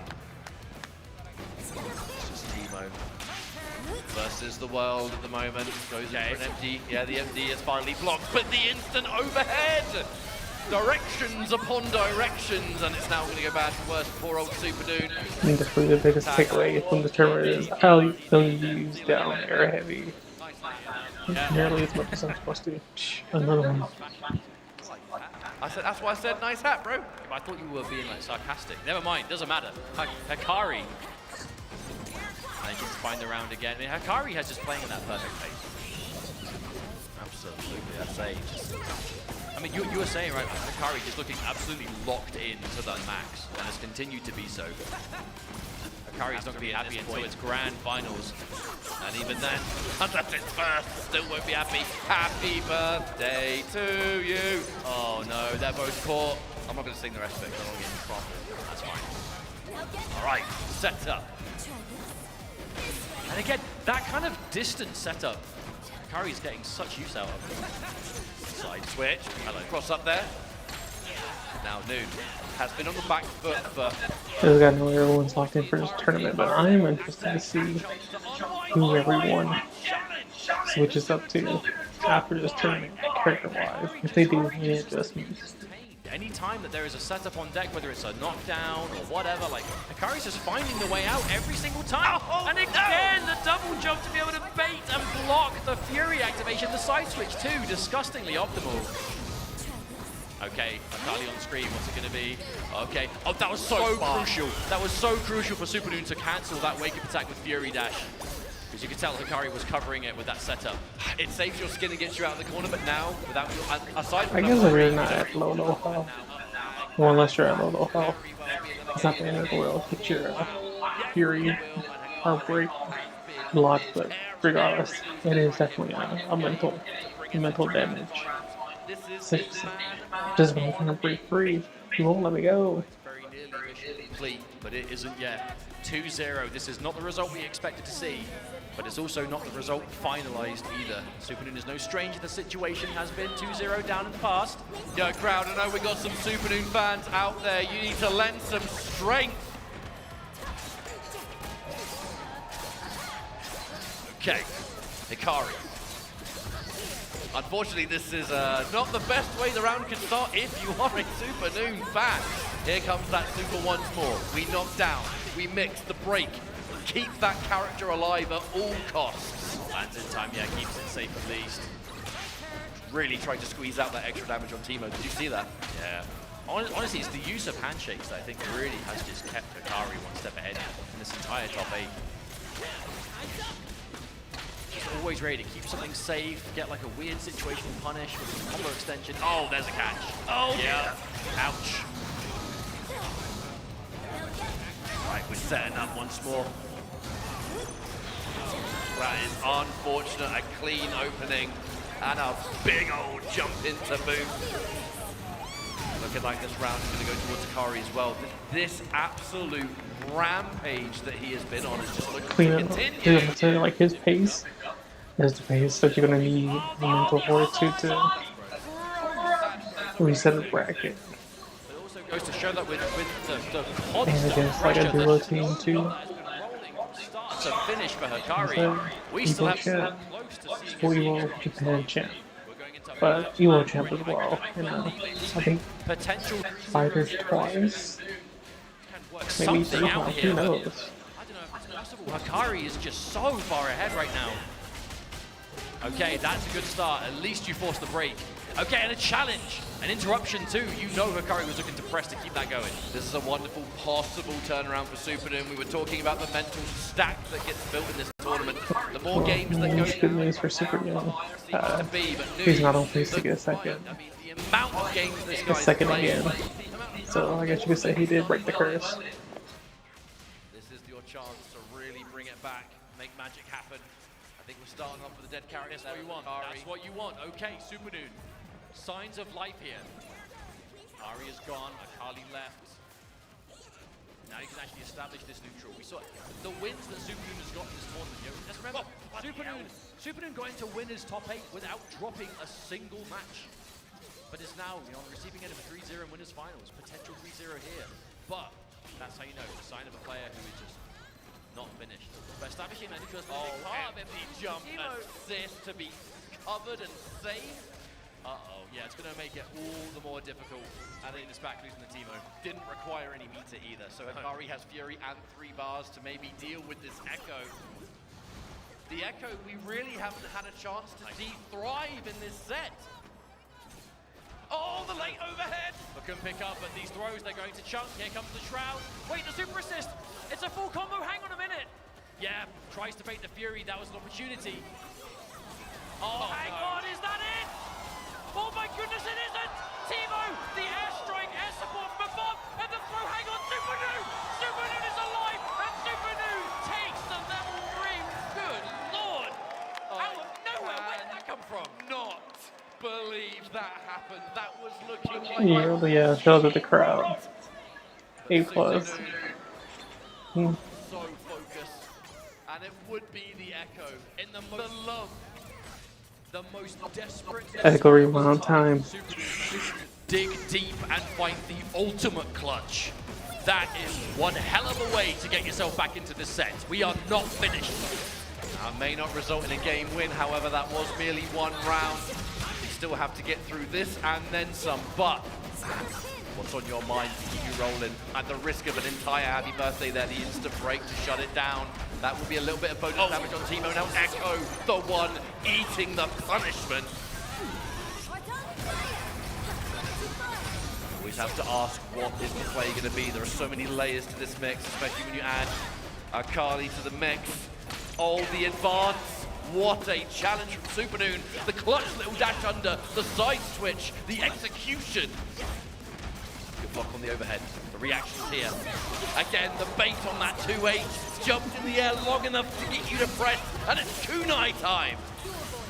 Yeah, goodbye. We've seen this once or twice. Another one. I think we're almost, well, we're obviously in the double digits, but let's say for the weekend on stream, we might be in the triple digits. So. Creates what could be the beginning of the end here for Supernoon. Hikari is absolutely... Oh no! Finish the job! And will do! The handshake to conclude this set. Kiss of death. We are down to one more. Uh-oh, in them Twitter streets. Let's see what they say. And that's how it's going to go. Hikari staying alive. Supernoon, unfortunately, unable to get that grand finals, but I mean, we're talking consistency. Yeah, just got this out of here. Light work. Top 3 conversation there, Supernoon. We've got to say, give it up for Supernoon, folks. Made it into this top 8, undefeated. This was one hell of a challenge. And like I said, this is the first year Evo Vegas 2XKO. We already know that this game is going to be at Evo France. I'm sure we're going to be seeing the journey of these players continue, and Noon, I mean, surely he's going to have to be at the next one. Oh, absolutely. But this is going to be where Supernoon's tournament comes to an end. Talk about consistency. Third place being a uncharacteristically low placement. Yeah, I mean, it's impressive. Yeah, it still is. There's no other word for it. But Hikari is. As soon as Hikari got knocked into losers bracket, we got an announcement coming up too. They keep on teasing it. So because who is awaiting we'll be locked in other middle. than Sonic Fox and Inzem, and that is going to be our grand finals match. As we end our replays here, presented by PlayStation Tournament. You know, the video packages are going to be crazy. The crowd is definitely waking up. Yeah, we're in the afternoon now, so away from they this are wide grand awake. final. There are so many thanks and shouts to give. I'd like to let everybody know, let's remind you, there will be an announcement after Grand Finals. So we're going to get to crown a champion or champions, and we're going to get an announcement at the end. This is just the gift that keeps on giving. Thank you to Riot, the Evo staff, everyone watching at home, the lovely crowd we have here right now. And honestly, shout out to TOP's social media team. They got like every clip that just happened up already. Light and fast. I imagine there's a lot of viewers out there who just make sure to watch Evo, or maybe it's your first time watching a tournament. Let us very quickly break this down. I like that. Sonic Fox and Inzem are in the winners bracket, as they have not lost a set yet. So they have to win one best of 5. Hikari is coming into the grand finals from the losers bracket. We'll have to win a best of 5 in grand finals, effectively sending Sonic Fox and Inzem to the losers bracket, resetting things, and we'll then have to play another best of 5. So the short of it is, Sonic Fox and Inzem, they've got to win one best of 5. Hikari's got to do it twice. But the stone-faced, the commitment, the focus, Hikari has been locked into that path of grand finals. I don't think Hikari gives a damn that he's going to have to win twice. Like I said, he's on the hot streak. Like the commentators are saying, of all the people who don't care and who got the tank and the gas and the momentum and the fire and the fuel, I mean, he's shown it. Pinnacle of competitive 2x I KO. want to say it's a young man's game. Well, I'll say arguably at this I point, think, it's hard to ironically, I think Sonic Fox is the old man, which is hilarious. And not only years, but inexperience. Better than this to showcase what high-level 2XKO is all about. While we get set up and they're getting their buttons checked and we prepare for the last time of this 2XKO top 8, you lovely people in the crowd, if you like Hikari, let them know right now! Yeah, A stare down. Who's got Sonic Fox and Inzem? Yeah, the intensity on stage. It all comes down to this. Grand Finals, one more match to decide who is the best 2XKO competitor on planet Earth.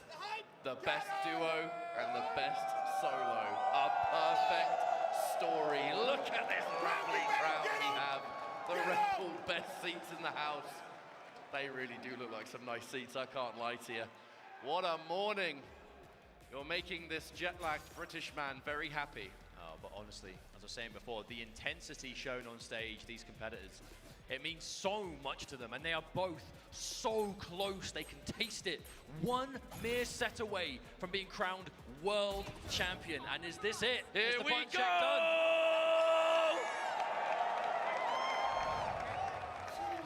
Okay, I'm assuming so. Here we go, looks like we're gonna be jumping in, I'm sure.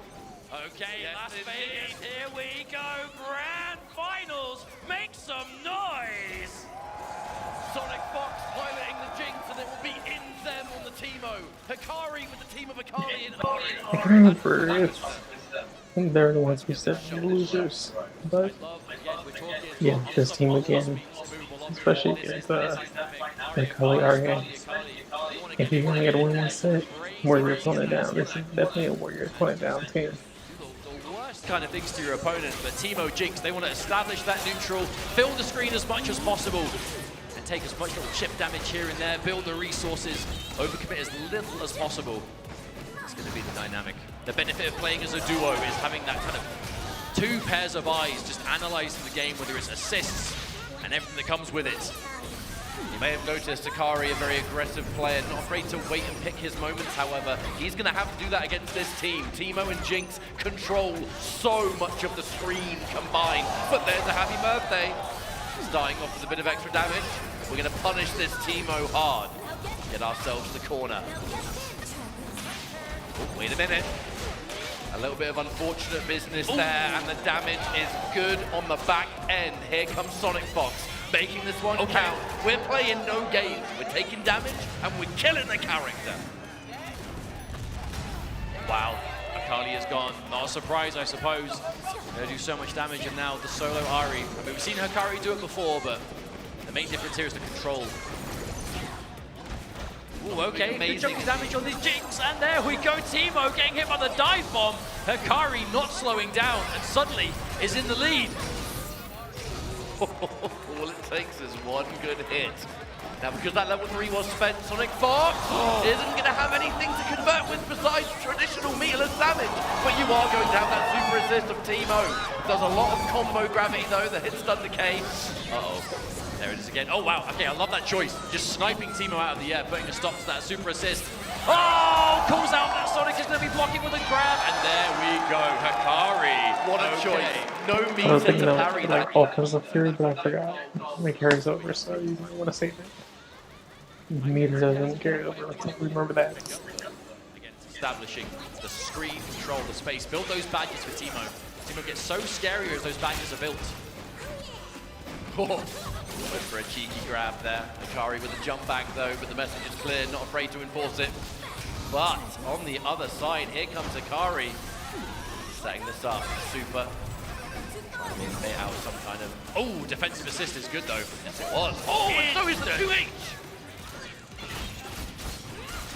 Oh, Teemo taking a lot of damage here.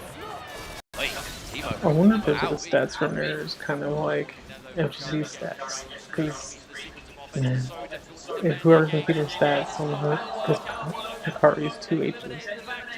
All this damage. And they don't have one. Straight back in the situation again. Limit strike. There's the shroud. There's the assist. You're not going anywhere, my friend. There is the hit. And if Hikari can finish this off, taking game number 1 here.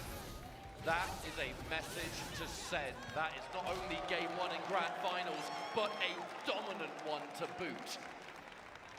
You may have been looking real good up until Grand Finals, but you haven't fought me. Hikari, you said it was just laser focused. Mr. Cool. Doing the best, but the deceivingly long buttons of Akali, so good at catching you when you least. Well, especially that 5H in the air, right? Just It's so active, it has such a great hitbox on it. It's fantastic to convert with those air-to-airs. And air-to-airs will be important against characters like Jinx and Teemo. They're really hard to pin down. Because they're used to kind of doing what they want mobility-wise, because they have stuff on the screen you have to respect. Oh, watch out! Yeah. Speaking of respect, how about that? An immediate break. You want to hold no damage. Speaking of that, though, turning it round, this corner carry. Uh-oh. Whoopsie. Kind of mistake to give Hikari a lot more to work with. Speaking of which, again, that super. Yeah, you want to get 3 mushrooms on screen. We're going to clear the board right here. Execution was really nice on the parry into the dash. Unfortunately, could not turn that anti-air into a substantial combo. But wait, Jinx finds a hit. We keep seeing that though. Jinx goes in with those long-range catches, and Teemo just does not have the ability to pick up from them. But again, it's not about getting full hits. It's about getting something and keeping the lead going, even if it is steady. But oh, huge jungle! How plus on hit was that? Winsem. Just have the air dash perhaps. There it is again. Super. Neutralizes any projectiles on the board. Creates a bit of real estate there for Hikari, who is now using that Akali to enforce the advantage. Good block on the low, the tag. Fighting back, and Akali taking heavy damage from that Jinx. And now the Teemo to punish. It felt like Akali just body blocked that entire sequence, but then Teemo found the hit on Ari anyway. Finish this combo, which you can, yeah. Doesn't have to spend bar. In fact, builds more meat to the limit strike end. That's much more what you want to see for Inzem. Right, has to be a really patient game. Just avoid as much damage as possible. We have 20 seconds on the clock. Oh dear. I fear this combo is going to take a good chunk of time, and Teemo is going to take decent damage as well. We're going to have that set up now, 10 seconds to go. Oh, and then we're running, we're running! Quit chasing! Oh, but a massive jump in, couldn't get anything from it! Wait a minute! Wait, Teemo getting hit in the back! Even if this goes to timeout, Teemo getting hit means the timeout's going to be good for Hikari! Wait a minute! No! Wait, no. I don't think we have time. I don't think we have time! Yeah, it's over, it's over. Oh my goodness! It does not function like your standard super, your standard level 3. It comes out, but then it does not interrupt the game in any way. It's the fact that, again with that activated, Hikari was just going for as much chip as possible. Yeah, if there's legitimately maybe 1 more second, then it could have been a lot different on S Super. I think that's why Hikari was just dedicated to level 3. Must have absolutely known there's nothing you can do that is actually going to take enough damage for me to not win. But what a decision to make, right? In the heat of the moment, it could backfire, but that's the knowledge, that pro-level knowledge. And look at this. Again, the momentum just does not stop Hikari. Fearless Mustard, that's the word to use here. But opting to keep the break, so that they're saving it for a potential Sonic Fox comeback. The Fury is going to be ready. Jinx, I know I've said this before, but is a fantastic comeback character. Does have the tools, but has to pop that Fury immediately. However, and Hikari I feel like we're going to team switch. I don't know if characters to press. what's better per se, or if it's better per se, but maybe Ari, Teemo, is what we're going to get. Those Sonic Foxes, okay, there's the airstrike, no, was out of it. Okay, was able to stay alive, but basically got nothing off of that Fury activation. So now this is going to be much more of an honest comeback. Comeback that is still possible. There's the airstrike once again. Oh wow, Akali just took a lot of that anti-air. Yeah, and just like that, Ari is gone. We're now 1 character apiece, but Hikari is sitting on lots of meter and access to Fury. That's what frightens me. Fury in level 3. Oh, the Fury's been popped. We have dash cancels available. The first one's going to get executed. Defensive Teemo into the throw that was beautifully decked by Hikari. Sonic Fox does not upgrade. What are we going to do now? We're going to set up, we're going to create that distance, we're going to try and waste that Fury time. The next hit, by all means, should win the game. 2 level 3s. I don't know how close she is to Joker, but she definitely got some Jokerisms in our Joker. No way! It might not. It does! What to confirm! Inzem with the clutch super assist, and Sonic Fox with the instant pickup on the level 3. That looked like a frame 1 hit confirm. You barely had time to even see that Teemo was there. Yo, that was duo play right there. That's what that was. Oh, that is absolute synergy. And then some. Look at what they're working with now. Off the back of that, it's Hikari on the back foot getting mixed in the corner. All of this chip damage, the poison. It doesn't even matter that you're not getting hit. Oh, that was a devious amount of chip damage for Hikari. That boy in his bag, tossing him. Hikari took a beating, but at least has loads of great life to get back. From this, bit of a frame kill and setup. Interrupts that now. Team on the back end, Inzem taking some pretty heavy damage, down to about 3rd life remaining. Sonic Fox though, the defense is just absolutely rock solid, cannot be opened up. You trying these overheads, you trying these empty lows, nothing's gonna work. All you can do is throw. But by the time the throw comes out, there's no assist to make it mean anything. Hey, but this is the important thing. You can defend all that till the cows come home. If you still get opened up eventually, they're still achieving the same thing. And now Hikari very much still in the driver's seat. Can't extend from this though, unfortunately. Now it's Inzem, who also has fantastic defense, but Jinx will take a lot of damage here. Inzem getting opened up, and Sonic Fox now has to do another Jinx comeback scenario, but with a lot less to work with. You've got the meter, sure, but not the health, which is the most important meter of all. Hikari, 2-0, wait a minute. 1 game away from a bracket reset. Yo, crowd, do you reckon we're getting a reset here? Maybe. They do have a good amount of believers. They seem like believers to me. No character switch to go to my at least this set with this team. In the grand scheme of things, they are still ahead in the set, right? They can afford to be sent to losers. All that will happen is a reset at 0-0. So Hikari still has work to do, but what a way of doing it. Momentum shift. Yeah, trust me. Plenty of times you'll see 3-0, and then whoever was in quarterfinals, they'll go 3-0. It's happened. Some people have just cash out this set. First set. Or sometimes they just the universe works, I guess. But that's been extremely common in my time watching. But we are creating obstacles. Level 1. Yeah, tries to work all the small mushrooms. Obviously the big one's going to go through, but... Hello. Here comes to Carly. On the back end of it, empty low has been the magic choice for Hikari all top 8 long. It's so hard to see. Yep, here comes Hikari. We see this usual flop. Yeah, keeping it as simple as possible. Spend the meter, get rid of the Jinx, and now Teemo stuck solo. But man, this is what we were expecting to see from Hikari. Got sent into losers. They're approaching that top 24 territory, and has just been possessed ever since. The mission is there. Oh, Teemo just sitting in the shroud and like shaking the block animation. That's so sad. I mean, we're taking a lot of damage too. The super assist. Oh no! Wow! Absolutely shut down. And that's it. Tag launch. Wow! Charge. And thank you very much. Bring me into a reset. I was getting ready. I'm like, are we gonna get that Zuna drop? But yeah. Do we see the reset? We're going to bring it back. You're saying before, Hikari, no stranger to this situation in general at high level. But the absolute comfort. Hikari has been so set in his ways. The defense has been impeccable. The patience in neutral, just looking for that one moment and, my word, just running away with it.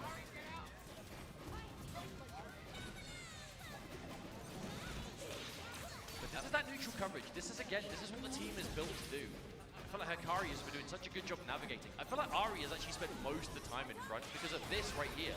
Ari is much better, I think, as the point character at getting through this kind of projectile just minefield. And then when you actually do get it, it's time to bring in a Kali and then, you know, get these knockdowns, get the shroud out. I mean, that offense is layers upon layers though, isn't it? There's so much to worry about. You'll block the mix up and then even then you've got to worry about strike throws, possibly the assist to come out on the back end. Hikari, so patient. With a life lead, there's no need to really overextend at the moment. There's 60 seconds on the clock. What's the rush?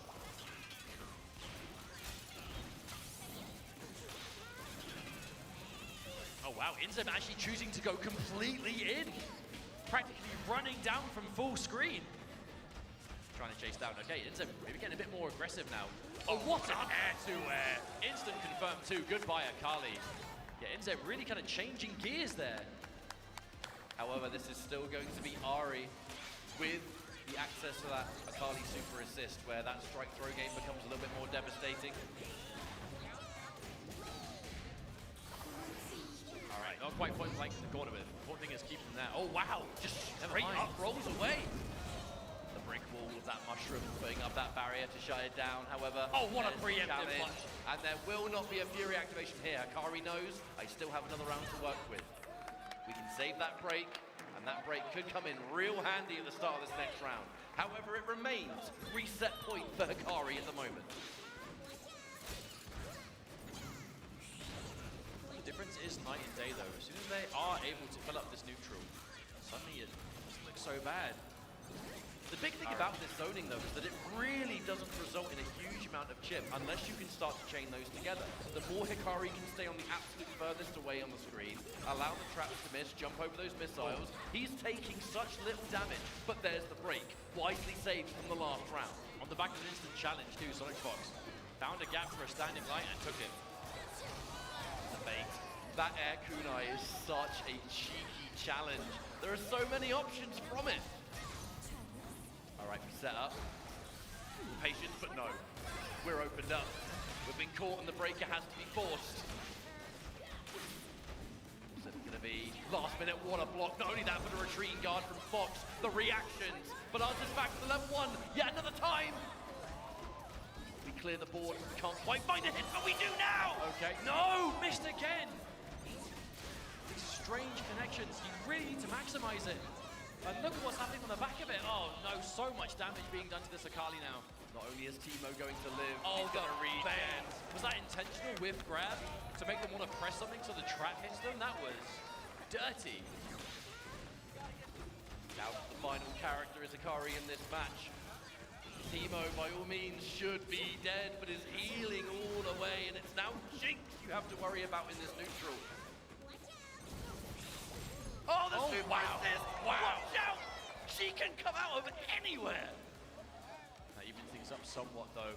Will Hikari reset the bracket right now? Air attack, okay. Oh, but not this time. Oh, so much bar on the side of Jinx, too. Super assist. Yep, and there it is. We've seen this one before, Ketchup. Yes, to confirm. Let's see if we get it 2 times in a row. We live, we have Fury, but are we going to have the chance? Another great block on the cross-up. Gets over the line, the punish on the retreating guard, and we can still turn it into a combo. The question is, do we have a path to kill with this? We bait, and we punish! Hikari resetting the bracket on a call-out on the break. That is exactly the kind of decision that you would want Hey, to see. that was a tough call. Because that sends a message. You either got bait or Basically not dropped a game the entire time, with the exception of what, maybe against the Twins was one game, but does not care. Hikari was and still is Evo Japan champion. Hikari is hungry for that Evo Vegas title, and 1 set left to go. On the flip side, SonicFox and Inzem, they can afford to lose that set, but it's not something you would choose to do, because this is, we're talking... I played around the table. I was like, if anyone got in the grand finals and were to reset the bracket, it would be Hikari. Just the placement. Like, what will be our final best of 5. One more set out there, I call folks. this You think you can teams. one more in ya? That's what I'm talking about. Hikari just starting up with just holding up forward, hungry for this. Now there has been a character change on the side of Sonic and Inzem. It is Teemo Ari now. There is no more Jinx. Yeah, and that's a benefit you get, right? You can adjust the team if you need to. They played one team in the last set. switch to, and so like I said, a whole first set with Jinx could have just been info. Fox always a believer in the ability to play a character It's better. like Teemo saw this on the Thresh. Not afraid to do kind of mirror position.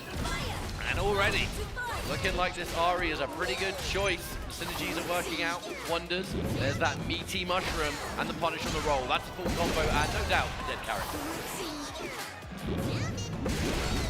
Okay, that's a better start. Now that's going to be the real question, is how much of a difference is this team adjustment going to make?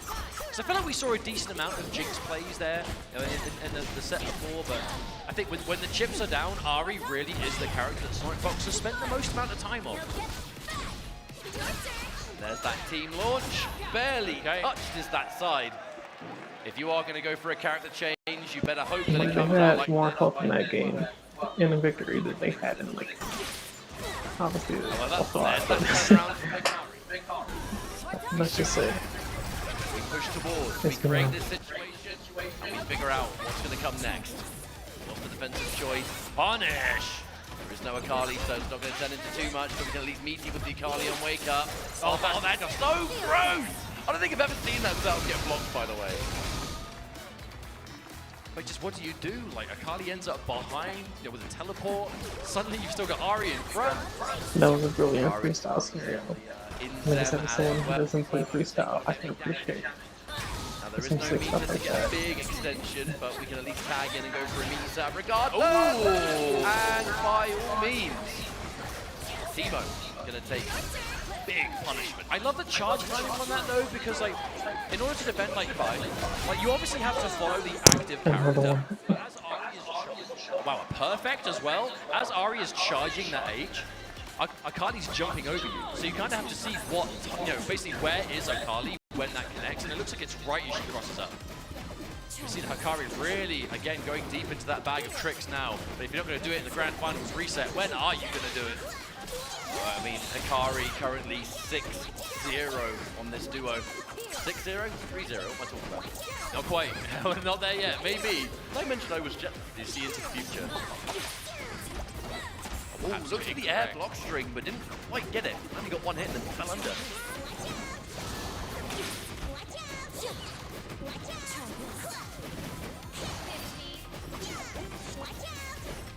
Way more shades of previous games where you just let content sit there, let it happen. Yeah, we've seen Hikari do this in general against like other Teemos, especially with the Akali out, you know, you don't want to be impatient. The worst thing you can do against these kind of projectile characters is just rush your way in too much. Don't get me wrong, every now and then you might be able to find a gap to kind of close that distance, but by and large, if you are too impatient, that's what they want you to do.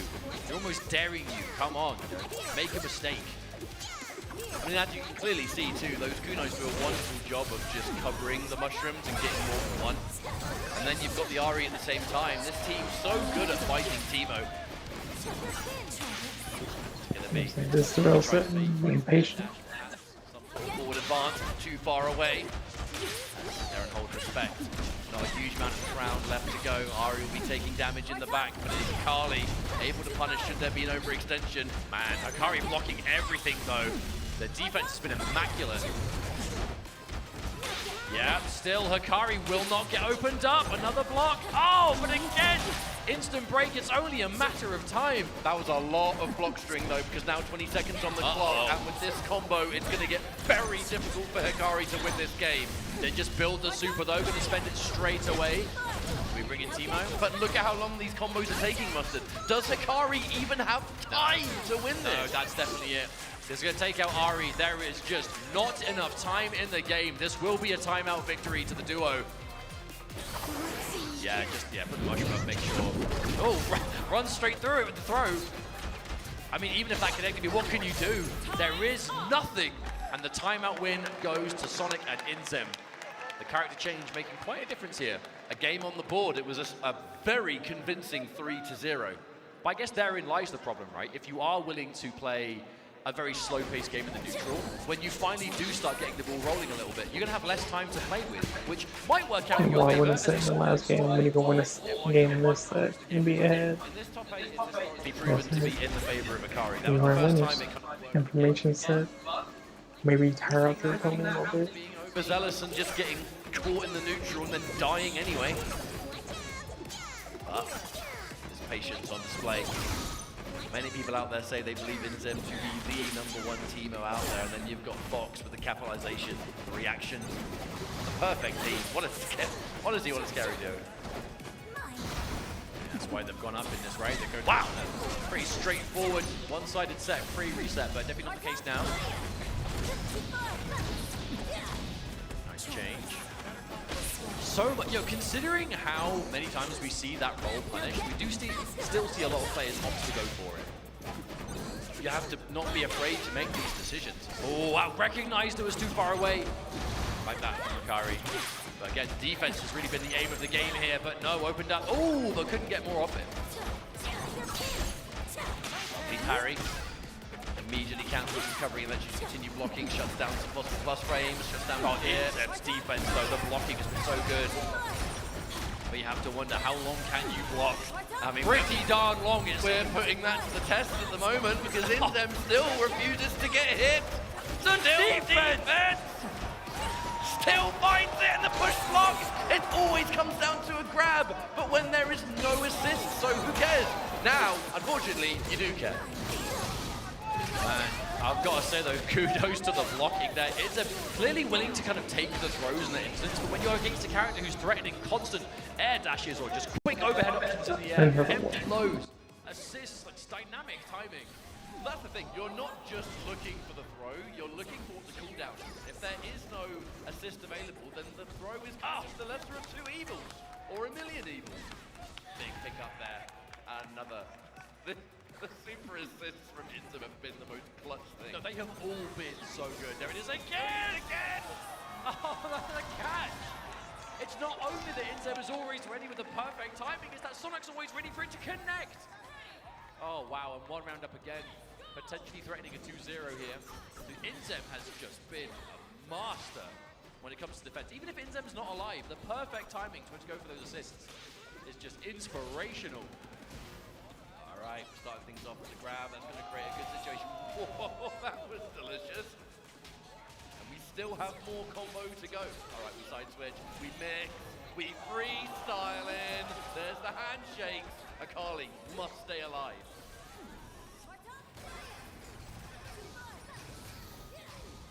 Okay, limit strike. Nice assertive pressure. Yeah, multi-hitting overhead. It's hard to defend against. It's going to depend on where he hits as well.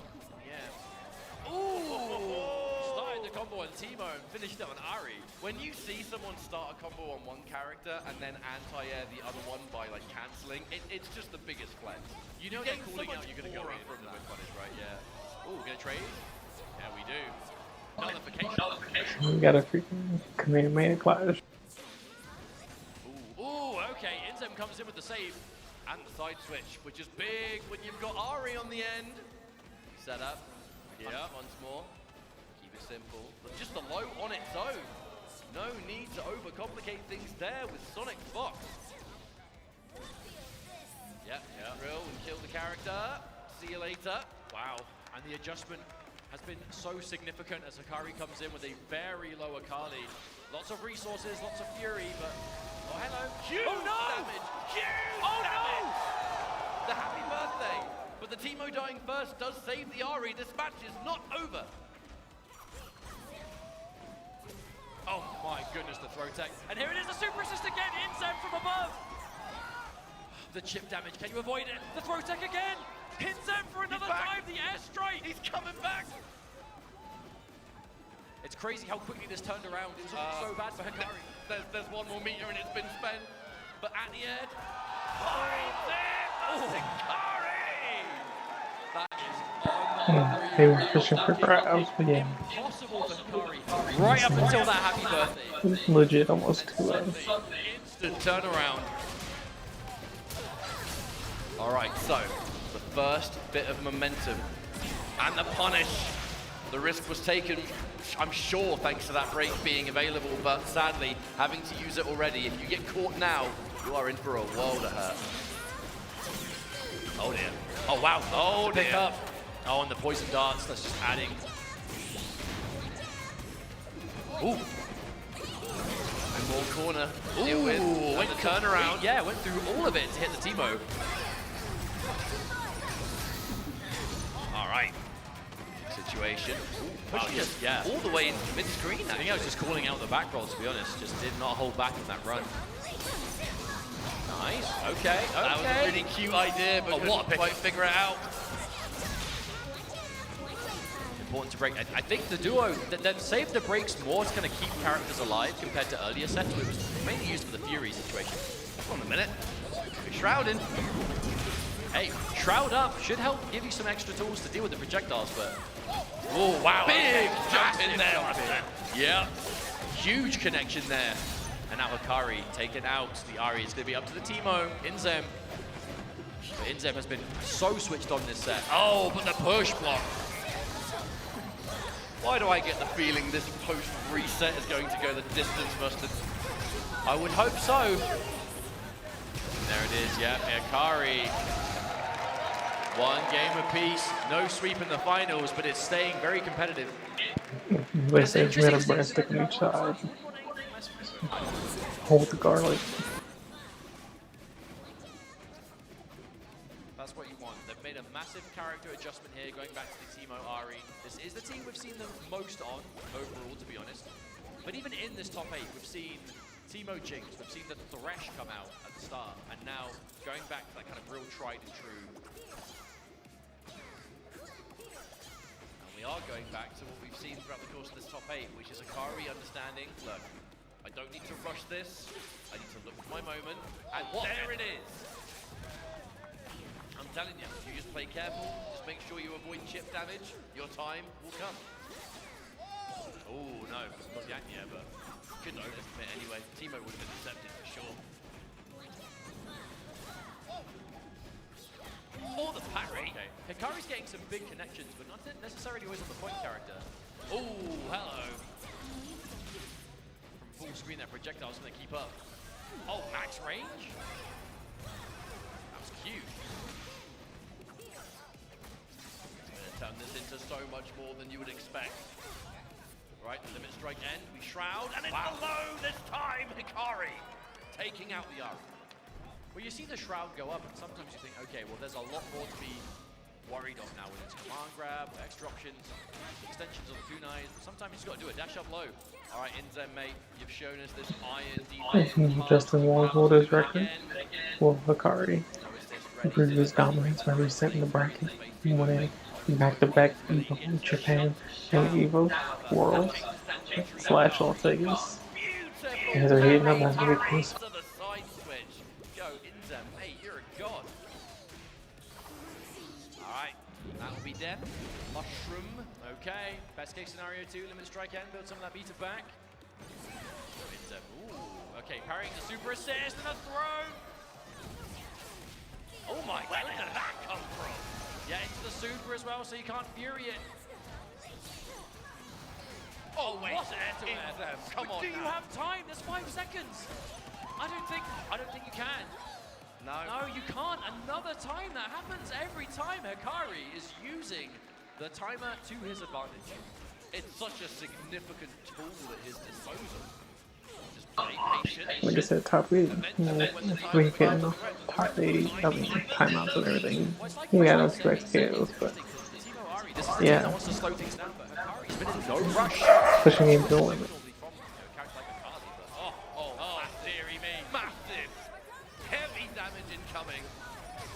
Heavy duty happy birthday. Oh, so much red!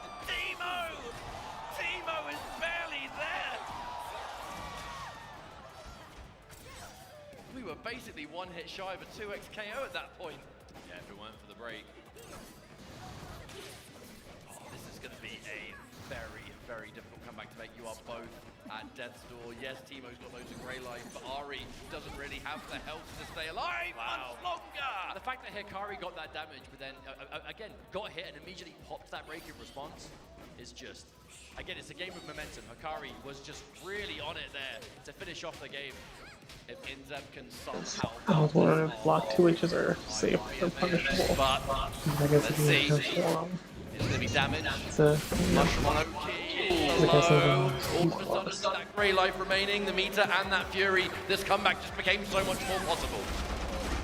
It's interesting, like, when do you want to pop the fury? Do you try? Oh, it connected! You got caught pressing! Bit of bonus damage there. Wow, block shuts it down entirely. Oh. Watch out! Baiting out the fury! But there was no fury to be had! Onto it and still finds the combo confirmed! It's them! Can you do it? Can you do it? Unbelievable! The clutch from Inzem to stay alive in such dire circumstances. I can't believe it. Yeah, we're dead even again. What is going on? I cannot believe Inzem found that. Almost like we're watching the best players in the world. I know, right? Crazy. Who would have thought? Yeah, legit, it's like the best single player and like the best duo legitimately going going at it. Pushing forward, punching it in the air, but again, the defense on both ends looking pretty strong so far. Like for me, this is why I invest the little portion of time I can. I like my FGC time in 2XKO because we're in grand finals and we have 3 people on stage, and that alone. And then look at this gameplay quality, the stakes. The delay No into the grab, champions. and now empty Hope low. trying to make history. Keep the character alive, but no! We're going to take it out anyway, and now Ari, you're next! Whoa! This is going from bad to worse this round. Akari on the verge of being up 2-1. You say on the verge, I say inevitable. Yeah. Yep, Azuna drop. Thank you very much. And one step closer. Another one. Yeah, I'm telling you. To the end of this tournament, Akari. But, I mean, by no means are we done. It is not over until it's over. I know it's a saying that's been said many times, but it really is true here. These games are unpredictable. Whether it's these crazy comebacks, it's these hard call-outs, holding on to Break and Fury at desperate times in a way that just works out. Last-ditch effort, like timeouts. But who knows where we're going to go now. This could potentially be the final match. Maybe. Banking on this team, Hikari needs one more to be your champion of EVO 2026 2XKO. But if Sonic Fox and Inzem have something to say about it, they will see it not so. Right. Hikari set up. Oh dear, that break no doubt had to come out, otherwise that's a dead Teemo, especially off that start. Sonic Fox fighting back. Remember folks, post-reset they've changed team. The Ari instead of the Jinx, of which has been so much more useful. Oh, it's been a game changer. Absolutely. I mean, this is the team they've spent most of their time on, right? It's not a surprise. Oh, but a catch. The long range standing like the counter hit too. That preemptive life was just so in Hikari's head, saying, I know exactly what you're going to do here. Inzem was setting up the... Oh, wow. Oh, no! Couldn't pick up from it. And covers with the assist, Hikari! So ready to keep the Akali alive there from what looked like a massive whiff, but ended up being a huge advantage. That's going to be just Sonic Fox left to come back demanded. Inzem in the previous game did the unthinkable with a comeback. Inzem, the positioning of these super assists has just been so good. Harry, I mean, not saying on tons of life, sure, but a lot of resources.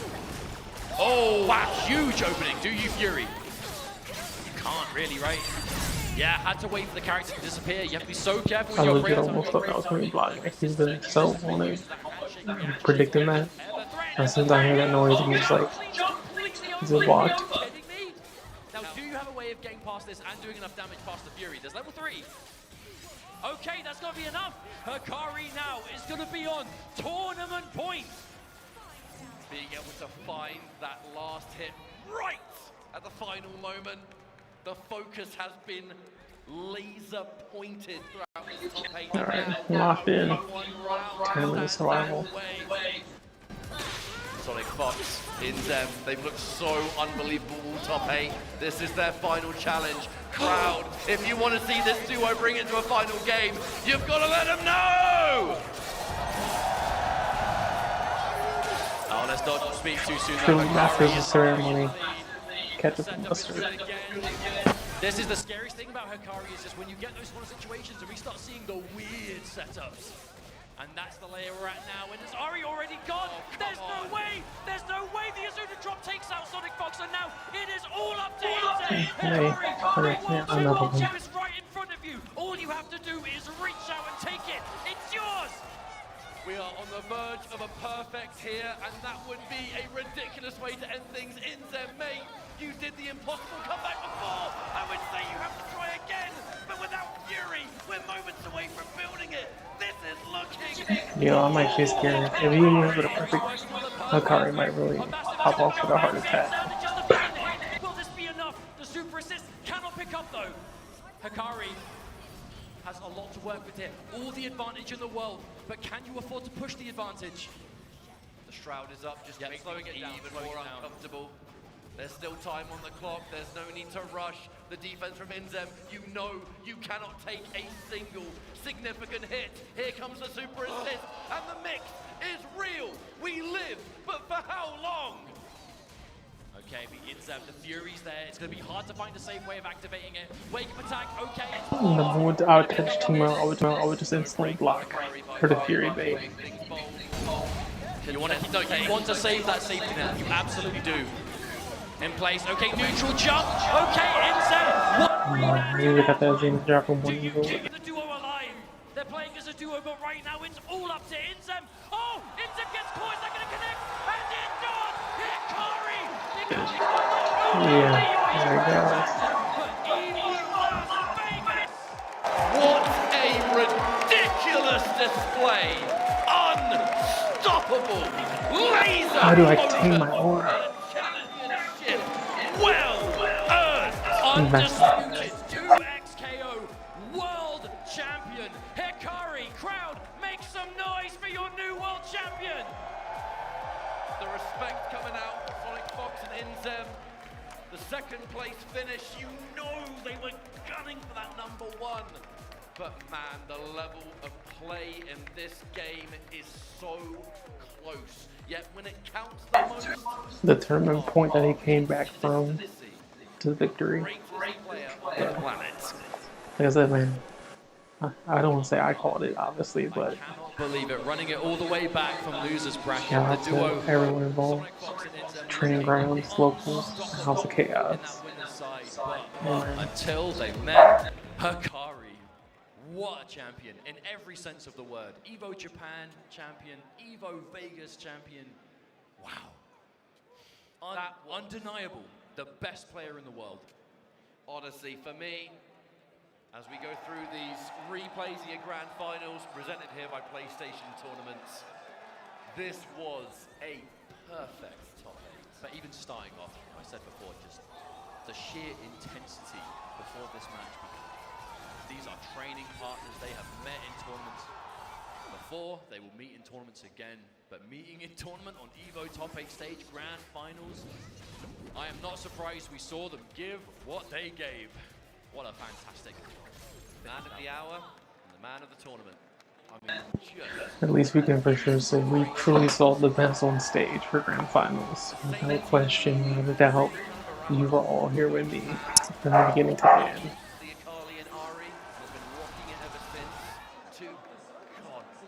Limitless effect. It's no wonder this crowd got so into it. That one, yo crowd, guessing you enjoyed that one. You've all been fantastic. We love you so much. And oh, there's the pop off. That's what we're talking about. That's what it's all about. But again, you know, it's what you were saying. I guess a few of the Good thing we didn't get a barrel roll. is when you see him playing, minimal emotion, like ice cold. But as soon as the match is over, it's either crushing disappointment or explosive positivity. You know, and that's why these players are so serious. They love it, man. They live for this. And it's all about that Evo Grand Finals. Congratulations to Hikari. My word. Well, I hope everyone at home enjoyed that as well. It's been a whole weekend full of crazy activities here. And 2xKO, you know, it's here to stay. That much is sure. Riot has put so much support in to this offline scene, the online space. I'll tell you what, I'm going to stop yapping because we've got an awards ceremony and some well-deserving top players to give their prizes. Take it away, Rob. Ladies and gentlemen, that was absolute insanity. Make some noise for 2xKO Top 8! It is time for our award ceremony. I wonder what they've been doing for the last 4 hours. Get our medals for all of our amazing players, starting off with in 7th place, Noka!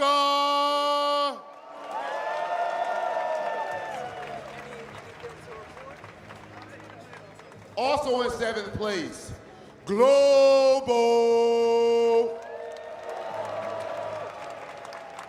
In 5th place, the duo, the twins, Toshi and Haru.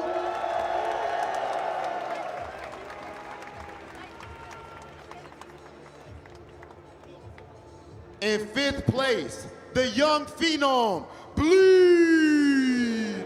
I don't think I noticed that. The jersey is like a little pulled up. In 4th place, the definition of clutch, Polka. I love how he got like a pretty cool jab. In 3rd place, the legend himself, Super Noon. Don't be In happy about 2nd third places. place, legendary duo, Sonic Fox and Izu.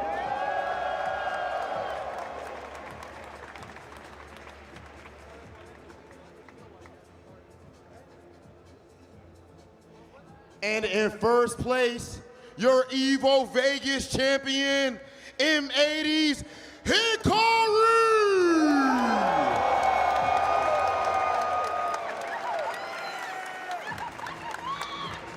An absolutely phenomenal top 8. And for our top 3 competitors, we definitely have something special from Vermillo.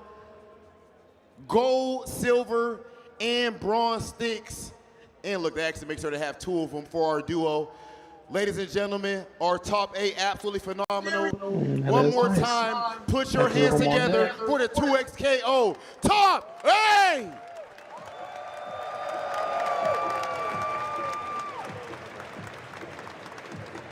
Now, if someone could please, with great care, take Hikari's stick. We have to have a conversation, my brother. Meet me up here center stage for the winner's interview, connected by AT&T. I like that winner's interviews. Hikari, we seen the documentary, you and your mother, talking about how much her and your father and all of your friends back home support you, and they're all watching right now. Do you have any message for them? And how does it feel to get this victory for them? I want to say thank you for the support of my friends and my family. And this was an incredible win. Won Evo Japan, now won Vegas from losers. So it was a very, very good win. There's a certain level of intensity when you play that's not common throughout any fighting game in history with any player. You've even said that you believe confidently that your work ethic is stronger than everyone else's, and it looks like it. What fuels that? My friends, winning a lot of Evo, my 4th Evo, motivates me to win every event. Okay, and last thing, you went to the loser side early on, before top 24, if I'm not mistaken. You fight all the way back. How did it feel to drop down to losers as the top seed, and how do you keep your composure to win it all? It felt really, really sad. I thought I was going to have a straight path, but my friends supported me, say I can do it, and my rivals, so I had to finish the job. Ladies and gentlemen, your champion, the man himself. Can we please bring the champion his trophy that he fought so hard for from the loser side? Legendary, back-to-back, Evo Japan into Evo Vegas champion. Make some noise for Hikari!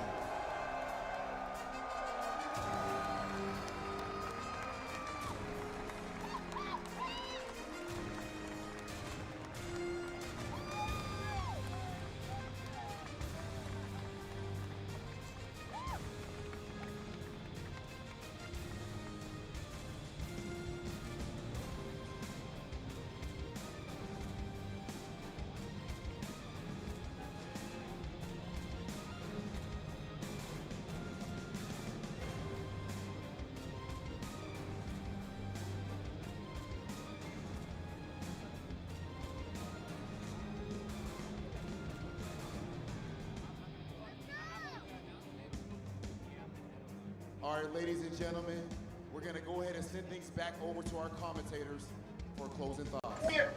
10 players in the top 8. Shout out to XKO. Thank you so much. Spicing it up. Twins on commentary, twins in bracket. For the post-top 8 announcement that Riot have been teasing going into this. There's still Twins something left to developing the see. game. I just want to say as well, on a personal note, I'm very surprised that we were up here today.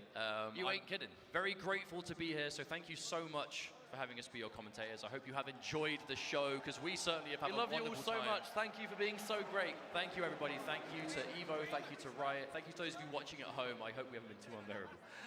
But thank you all so much. But this has been a splendid top 8. We could not have had an easier time, you know, because when the matches are this good, I mean, we're just enjoying the show, you know what I'm saying? But Hikari in the best seats in the house. I mean, that's what I'm saying. Second best seats in the house.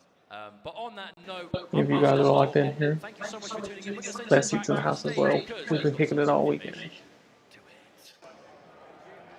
Okay, so they just send it back to the stage for some information.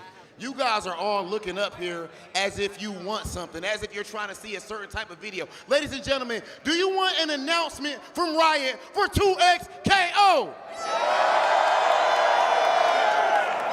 Hold on, we got all these people in here. This is the FGC. That top 8 was absolutely fire. I need even more energy. Are we ready for an announcement for 2XKO? Oh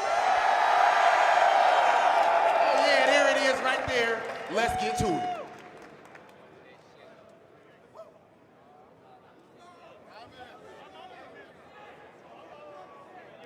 Hey, what's up, everybody? It's me, Justin Wong, and I'm here to reveal the next 2XKO. Hit Challenger was just one combo. What is this? It is a fight stick. Oh, as twins, we love playing this game together. Every time we're on it, we just constantly... I'm sorry. What 2XKO needs more of? More arcane champs. Harder combo try.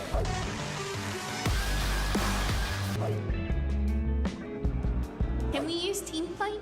Best thing to happen to 2XKO. Team fight is the worst thing to happen to 2XKO.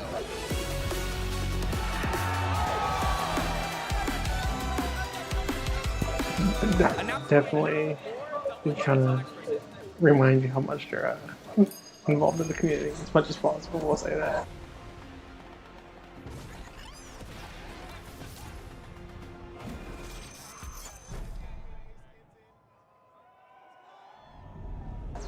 I'm just here to enjoy it. Don't expect me to be too surprised by too much. This definitely looks like that Sentinel light stuff they talk about.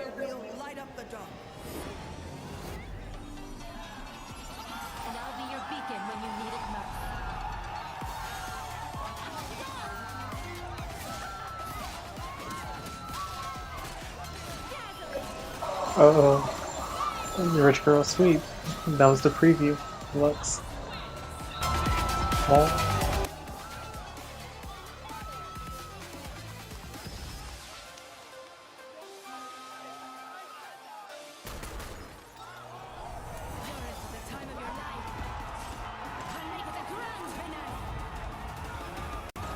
Oh, Samara. I think that's the one they were playing. It was Dante. Is that a Katarina? How we feel about that announcement? But yeah, I think that's the Dante chick. Top 8 was fire and knocked the announcement out of the park. Ladies and gentlemen, that's how we do it right here at EVO. This is finals day. Shout And out of course, to the ladies in there. They've been having a lot of ladies in the game. because we'll be right back with top 8 for Tekken 8. See you guys soon. I don't lie, Lux might be the kind of character I play with, just because I've been looking for someone, and those are the next two characters. Open Sesame. Chipotle honey chicken is back. Step into summer with fresh grilled chicken, spicy chipotle peppers, and the perfect touch of pure honey. Open the summer with Chipotle honey chicken. It's taking heat and sweet to a whole new level. No two competitors are the same. Some run on routine for the chance to win big.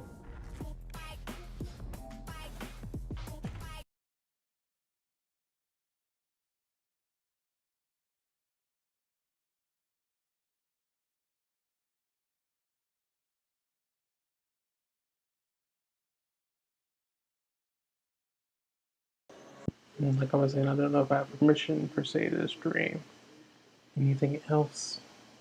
So we may play a little more winning games and then wrap the stream up.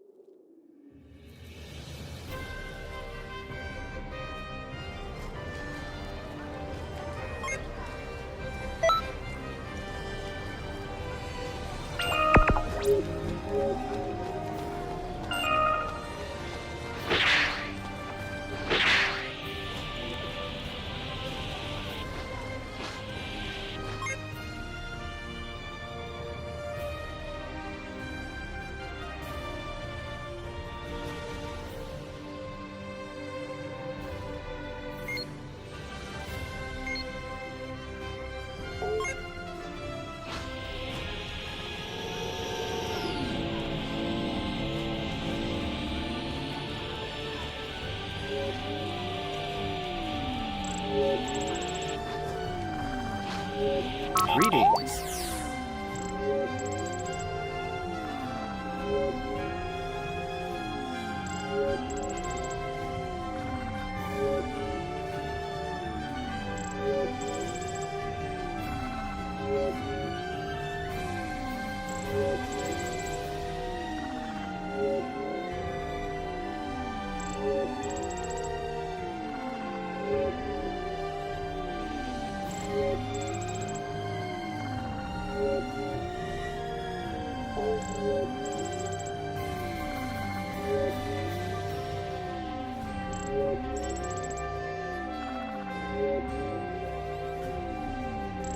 Greetings.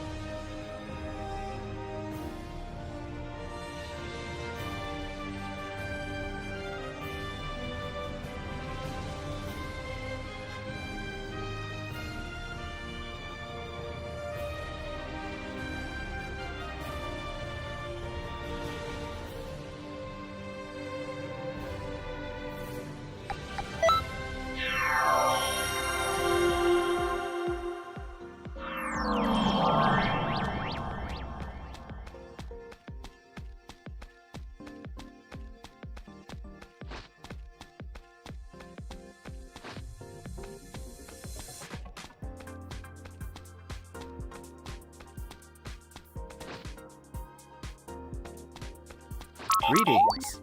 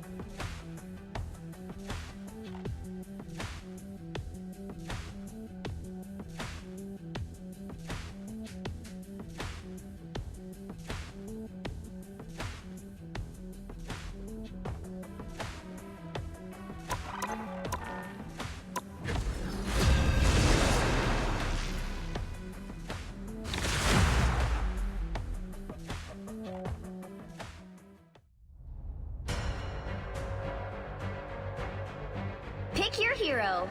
Or villain, I'm not judging.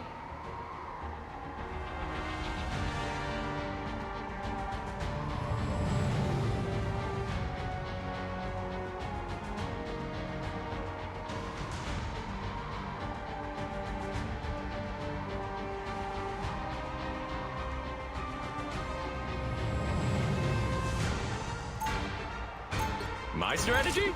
Dive first and GG no heal. Duh.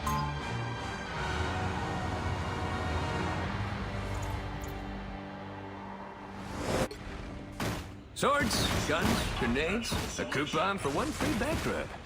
Yep, I'm ready for action. 30 seconds before you attack. Get ready. Dude, those are some sick tunes you're blasting. Wait, someone who appreciates the basics? Now that is a hero. Tell you what, after this, I'll hook you up with my personal playlist.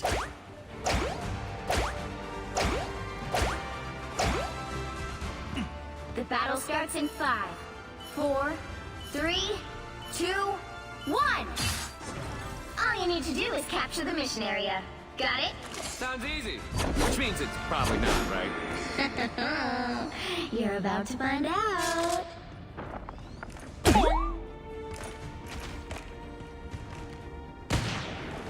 Huddle up, team! Here they come! Ow! Got hurt pretty bad over here!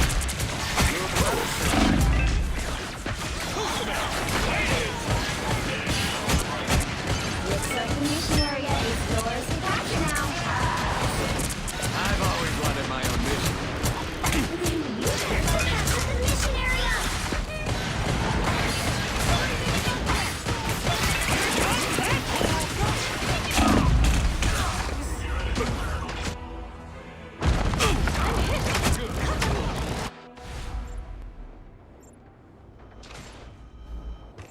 Thank goodness this book has pictures. More of me than ever. There's a loot icon to bonus damage and you're stronger already. The team up nobody asked for.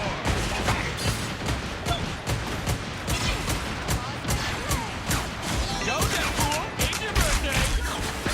Oh yeah, baby, that's the good stuff. You're ahead of us.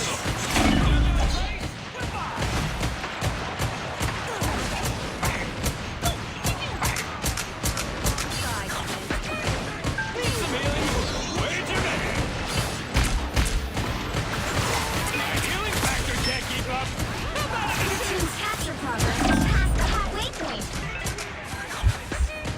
In your face, goodbye! Huddle up, team! Boom! No skill shot! Come on! I didn't come here to read. Our mission is feel and feel it.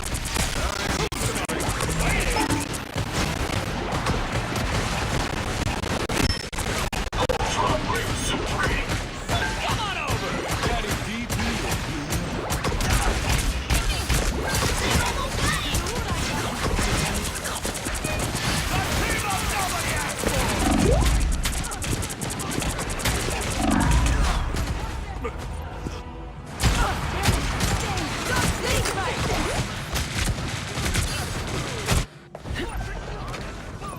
Saw you sent us back to spawn? Ha! Weak.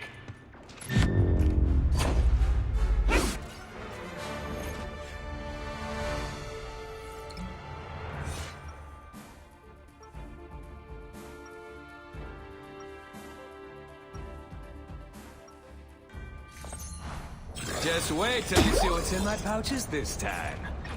My strategy? Dive first and GG no heal. Duh. I'm your... Where's the timeline where we all just go down to the bodega for a sandwich? 30 seconds before you attack. Get ready. Oh man! I've wanted to ride a dinosaur ever since I was a little kid, and it's finally happening! Or, you know, I could just leave that for Moon Girl and stick to the webs. It's cool. Please don't eat me.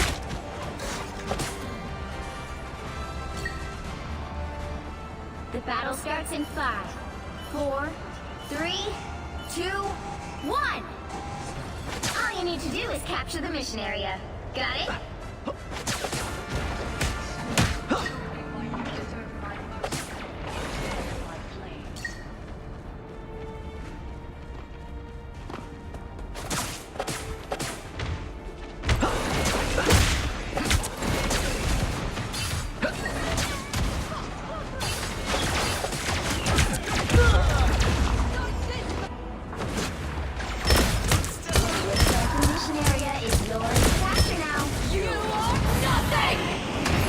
Back in the swing of things.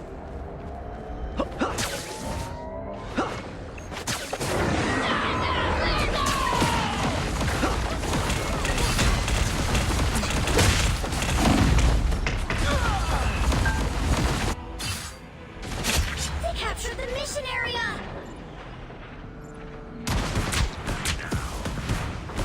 Back in the swing of things.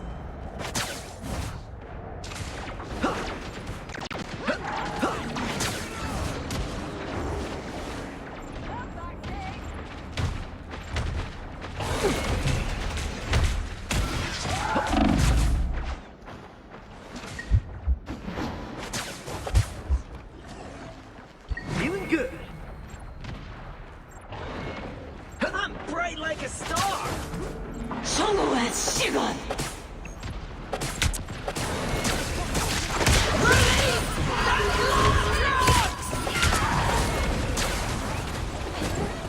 Spider Fist is ready to punch.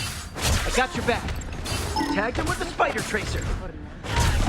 Don't mess with the amazing Spider-Man! Once I get you stuck.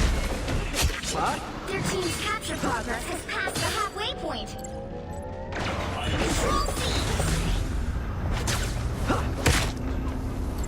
Flame off! We can all high five!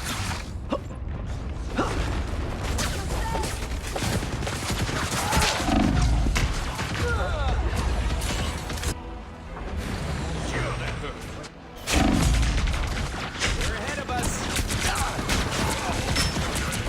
Now I've got something to prove. Control lost!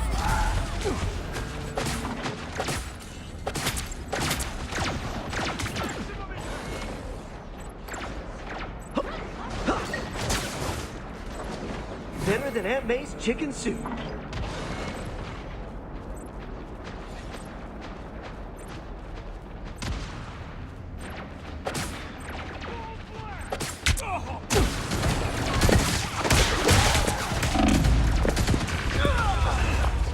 They've almost got it! Rise and fall. I'm not a vengeful person, but today I'll make an exception. Lead them to Khonshu!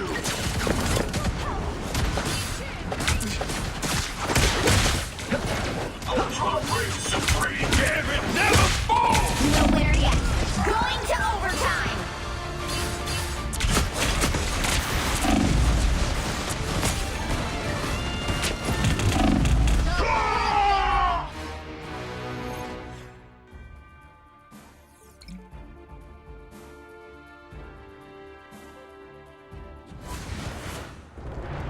Well, you can't expect to win them all.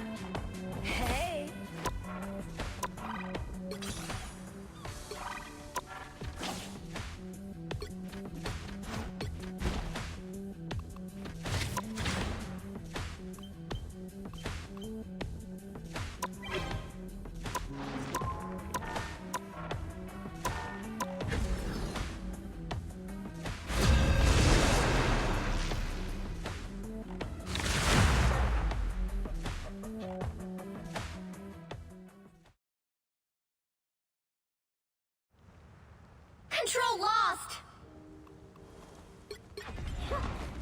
Come to New York sometime. I'll do whatever a spider can. Watch out there! Some assistance, please.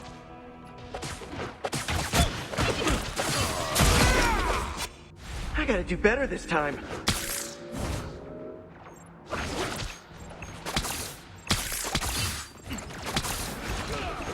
Hurricane incoming! Spider Fist is ready to punch! Healing full! Stirring up blood.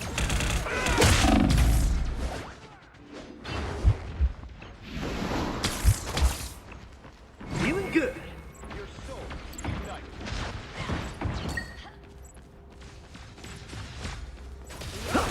Give me that!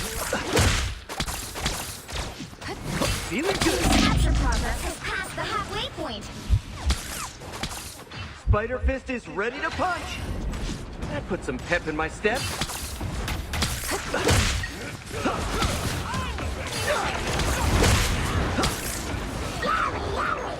Armed and Spider Fist is ready to punch.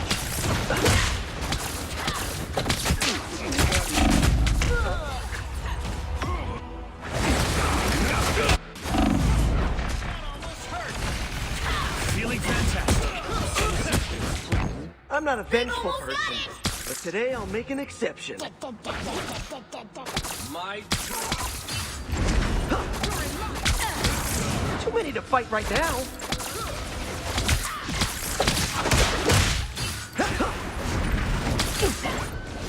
Yoink! Give me that blow! Nice. No there yet! Going to overtime!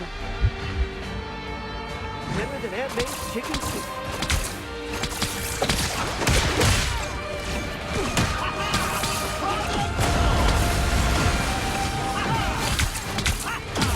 Spider Fist is ready to punch.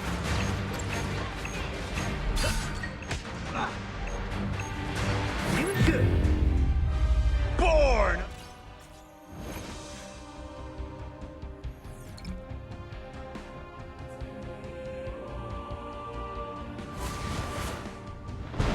Well, you can't expect to win them all.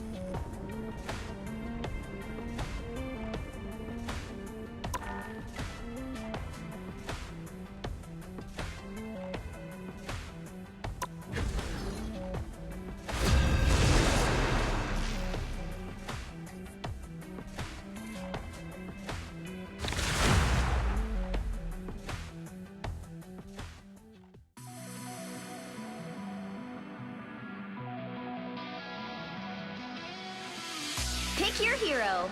Or villain, I'm not judging. I'm your friendly neighborhood Spider-Man.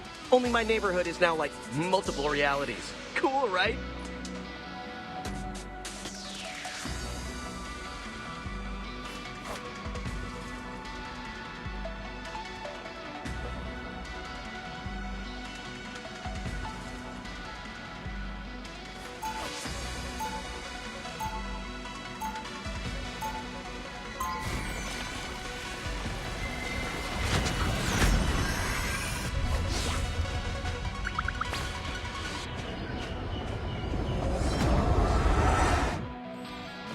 Doing the right thing just makes you feel good, doesn't 30 it? seconds before you attack.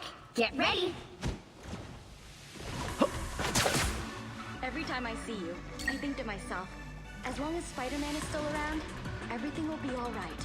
Whoa, that's a lot of pressure. I don't mean it that way. You just mean a lot to a lot of people.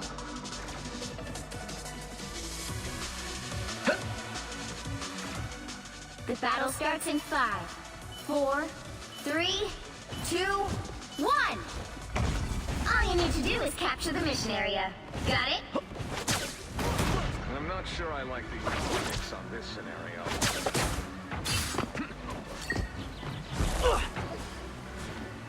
Gonna get sticky! Pretty sure those are bad guys.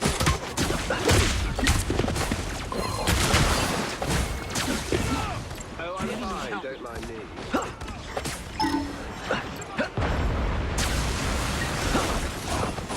Looks like the mission area is yours to capture now. You're a lifesaver. Round and pound.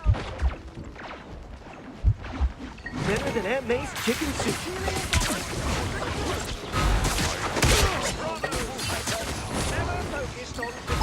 Found the bad guy.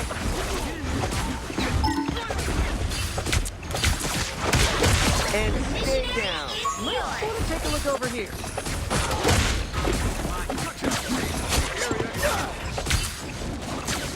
Gonna get sticky.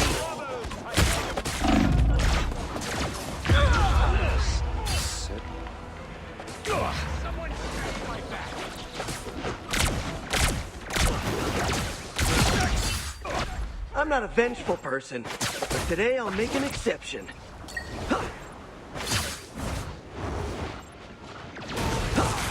Oh, I'm fine, don't mind me.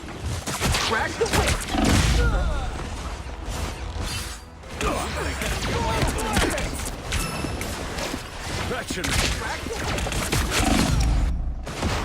Now I've got something to prove.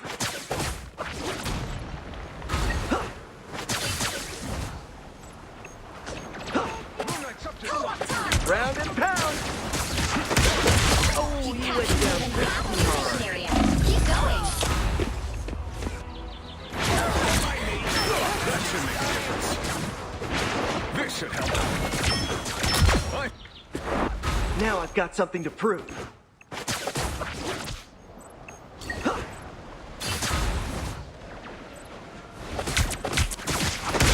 Now we're even. Hey, thanks. Spider Fist is ready to punch.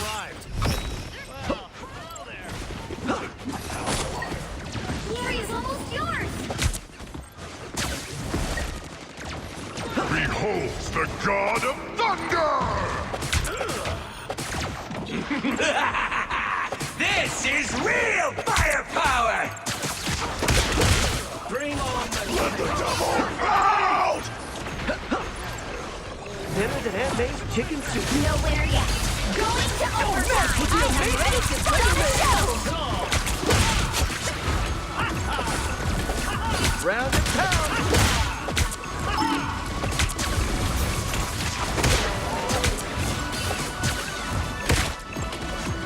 Feeling good. Gonna get sticky.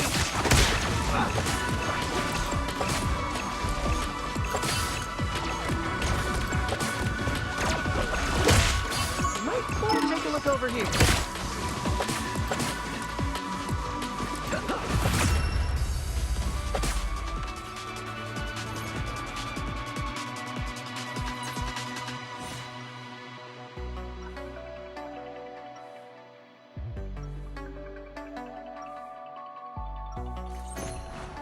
Please, can we discover Aunt May's cherry pie dimension?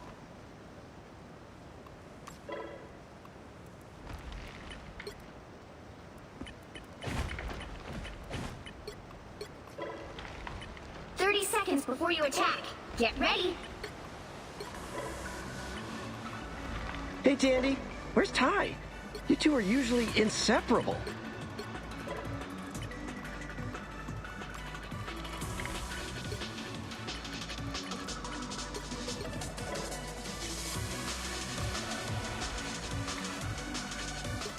The battle starts in 5, 4, 3, 2, 1. All you need to do is capture the mission area.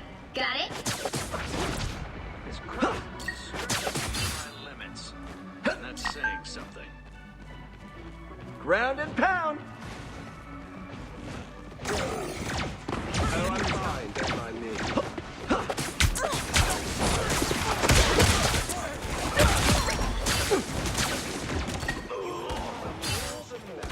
Gonna get sticky. Looks like the mission area now. The mission area is yours. Nice. Get it. The area's under control. Hey, thanks. Supernatural threat is amazing.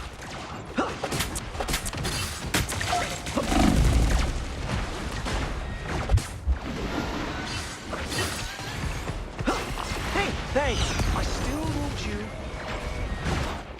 Gonna get sticky. The moon haunts you. Problem solved. This is real firepower. Put some pep in my step. Tagged him with the spider tracer. Round and pound. Tagged him with the spider tracer. You've captured more than half of the mission area. Good. Keep going.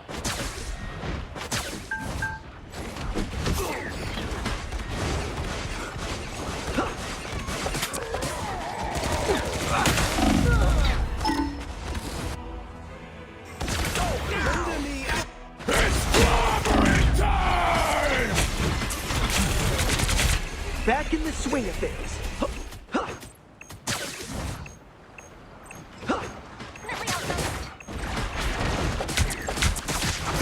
Don't mess with the amazing Spider-Man!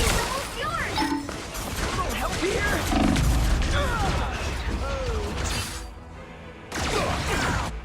Trouble has arrived. Back in the swing of things. Here they come to kick us out.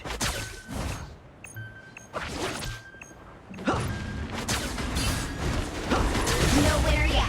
Going to overtime.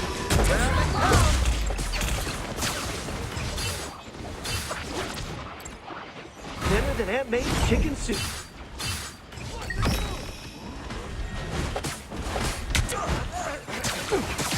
Spider Fist is ready to punch.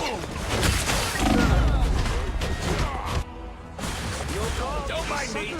I'm just dying. Well, hello there. Now I've got something to prove.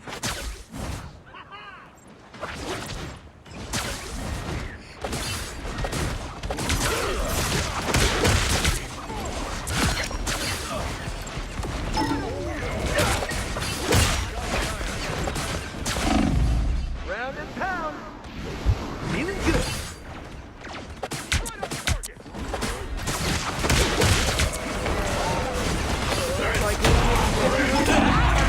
Put on a show!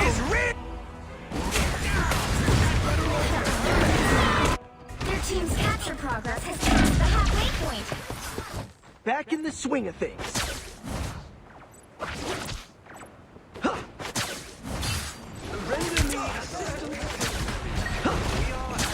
Spider Fist is ready to punch.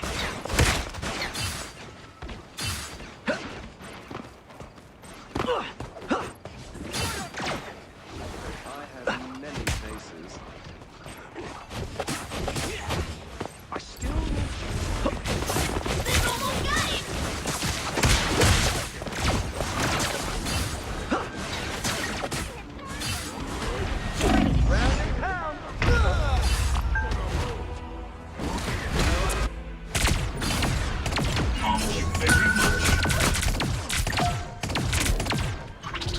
vengeful person, but today I'll make an exception. Nowhere yet.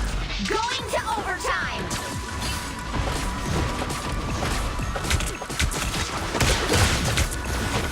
Don't mess with the amazing Spider-Man!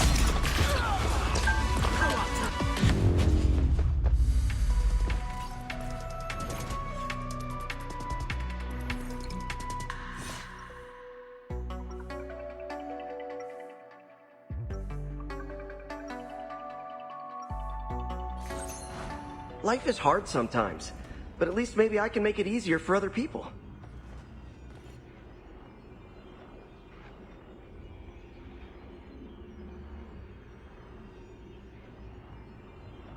Seconds before you attack. Get ready. Oh man! I've wanted to ride a dinosaur ever since I was a little kid, and it's finally happening!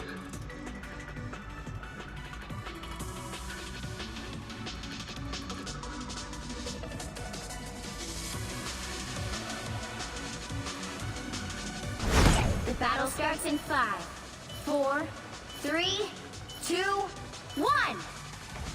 All you need to do is capture the mission area. Got it? Do your thing, Double D. Boom, bro. Got your back.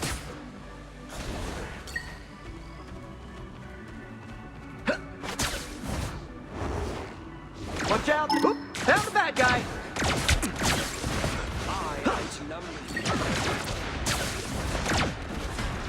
Nice! Round and pound! Looks like the mission area is yours to capture now. I don't think I like these odds. Capture the mission area! Feeling good. Spider Fist is ready to punch. Huh.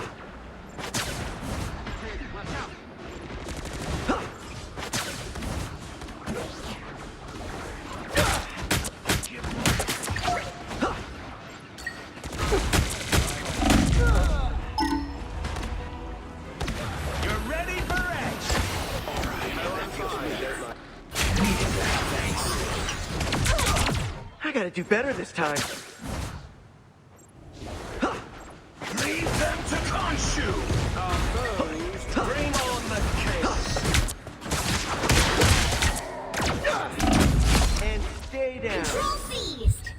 Hey, need some love over here. Better than Aunt May's chicken snack. Put some pep in my... Thanks, friend. Gonna get sticky. Might want to take a look over here.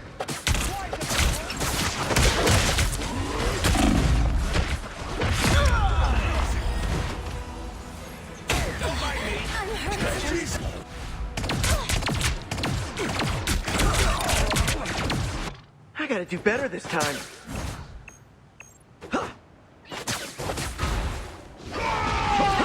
This area belongs to This is real firepower! Control lost!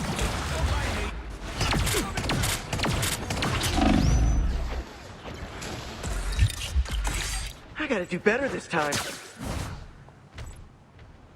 Their team's capture progress has passed the halfway point.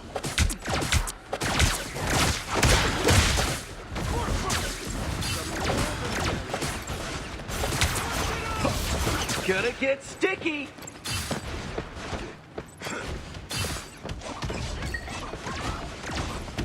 Feeling good. I'm fine, don't mind me.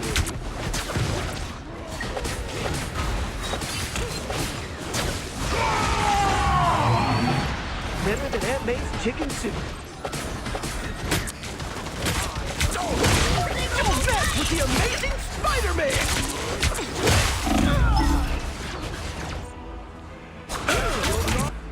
I am ready to put on a show! Co-op time. Now I've got something to prove.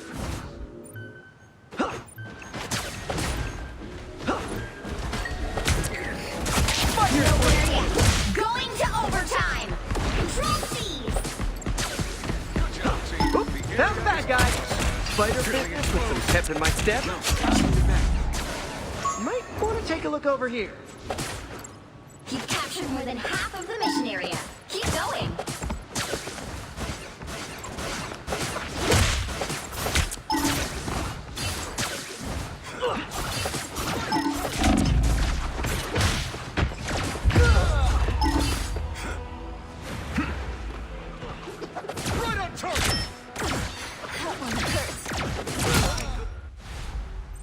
gotta do better this time. Here they come to kick us out. Hold the fort, gang! Hold the fort, gang! Glory is almost yours! Clobbering time! Spider Fist is ready to punch! I'm pretty sure those are bad guys. Tag him with the Spider Tracer! Stay away from that arm when it starts to hover. Control lost! No winner yet. Going to overtime!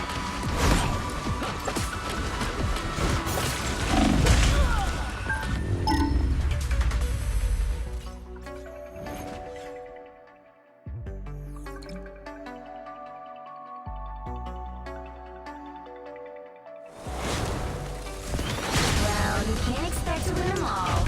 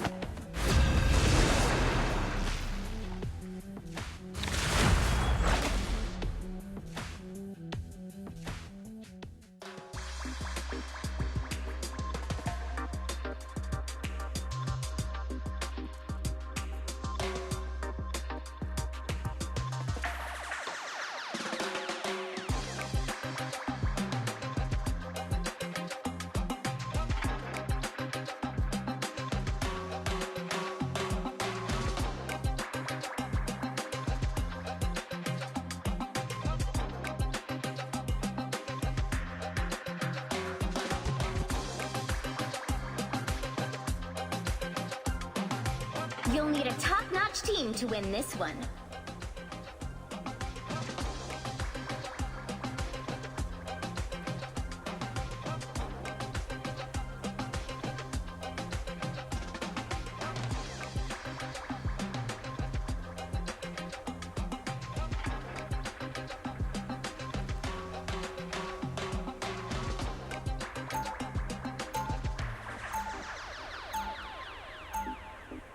Round one, go!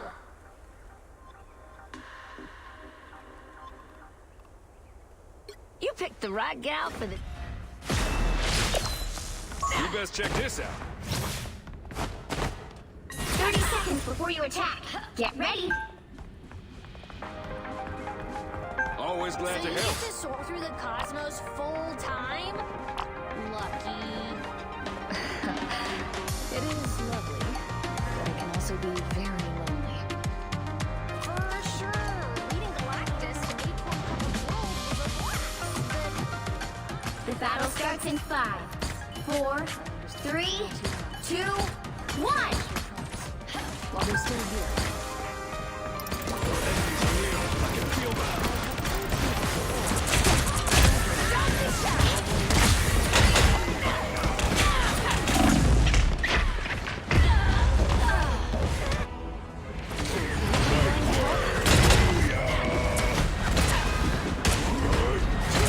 Double KO! Got at least one more round in me.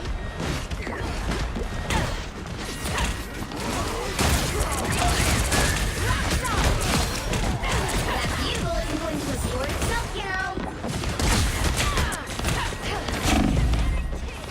They got the drop on you. Well, that's better. Could use a boost. Hook a girl up. Look what we got here.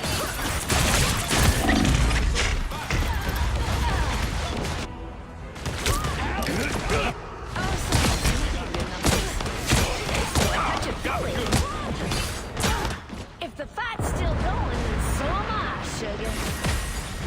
Who dares? Don't be shy.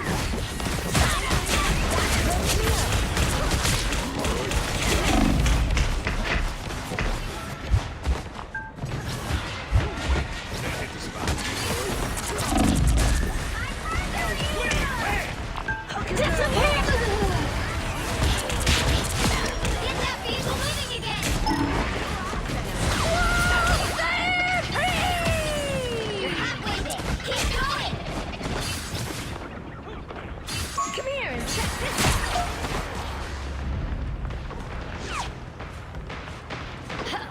Look who I found. Conscious wrath. I'm counting on you, friend. Almost there. Don't turn that now. Kinetic hit.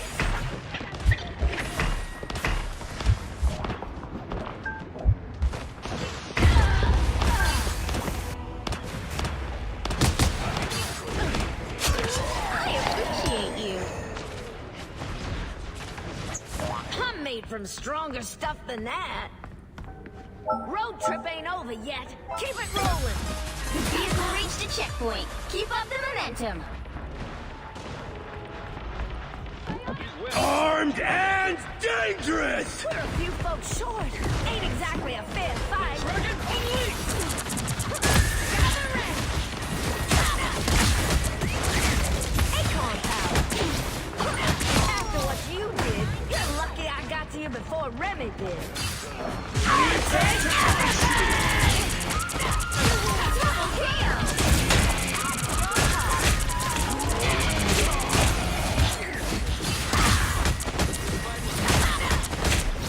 I'm easy breaking.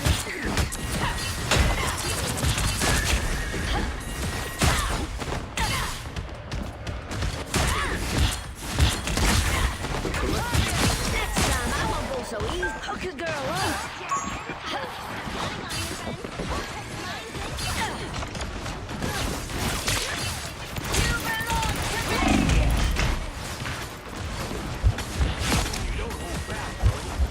You're halfway there. Keep going. Come here and check this out.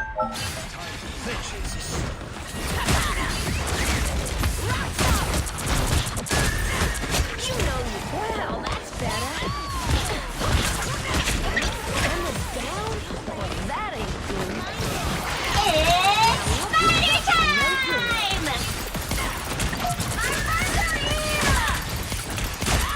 Almost there. Don't turn back now. Road trip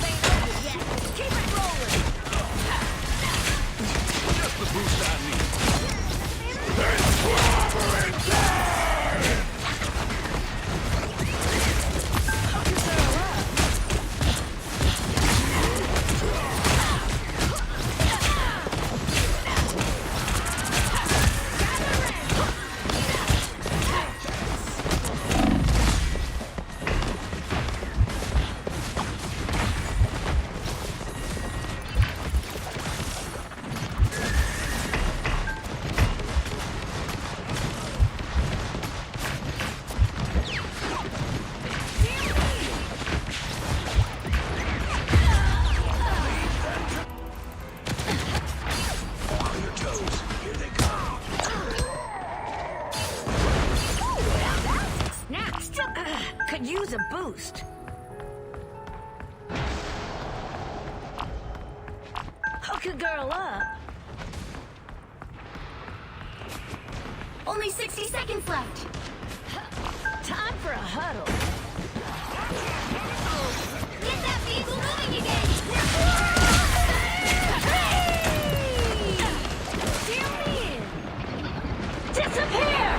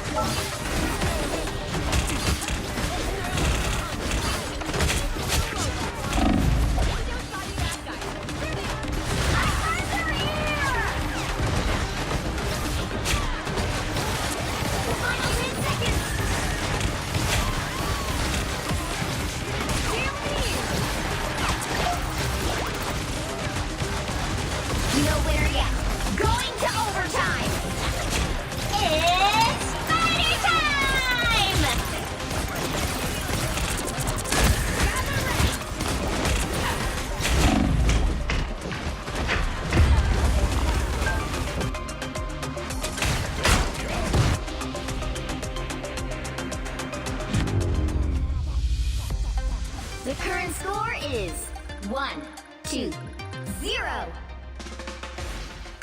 Time to switch things up, including which side you're on. The right heroes could make all the difference. You picked. I'm your friendly neighborhood Spider-Man. Only my neighborhood is now like multiple realities. Cool, right?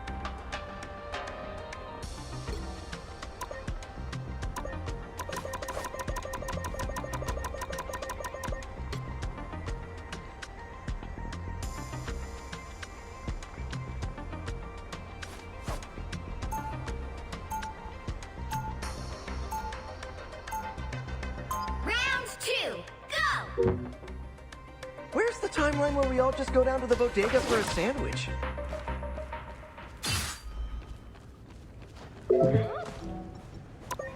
Spider Fist is ready to punch! They'll be coming in 30 seconds. Stay strong. You're looking... Don't you say it. bright-eyed and bushy-tailed.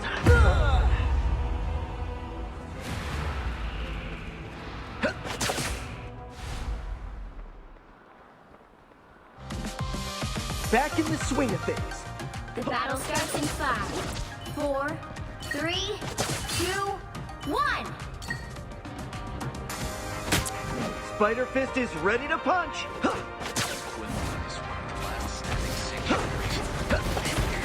That put some pep in my step.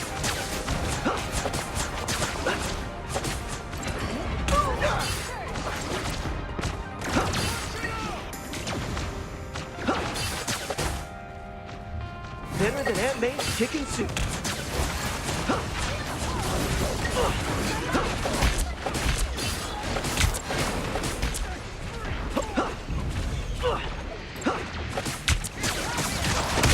Spider Fist is ready to punch.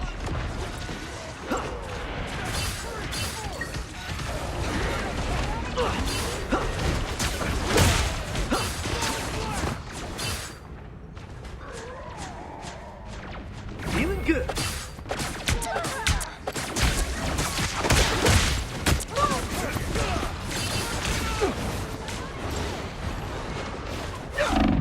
Round and pound.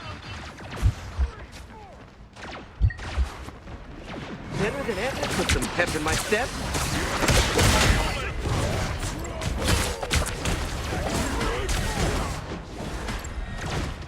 Spider Fist is ready to punch. Hey, need some love over here. Feeling good.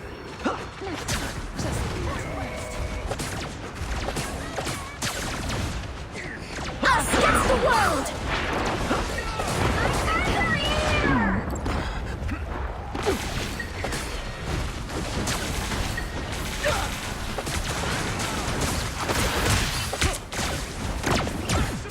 Feeling good. Spider Fist is ready to punch.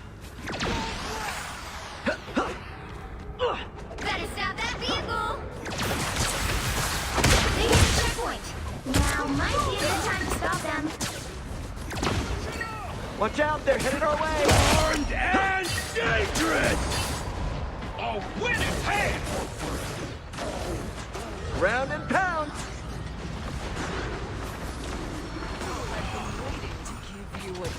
Nice!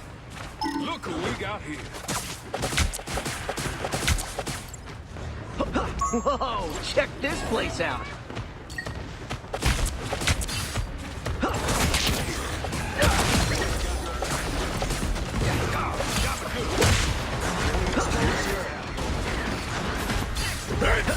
Gonna get sticky!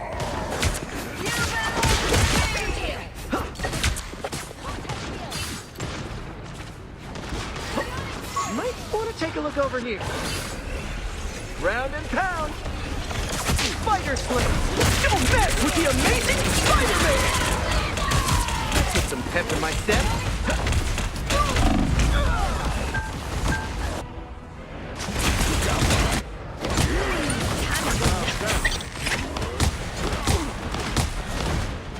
Back in the swing of things.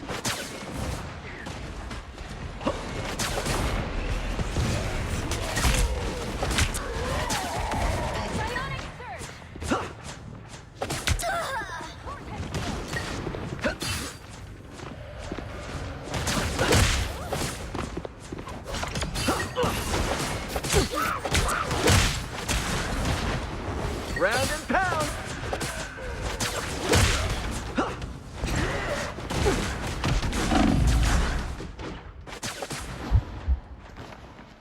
Feeling good. Round and pound. Whoa, check this place out. Time to slam on their brakes. Us against the world.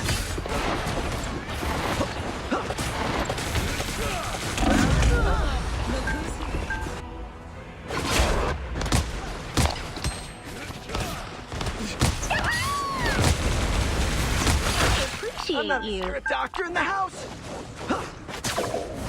Armed and dangerous. Gotta know what's going on. Doctor in the house. Uncompromising. Hey, need some love over here. It's clobbering time! Again! I'm stuck.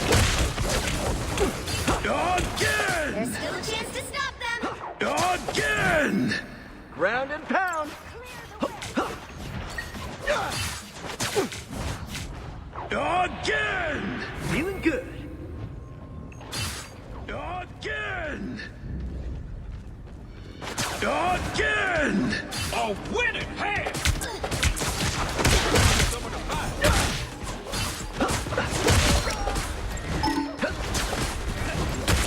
Round and pound. Fantastic! Only 60 seconds left.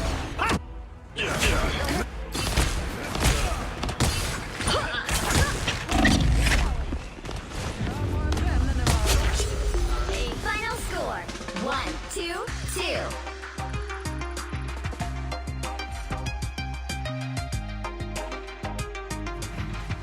Well, you can't expect to win them all.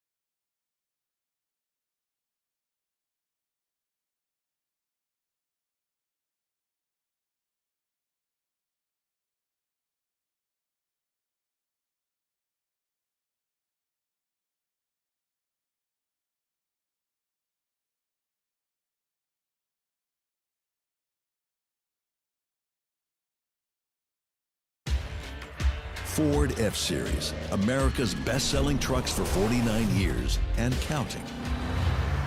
Now, with employee pricing, you can lease the Ford F-150 for $379 a month. Hurry in today.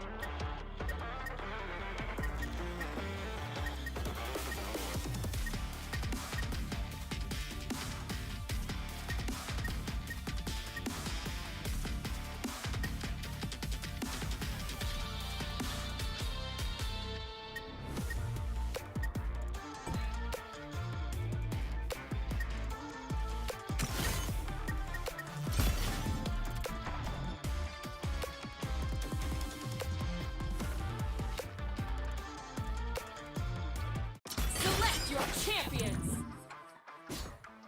Akali.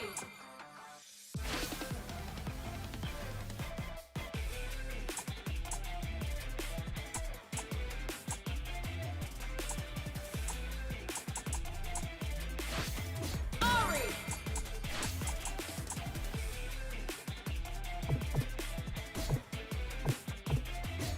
Ari. Akali.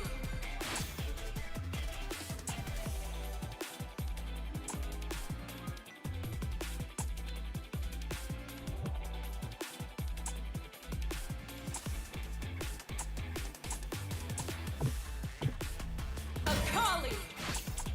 Select your fuse. Akali. Ari. Fuse select. Fate is in your hands.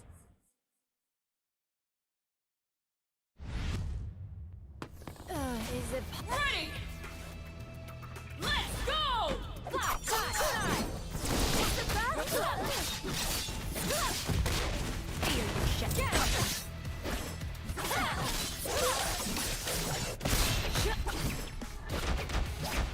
Change is good.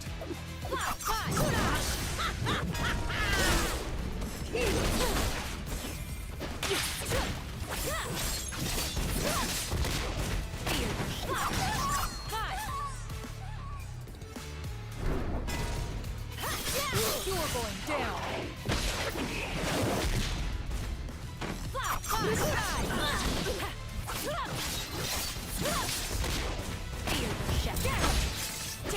Knockout. This subtle dagger brings truth to light. Akali wins.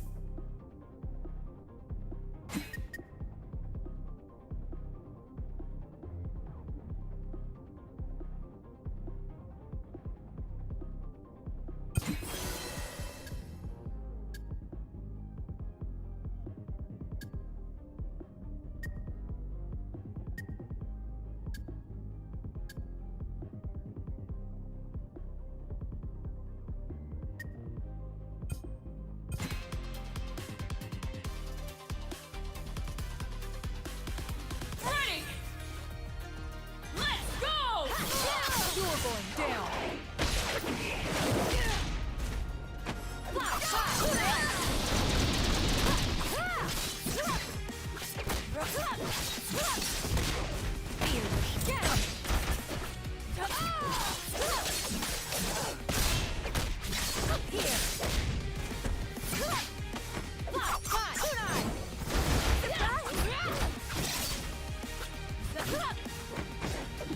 KO!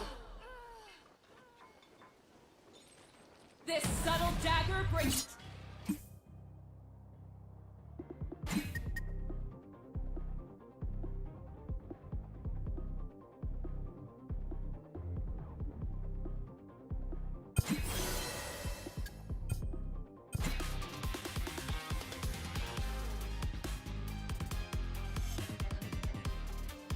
Ready? Let's go!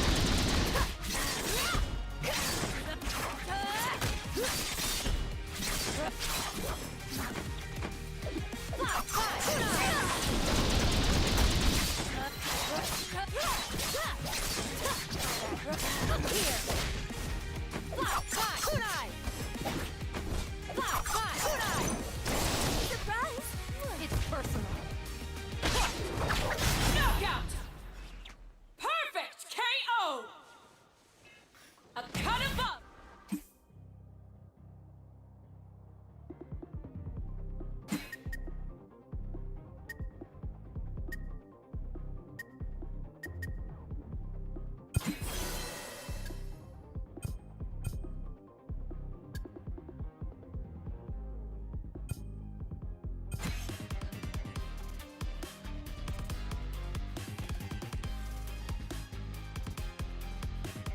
Ready! Let's go!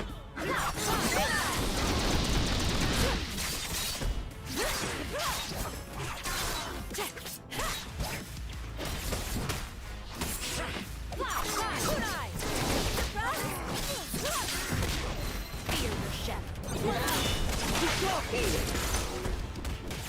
Up here. Fear your chef.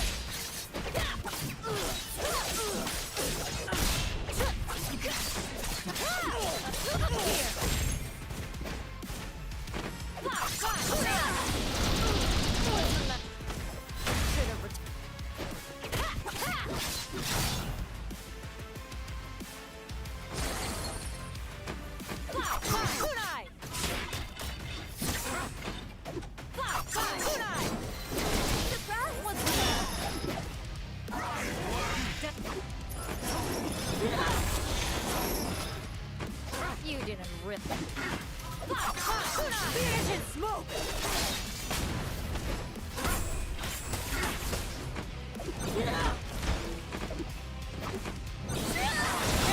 KO! Even fate!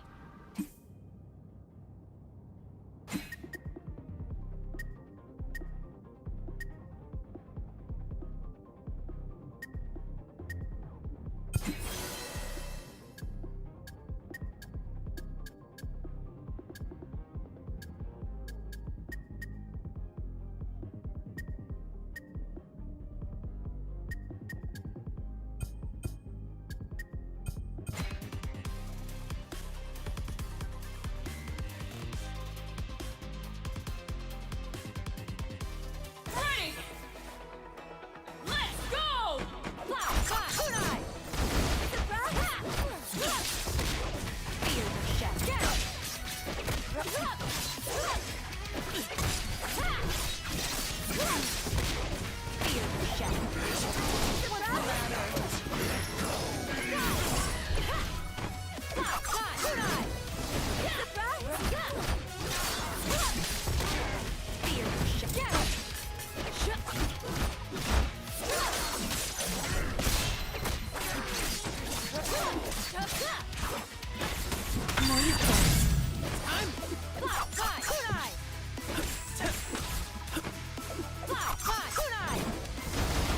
Try guessing.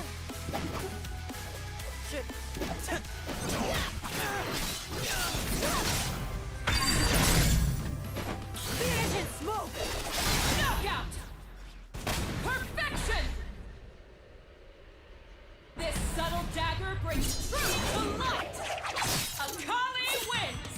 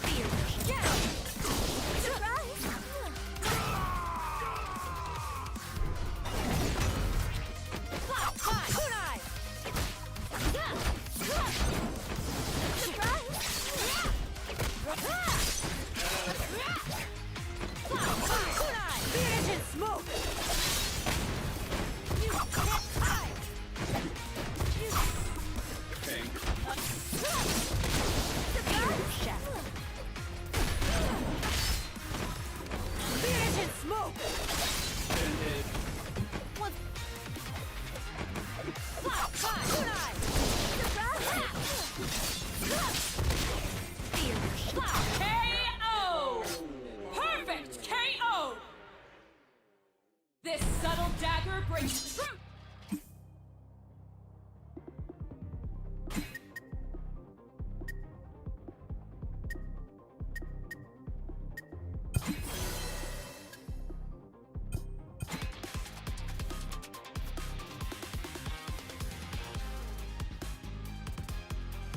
Ready.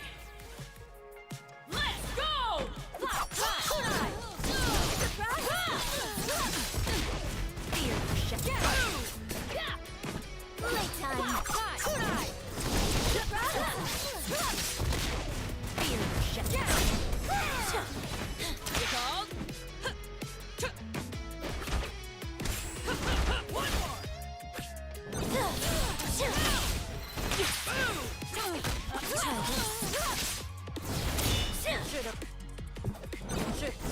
Surprise!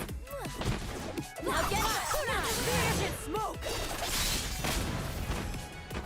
Hell yeah.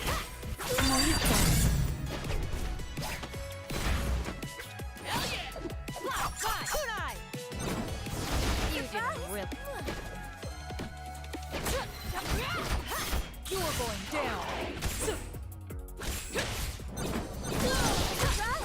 Hell no. Hell no.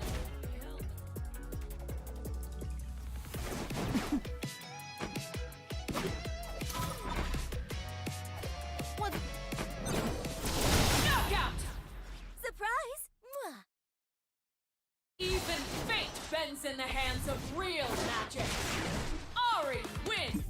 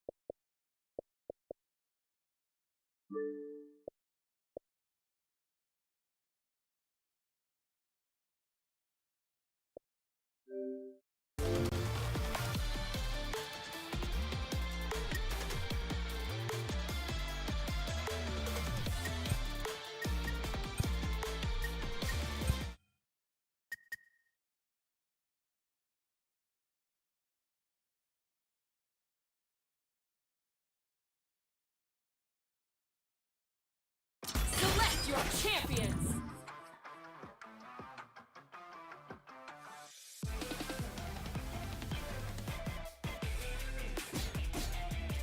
Akali! Ari! You select! Victory is on the horizon!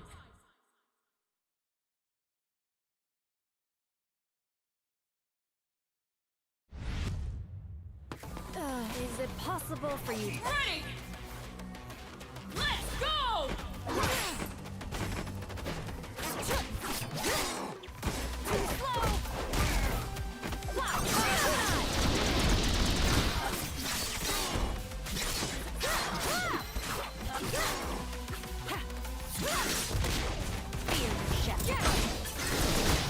Surprise!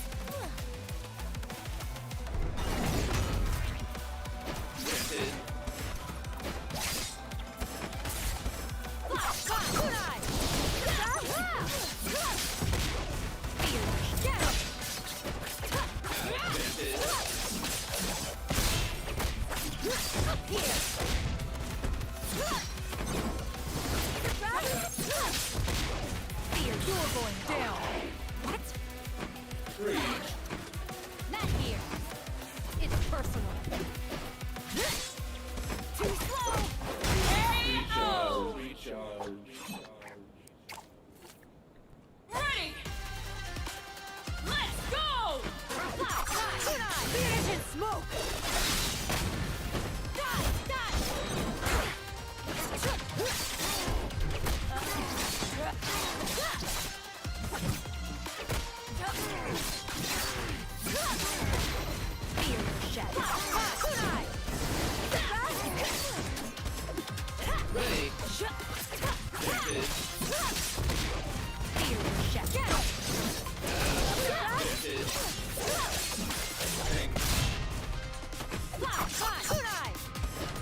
It's personal.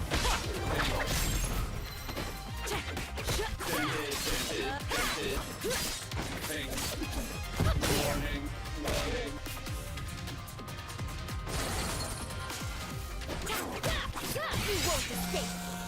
This is your execution. Fine balance. In death. Knockout! Perfection! This subtle dagger brings truth to light! Akali wins!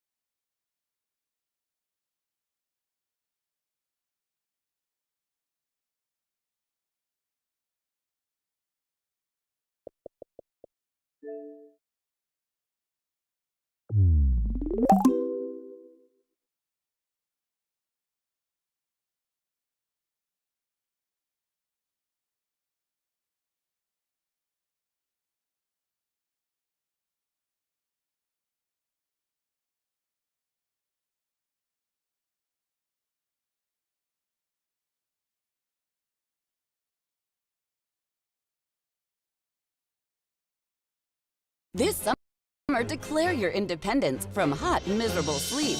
Ashley Stars and Stripes mattress sale is here with cooling mattresses starting at just $6.99. Plus, save $1,000 on select mattresses and get 0% interest for 60 months. Only at Ashley.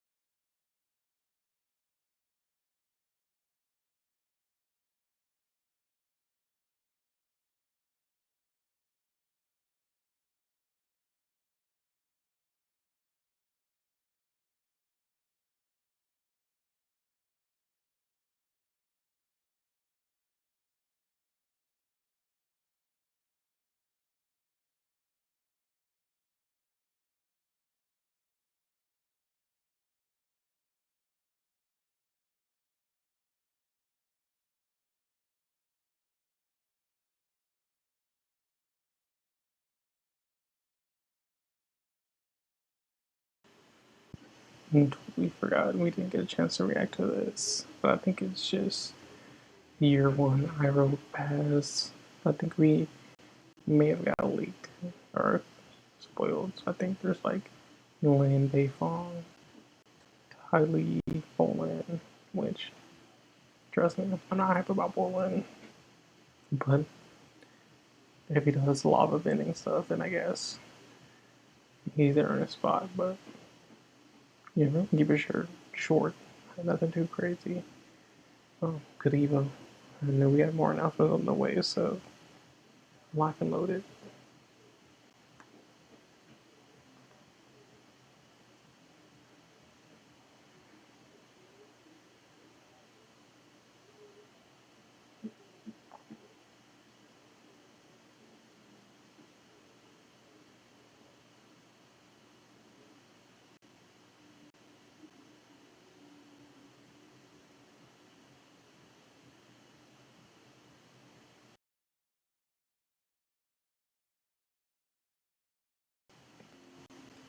Okay, let's see. Let's try it again. Let's.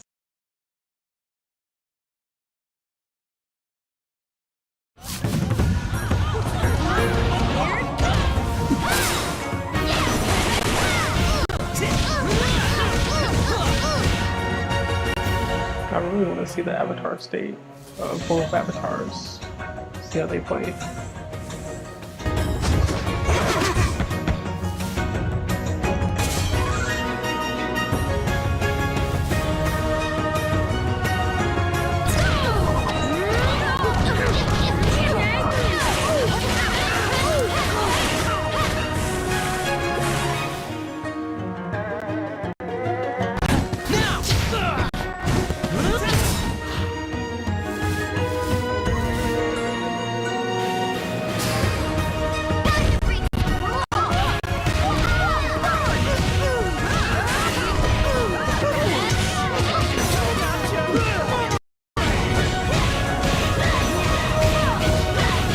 We have a character vote too, so I wonder if we'll get to see the character vote.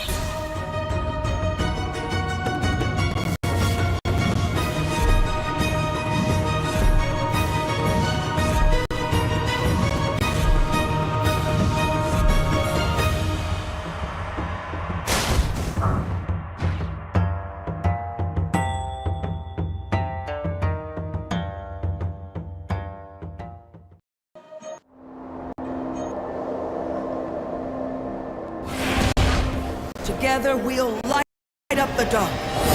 Why not? Let's watch this again. For the vibe.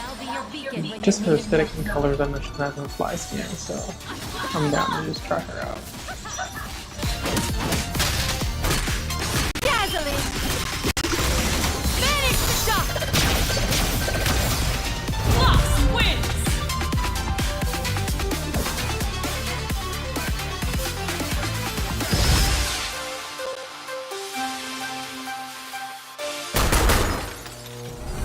You're in for the time of your life! I'll make it a grand finale!